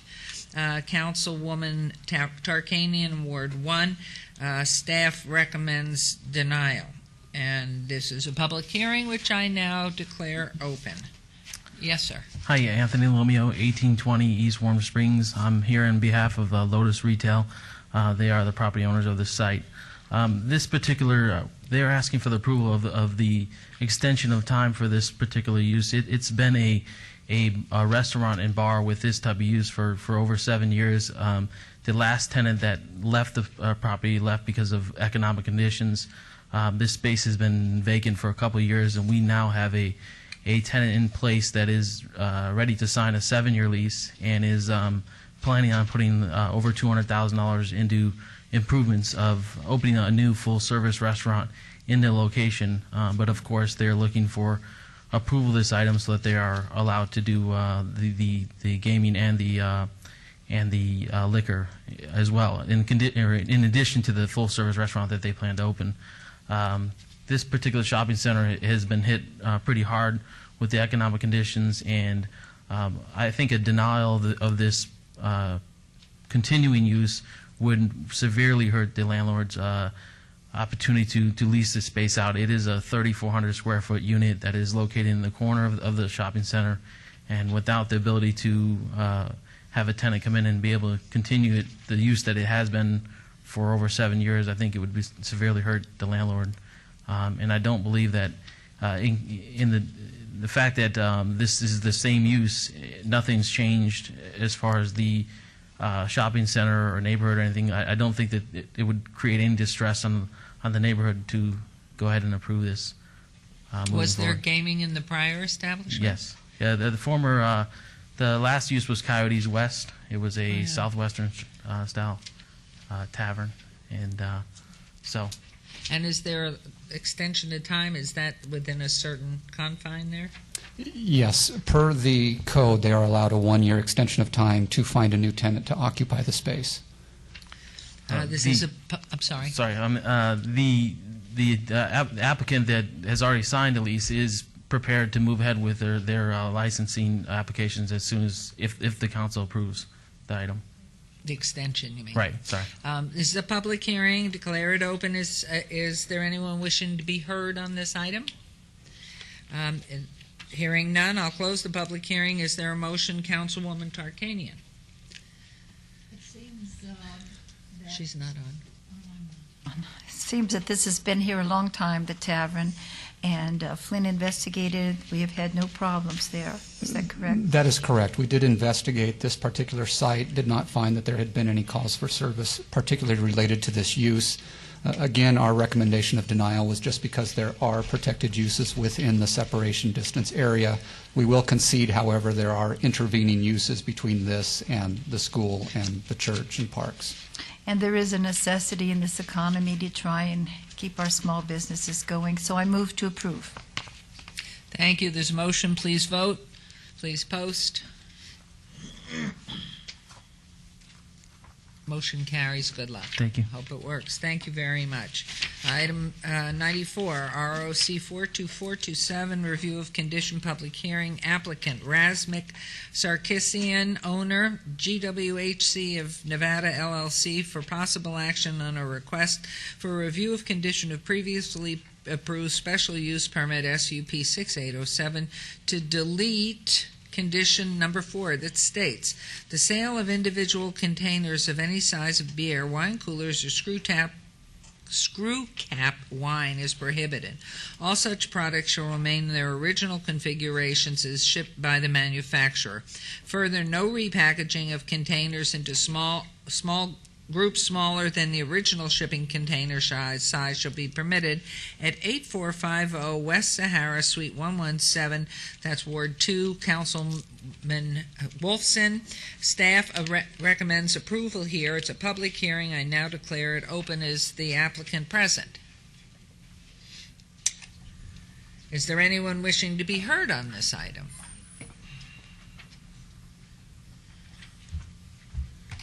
Thank you. Todd Farlow, 240 North 19th Street. After all of the problems that we had with these individual containers in the past, why is the staff recommending approval? Is there a particular reason for that? Thank you. Anyone else wishing to be heard on this item, please come forward. This is Ward 2. My name's Andy. I went to today. That's good. Ward Now 2, you have to right? do it. Is your ward? That's me. Oh, really? I don't know you any. Whatever. Jobs.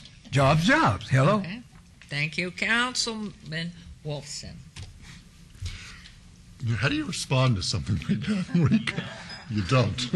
No, you offer an apple or your plum, whatever you have here. You know, would that make us friends, Mr. Hodges, if I give you my plum?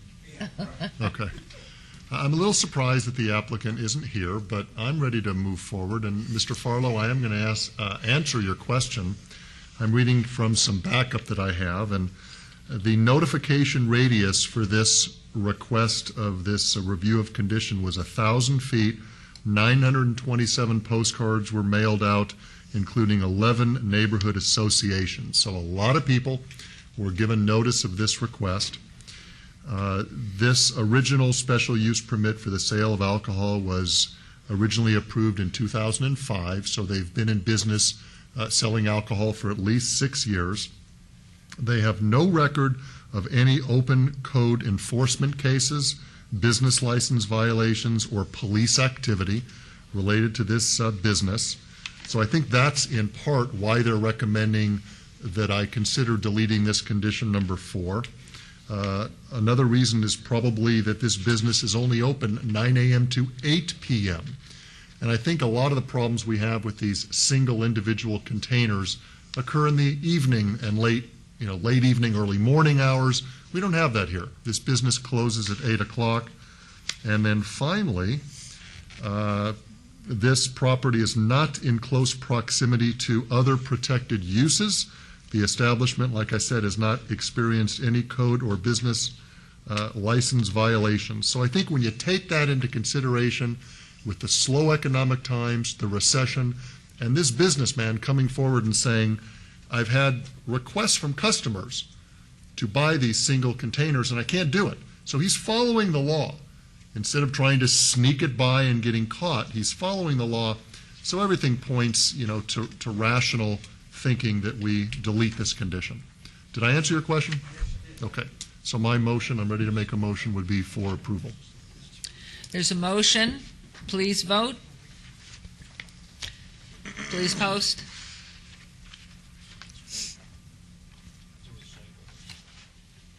Motion carries. How is he notified?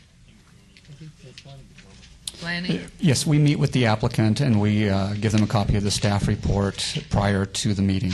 Great, thank you very much. Item 95, DIR 41864, Director's Business, Public Hearing, Applicant Owner, City of Las Vegas, Presentation, the Annual Report of the Las Vegas 2020 Master Plan. The Planning Commission and staff have no recommendation.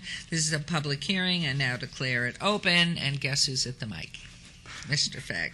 Flynn Fagg with the Planning Department, and if I can get the clicker to work here, there we go. Nevada revised statutes requires that the Planning Department make a report to our Planning Commission every year on the status of the city's master plan. And since we make that report to the Planning Commission, we feel it's important that we also make that report to our City Council as well. In the report, we are to document any updated or newly adopted elements, and we are also to address any of the goals, objectives, policies, and actions that have been implemented over the past year. In terms of updates to our elements, Nevada revised statutes require that we have a total of 19 elements, and I'm happy to report that we are in complete compliance with having all the required elements. Over the past year, we have done one update, and that was to our historic properties and preservation element, and that was to address some changes that had been made relative to historic preservation in the 2009 legislative session. In addition, we're currently working on updates to 3 of our elements: the conservation element, the housing element, and the water element. Although not required by state statutes, it is a policy of our department that we update our elements on a 5-year schedule, so that way the information and the goals that we have is consistent with current conditions, and that we can address any new items that need to be added to our master plan. In terms of items that have been completed this year relative to our goals, policies, and objectives, I'd like to talk about a number of them and the different ways that we go about implementing the city's master plan. First of all, this past year, we adopted the new Unified Development Code, which unites our subdivision code and our zoning code together. In doing that, we have implemented a number of the goals, policies, and objectives of the neighborhood revitalization portion of the master plan and also the newly developing areas portion of the master plan. The Unified Development Code contains a new section on complete streets, which requires streetscape, sidewalks, and also allows for alternative street standards. The city's master plan calls for the need to have walkable communities. It calls for the need to have pedestrian access, and it also talks about having alternative street standards. And so through the adoption of the Unified Development Code, we've helped to satisfy and implement those goals, policies, and objectives. Another thing that has happened during the past year is the opening of the new Bonneville Transit Center. That was something that was carried out by the Regional Transportation Commission.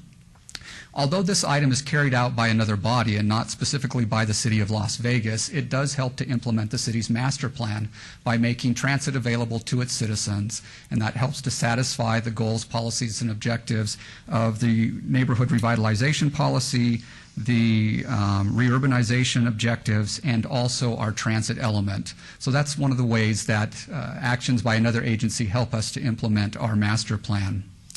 Other things that City Council has done, for example, during the past year, where the waiver from the origination fees for urban lounges and our tavern limited establishments in the Arts District and the Entertainment District, by council doing that, by waiving those fees, you've helped to grow quite a number of businesses within both of those districts. And that specifically helps us to implement our reurbanization objective by encouraging businesses and encouraging activity in the downtown area.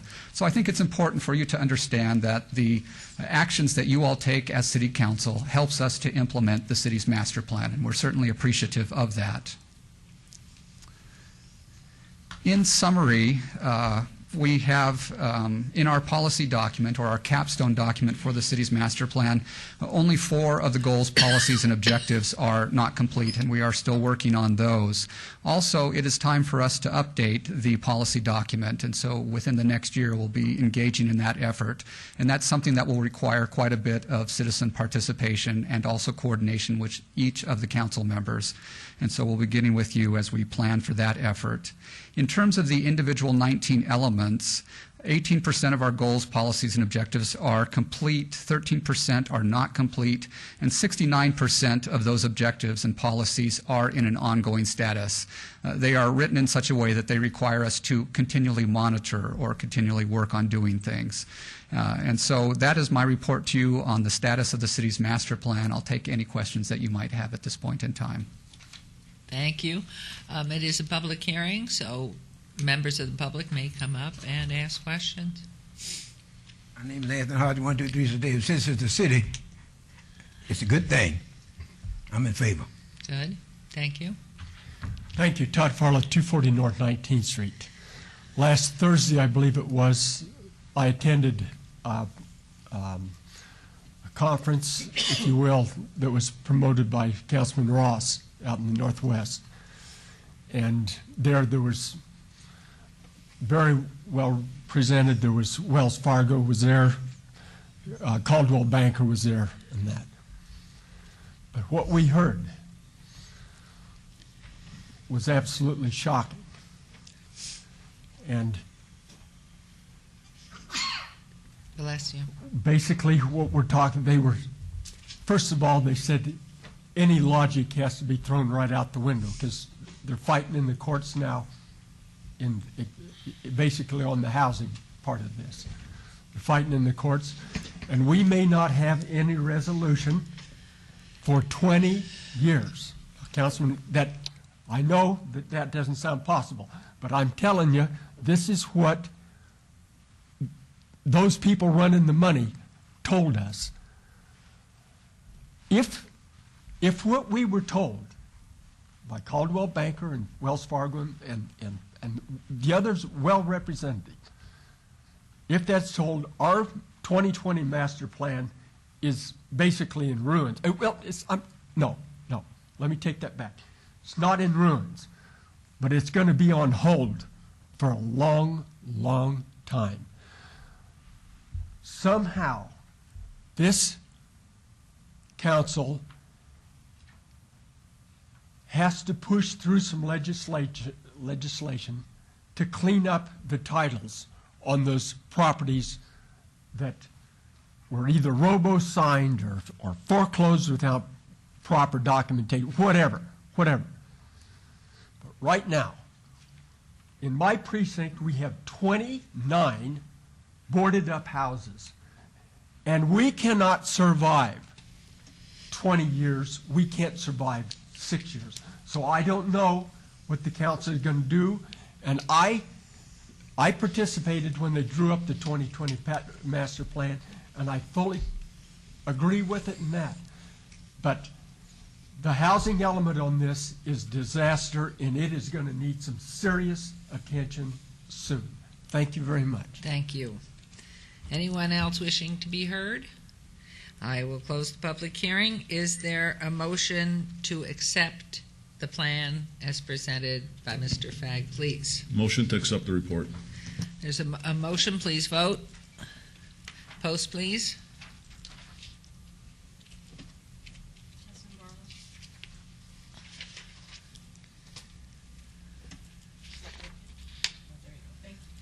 Motion carries. Thank you very much. 96, DIR 42369, Director's Business Public Hearing, applicant Carwin Advisors LLC, owner CAG Property LLC for possible action on a request for required review of a development report as required by subsection 9.01 of that certain development agreement between the City of Las Vegas Kyle Acquisition Group LLC dated August 8, 2007 on approximately 1,662 acres in the southwest corner, Fort Apache and Moccasin Road.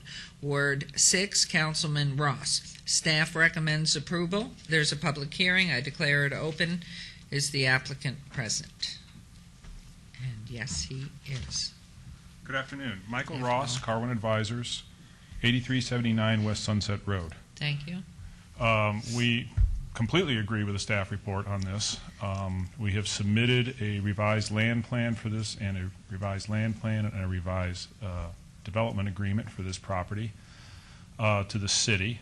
It was scheduled for the last Planning Commission meeting. We held that in abeyance to give some time to meet with the neighbors and hold a neighborhood meeting. It will be at the next Planning Commission meeting, and then we'll come to the City Council for review. So is this in abeyance? Finally. Councilman Ross, is this a relative? No, and I must state now and disclose that Mr. Ross is not related to me, at least well, we're probably related decades and decades ago. Our ancestors chased each other around in kilts in Scotland. Decades, just decades. Anyway, no, we are not related. And I thought, Flynn, did you have a report to give on this? No, I don't. This is the annual report. This is the annual report on the development agreement. I'll say this, Mike, thank you for working so closely with our team, and I'm going to say the same thing to our team. Thank you for working closely with him to get this to where it's going to be. So Mike's absolutely right. It'll be before us shortly. The public will have plenty of time to comment on it. There's still some bumps in the road, I understand, that you guys are working out. But thanks for working with us, and look forward to hearing it again. And I think is this a public hearing, Mayor?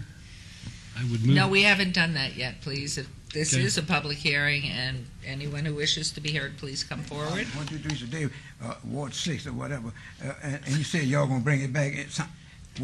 Right now it says, in favor, so what, and you say you're bringing it back, I hope it's in favor when it come back. Thank you.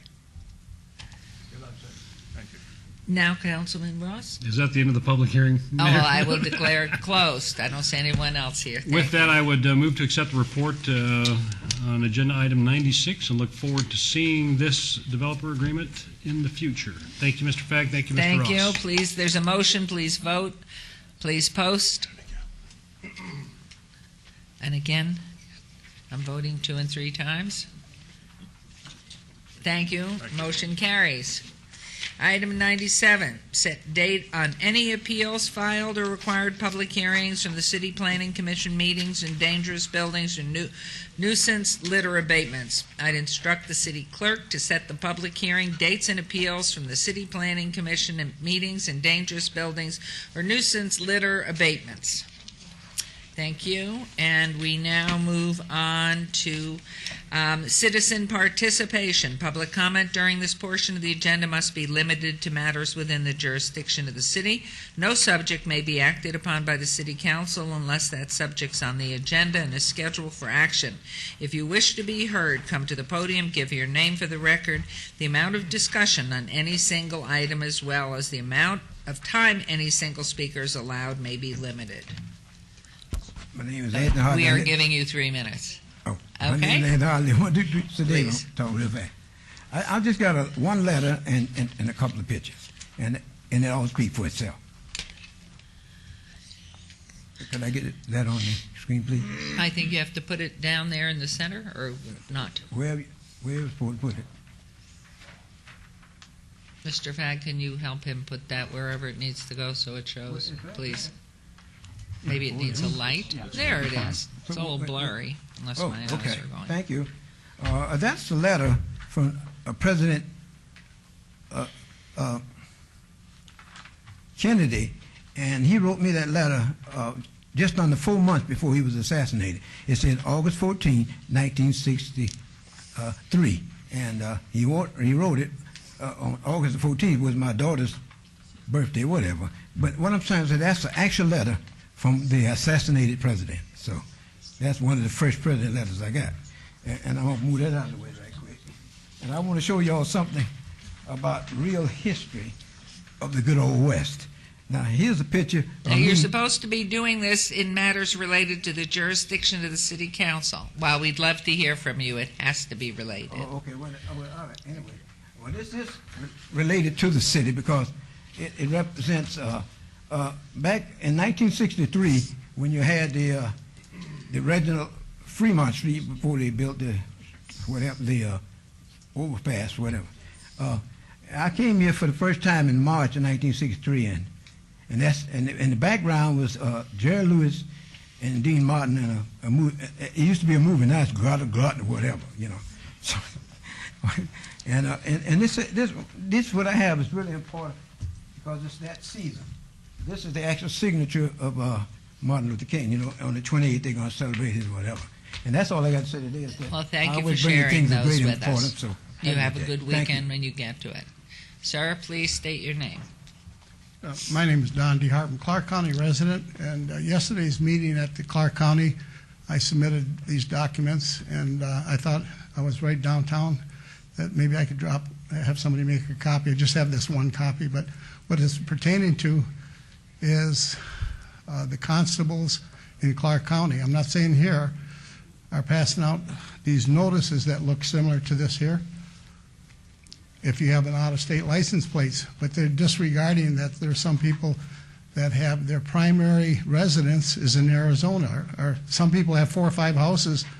And so if this gentleman who's my neighbor, who has medical problems, he's been under serious treatment, cancer treatment, I came down on his behalf to pass this out because, as you know, your husband in the prior periods was trying to get people to come here for the Brain Institute and things like this, where families would come in or things. Well, what happens when somebody comes here to visit somebody in the hospital and has to stay here 3 months? The constables, oh, I got you, here's a $1,000 ticket, but you can pay $100 right now to the constable's office. Why don't you and do get this? registration, but these people have primary residence elsewhere. Elsewhere. Why don't you do this tomorrow or just later on, because we're close to being finished? Yes. If you would give this to our city clerk, Mrs. Bridges, right there, she'll make a copy, give it back to you. Right. And then we can turn it over to the proper people to help you through Okay, this. I just come from the district attorney's office, Mary Miller's office, and dropped her off her set.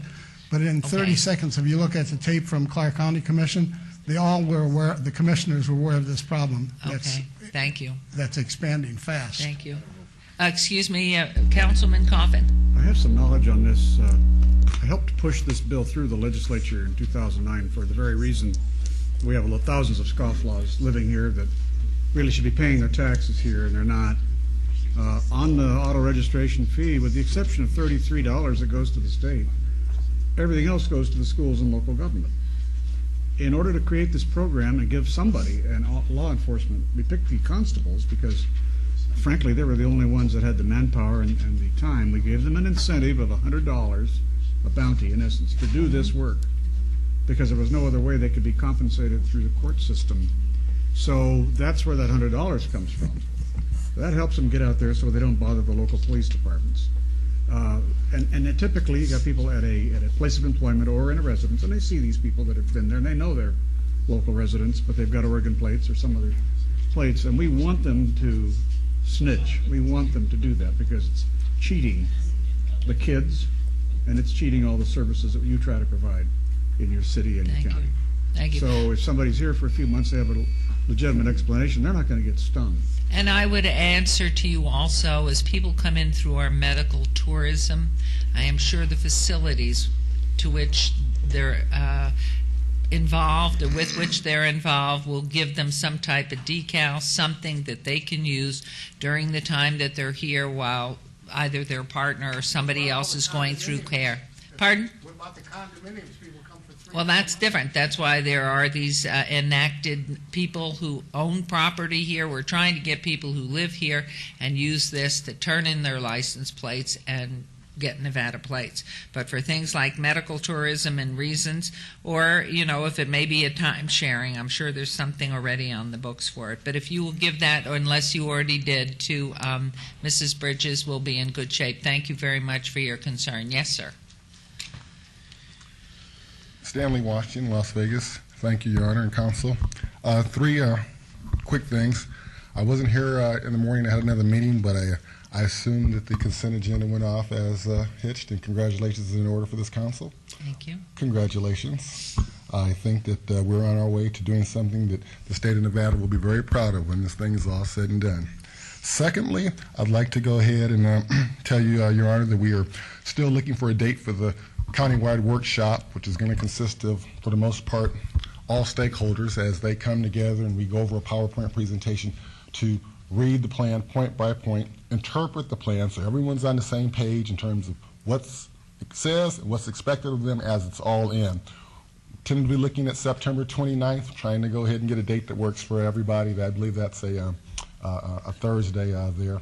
But so far, Congresswoman Dina Titus is going to be involved, part of the workshop. We certainly have Chris G. We're going to reach out for Barbara Buckley to be a part of it, and we would like you to be a part of that panel workshop as well when we get to the part where we're talking about moving forward and what are some of the ideas that we basically be doing. I'm trying to go ahead and have the appropriate people in appropriate slots playing appropriate roles, and this is the City of Las Vegas, and you are the leader of the City of Las Vegas. So I certainly will keep you posted on that. We'd like you to participate on that. I see you're participating with Steve Sampson in the group on there October 15th. I was glad to see that. Certainly I'll be there. Lastly, since we have made some progress in our legal structure with our resolutions, pretty much now ready to go ahead and get the ground game going on for the public awareness campaign. I had to come in and make sure I had the support of the powers that be, and it appears that I do have that support. No need in me moving forward if I did not have that support. So now all the bodies are weighing in, and it's time to go ahead and get to the business now of some action plans of letting the people know. The first thing the plan says is educate the public. I'd like to go ahead and share with you, and maybe Mr. Fagg, I may need your help in terms of how this works over here. Is it face down? Okay, this way. Okay. What you see here now is the beginning working piece of a... Can you turn that, please? Because we have to be crooked. Thank you. Perfect. Beginning public awareness piece. It has several components to it. You see the opening doors, which is the cover. Talks about exactly what the plan is. In the middle is upcoming events. We're dealing with the CTS concert promoters. They have a series of concerts that will be listed there. We're starting off on Labor Day. The concert is at the Henderson Memorial Amphitheater. They're partnering up with KCP on the big old school. We're beginning to go ahead and have opening doors now attached to all public events that come here. The best way for people to find out is to get right in the mainstream where they're at. What we have here is on the insides. Okay, I'm sorry, we're running out very quickly, Mr. Washington, please. The President's letter there, piece about opening doors. On the bottom, you have 14 slots for businesses and politicians and everybody to go ahead and purchase a advertisement there that will go to the printing, to the distribution team, which will hire veterans to go ahead and distribute this, job creation, and to go ahead and support public awareness and let people know that they're on. Thank you. On the front side, you basically have 4 double-spaced ads that Thank you. will be on the cover there. So in closing, Your Honor, you have an opportunity to go ahead and make history. I'm putting this together here. I'd like you to go ahead and show the leadership and be the first one to go ahead and garner spots as we go ahead and send it out to everybody else. They have the proper signal. So if that's something I can follow up you about, I would appreciate that. Contact my office if you would. We'll do that. Thank you, and thank you very much. And with that, we will move on to item 99.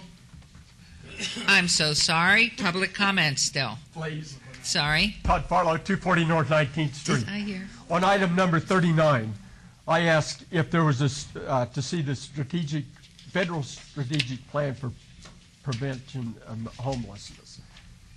And they were kind enough to show that to me. The problem with this is, on the item, is that the federal government is not giving us any money to complete it. All words, nice brochures, all this. We need the federal government to show us the money. We need money, folks. The second thing that I want to address is when I railed against the banks a couple of weeks ago, like I always do, I saw Councilman Coffin take umbrage at it or whatever. I suggest, now admit to Councilman Coffin, you're a great reader. I hate the banks too, so I read that book. Good. I would like everybody to read this book. And if they have any sympathy left for any banks, I'm sure that it'll go right out the window. It's Michael Lewis, The Big Short. Parts of it were written up in either Portfolio magazine or Vanity Fair. But if you have any sympathy for the banks, it'll go when you see that. Thank you very much. Thank you. Anyone else wishing to be heard under this portion of the agenda? All right, hearing none, we'll move on now. Thank you to item 99, council member recognition. Comments made by individual city council members during this portion of the agenda will not be acted upon by city council unless that subject's on the agenda and scheduled for action. I would like to start, I think I started the left last time. I will now turn to the right. Councilman Coffin, you're first up. Any comments, anything that you would like to? He said too much already. All right, you have a good book to read. And Councilman Ross. I'm just getting started, Mayor. No. Okay. No, I've got nothing to announce today. And our Mayor Pro Tem. Thank you, Mayor. I have actually 3 events that I wanted to invite the public to. The first one is the Ward 4 Back to School Fair and Movie in the Park. It's going to be held Friday, August 19th at 6 p.m. at Bruce Trent Park, located at 8851 Vegas Drive. We're going to have the big screen out there with a free movie called Tangled. We're going to have free school supplies while they last. You can bring your own food to watch the movie, or we'll have some food out there for purchase, and there'll be quite a few community vendors out there if you need any information from some of our community partners. So please come out. Again, it's Friday, August 19th, 6 p.m., and if you need more information, you can contact my office at 229-2524 or go to www.lasvegasnevada.gov/Ward4. The second item is I'd like to invite everyone to come out and join myself and Councilwoman Tarkanian to have the ribbon cutting and grand opening for the 2 bridges that are crossing Lake Mead and also Cheyenne near Buffalo. These bridges are going to be the continuation of the trail system that the City of Las Vegas is putting together to allow people to get out and walk their dogs, walk with their spouses, their kids, get out, meet each other. And these 2 bridges are going to allow people to cross those major intersections without worrying about traffic, getting hit by a car. They can ride their bikes across there. So we are going to have the ribbon cutting on the Lake Mead and Buffalo Bridge, myself and Councilwoman Tarkanian, Tuesday, August 23rd at 9 p.m. So come out and join us for that, and it's going to be a great addition to our trail system that we're putting together. 9 a.m. or 9 p.m.? What did I say? P.m. Oh, don't come out at 9 p.m. because I'll be asleep. Come out at 9 a.m. August 23rd, Tuesday. Thank you, Mayor. And then the last item is if you walk your dog at Barkin Basin Dog Park, which is located at 7351 West Alexander in Ward 4, it's a great place to walk your dogs. Unfortunately, during the summer when it gets pretty hot out, you have to walk your dogs at night. And during the winter, if you want to walk your dogs in the evening, it gets dark pretty quickly. So I was able to put up some lights in that particular dog park so people couldn't walk their dogs when it's dark outside. It won't be dark anymore. We're going to have a great lighting system. So we're having a lighting ceremony, which is going to be held Friday, August 26th, 7:30 p.m. We're going to switch the lights on. So bring your dog out. We're going to have refreshments for both humans and dogs, and we're going to have dog bandanas while the supply lasts. So it's a great way to let people know about Barson Basin. I guess dogs. There is that bacon commercial out there. My kids talk about bacon. So it's the Barkin Basin Dog Park, Friday, August 26th at 7:30 p.m. Bring yourself out and your dogs, and we're going to have a great time. Thank you, Mayor. Thank you, Councilman. And now on to Councilman Wolfson, please. Mayor Goodman, thank you. I don't have any barking bacon to talk about, but as I do at every council meeting with the help of Nevada Child Seekers, I want to show you the picture of a child who's missing from our community. Please turn your attention to the screen and take a look at the picture of Lisa Smith. Lisa has been missing since August 4th of this year. She's 14 years old, and we're asking your help in locating this young lady. Lisa is 5 foot 6 inches tall, weighs 115 pounds, is Caucasian, and has blue eyes and bleach blonde hair, and also braces. Lisa was last seen in the area of Horizon Ridge Parkway and Mission Drive in Henderson. Fortunately, more than half of the children which we have highlighted have been located. The more people we have looking for Lisa, the better the chances are of returning her safely to her family. If you know where Lisa is, please contact Nevada Child Seekers at 702-458-7009 or Las Vegas Metro Missing Persons Unit at 702-828-3111. Thank you. Thank you. Councilwoman Tarkanian. I'd just like to reemphasize what Councilman Anthony said, and that is to come out and see the bridges connecting our trails. A lot of hard work has gone into them, and it really is an advantage for people to have those bridges. So come out and see us August 23rd, 9 a.m. School in session this week, next week? 29th, I believe. 29th. Councilman Barlow. Thank you, Mayor. Thank you, Mayor.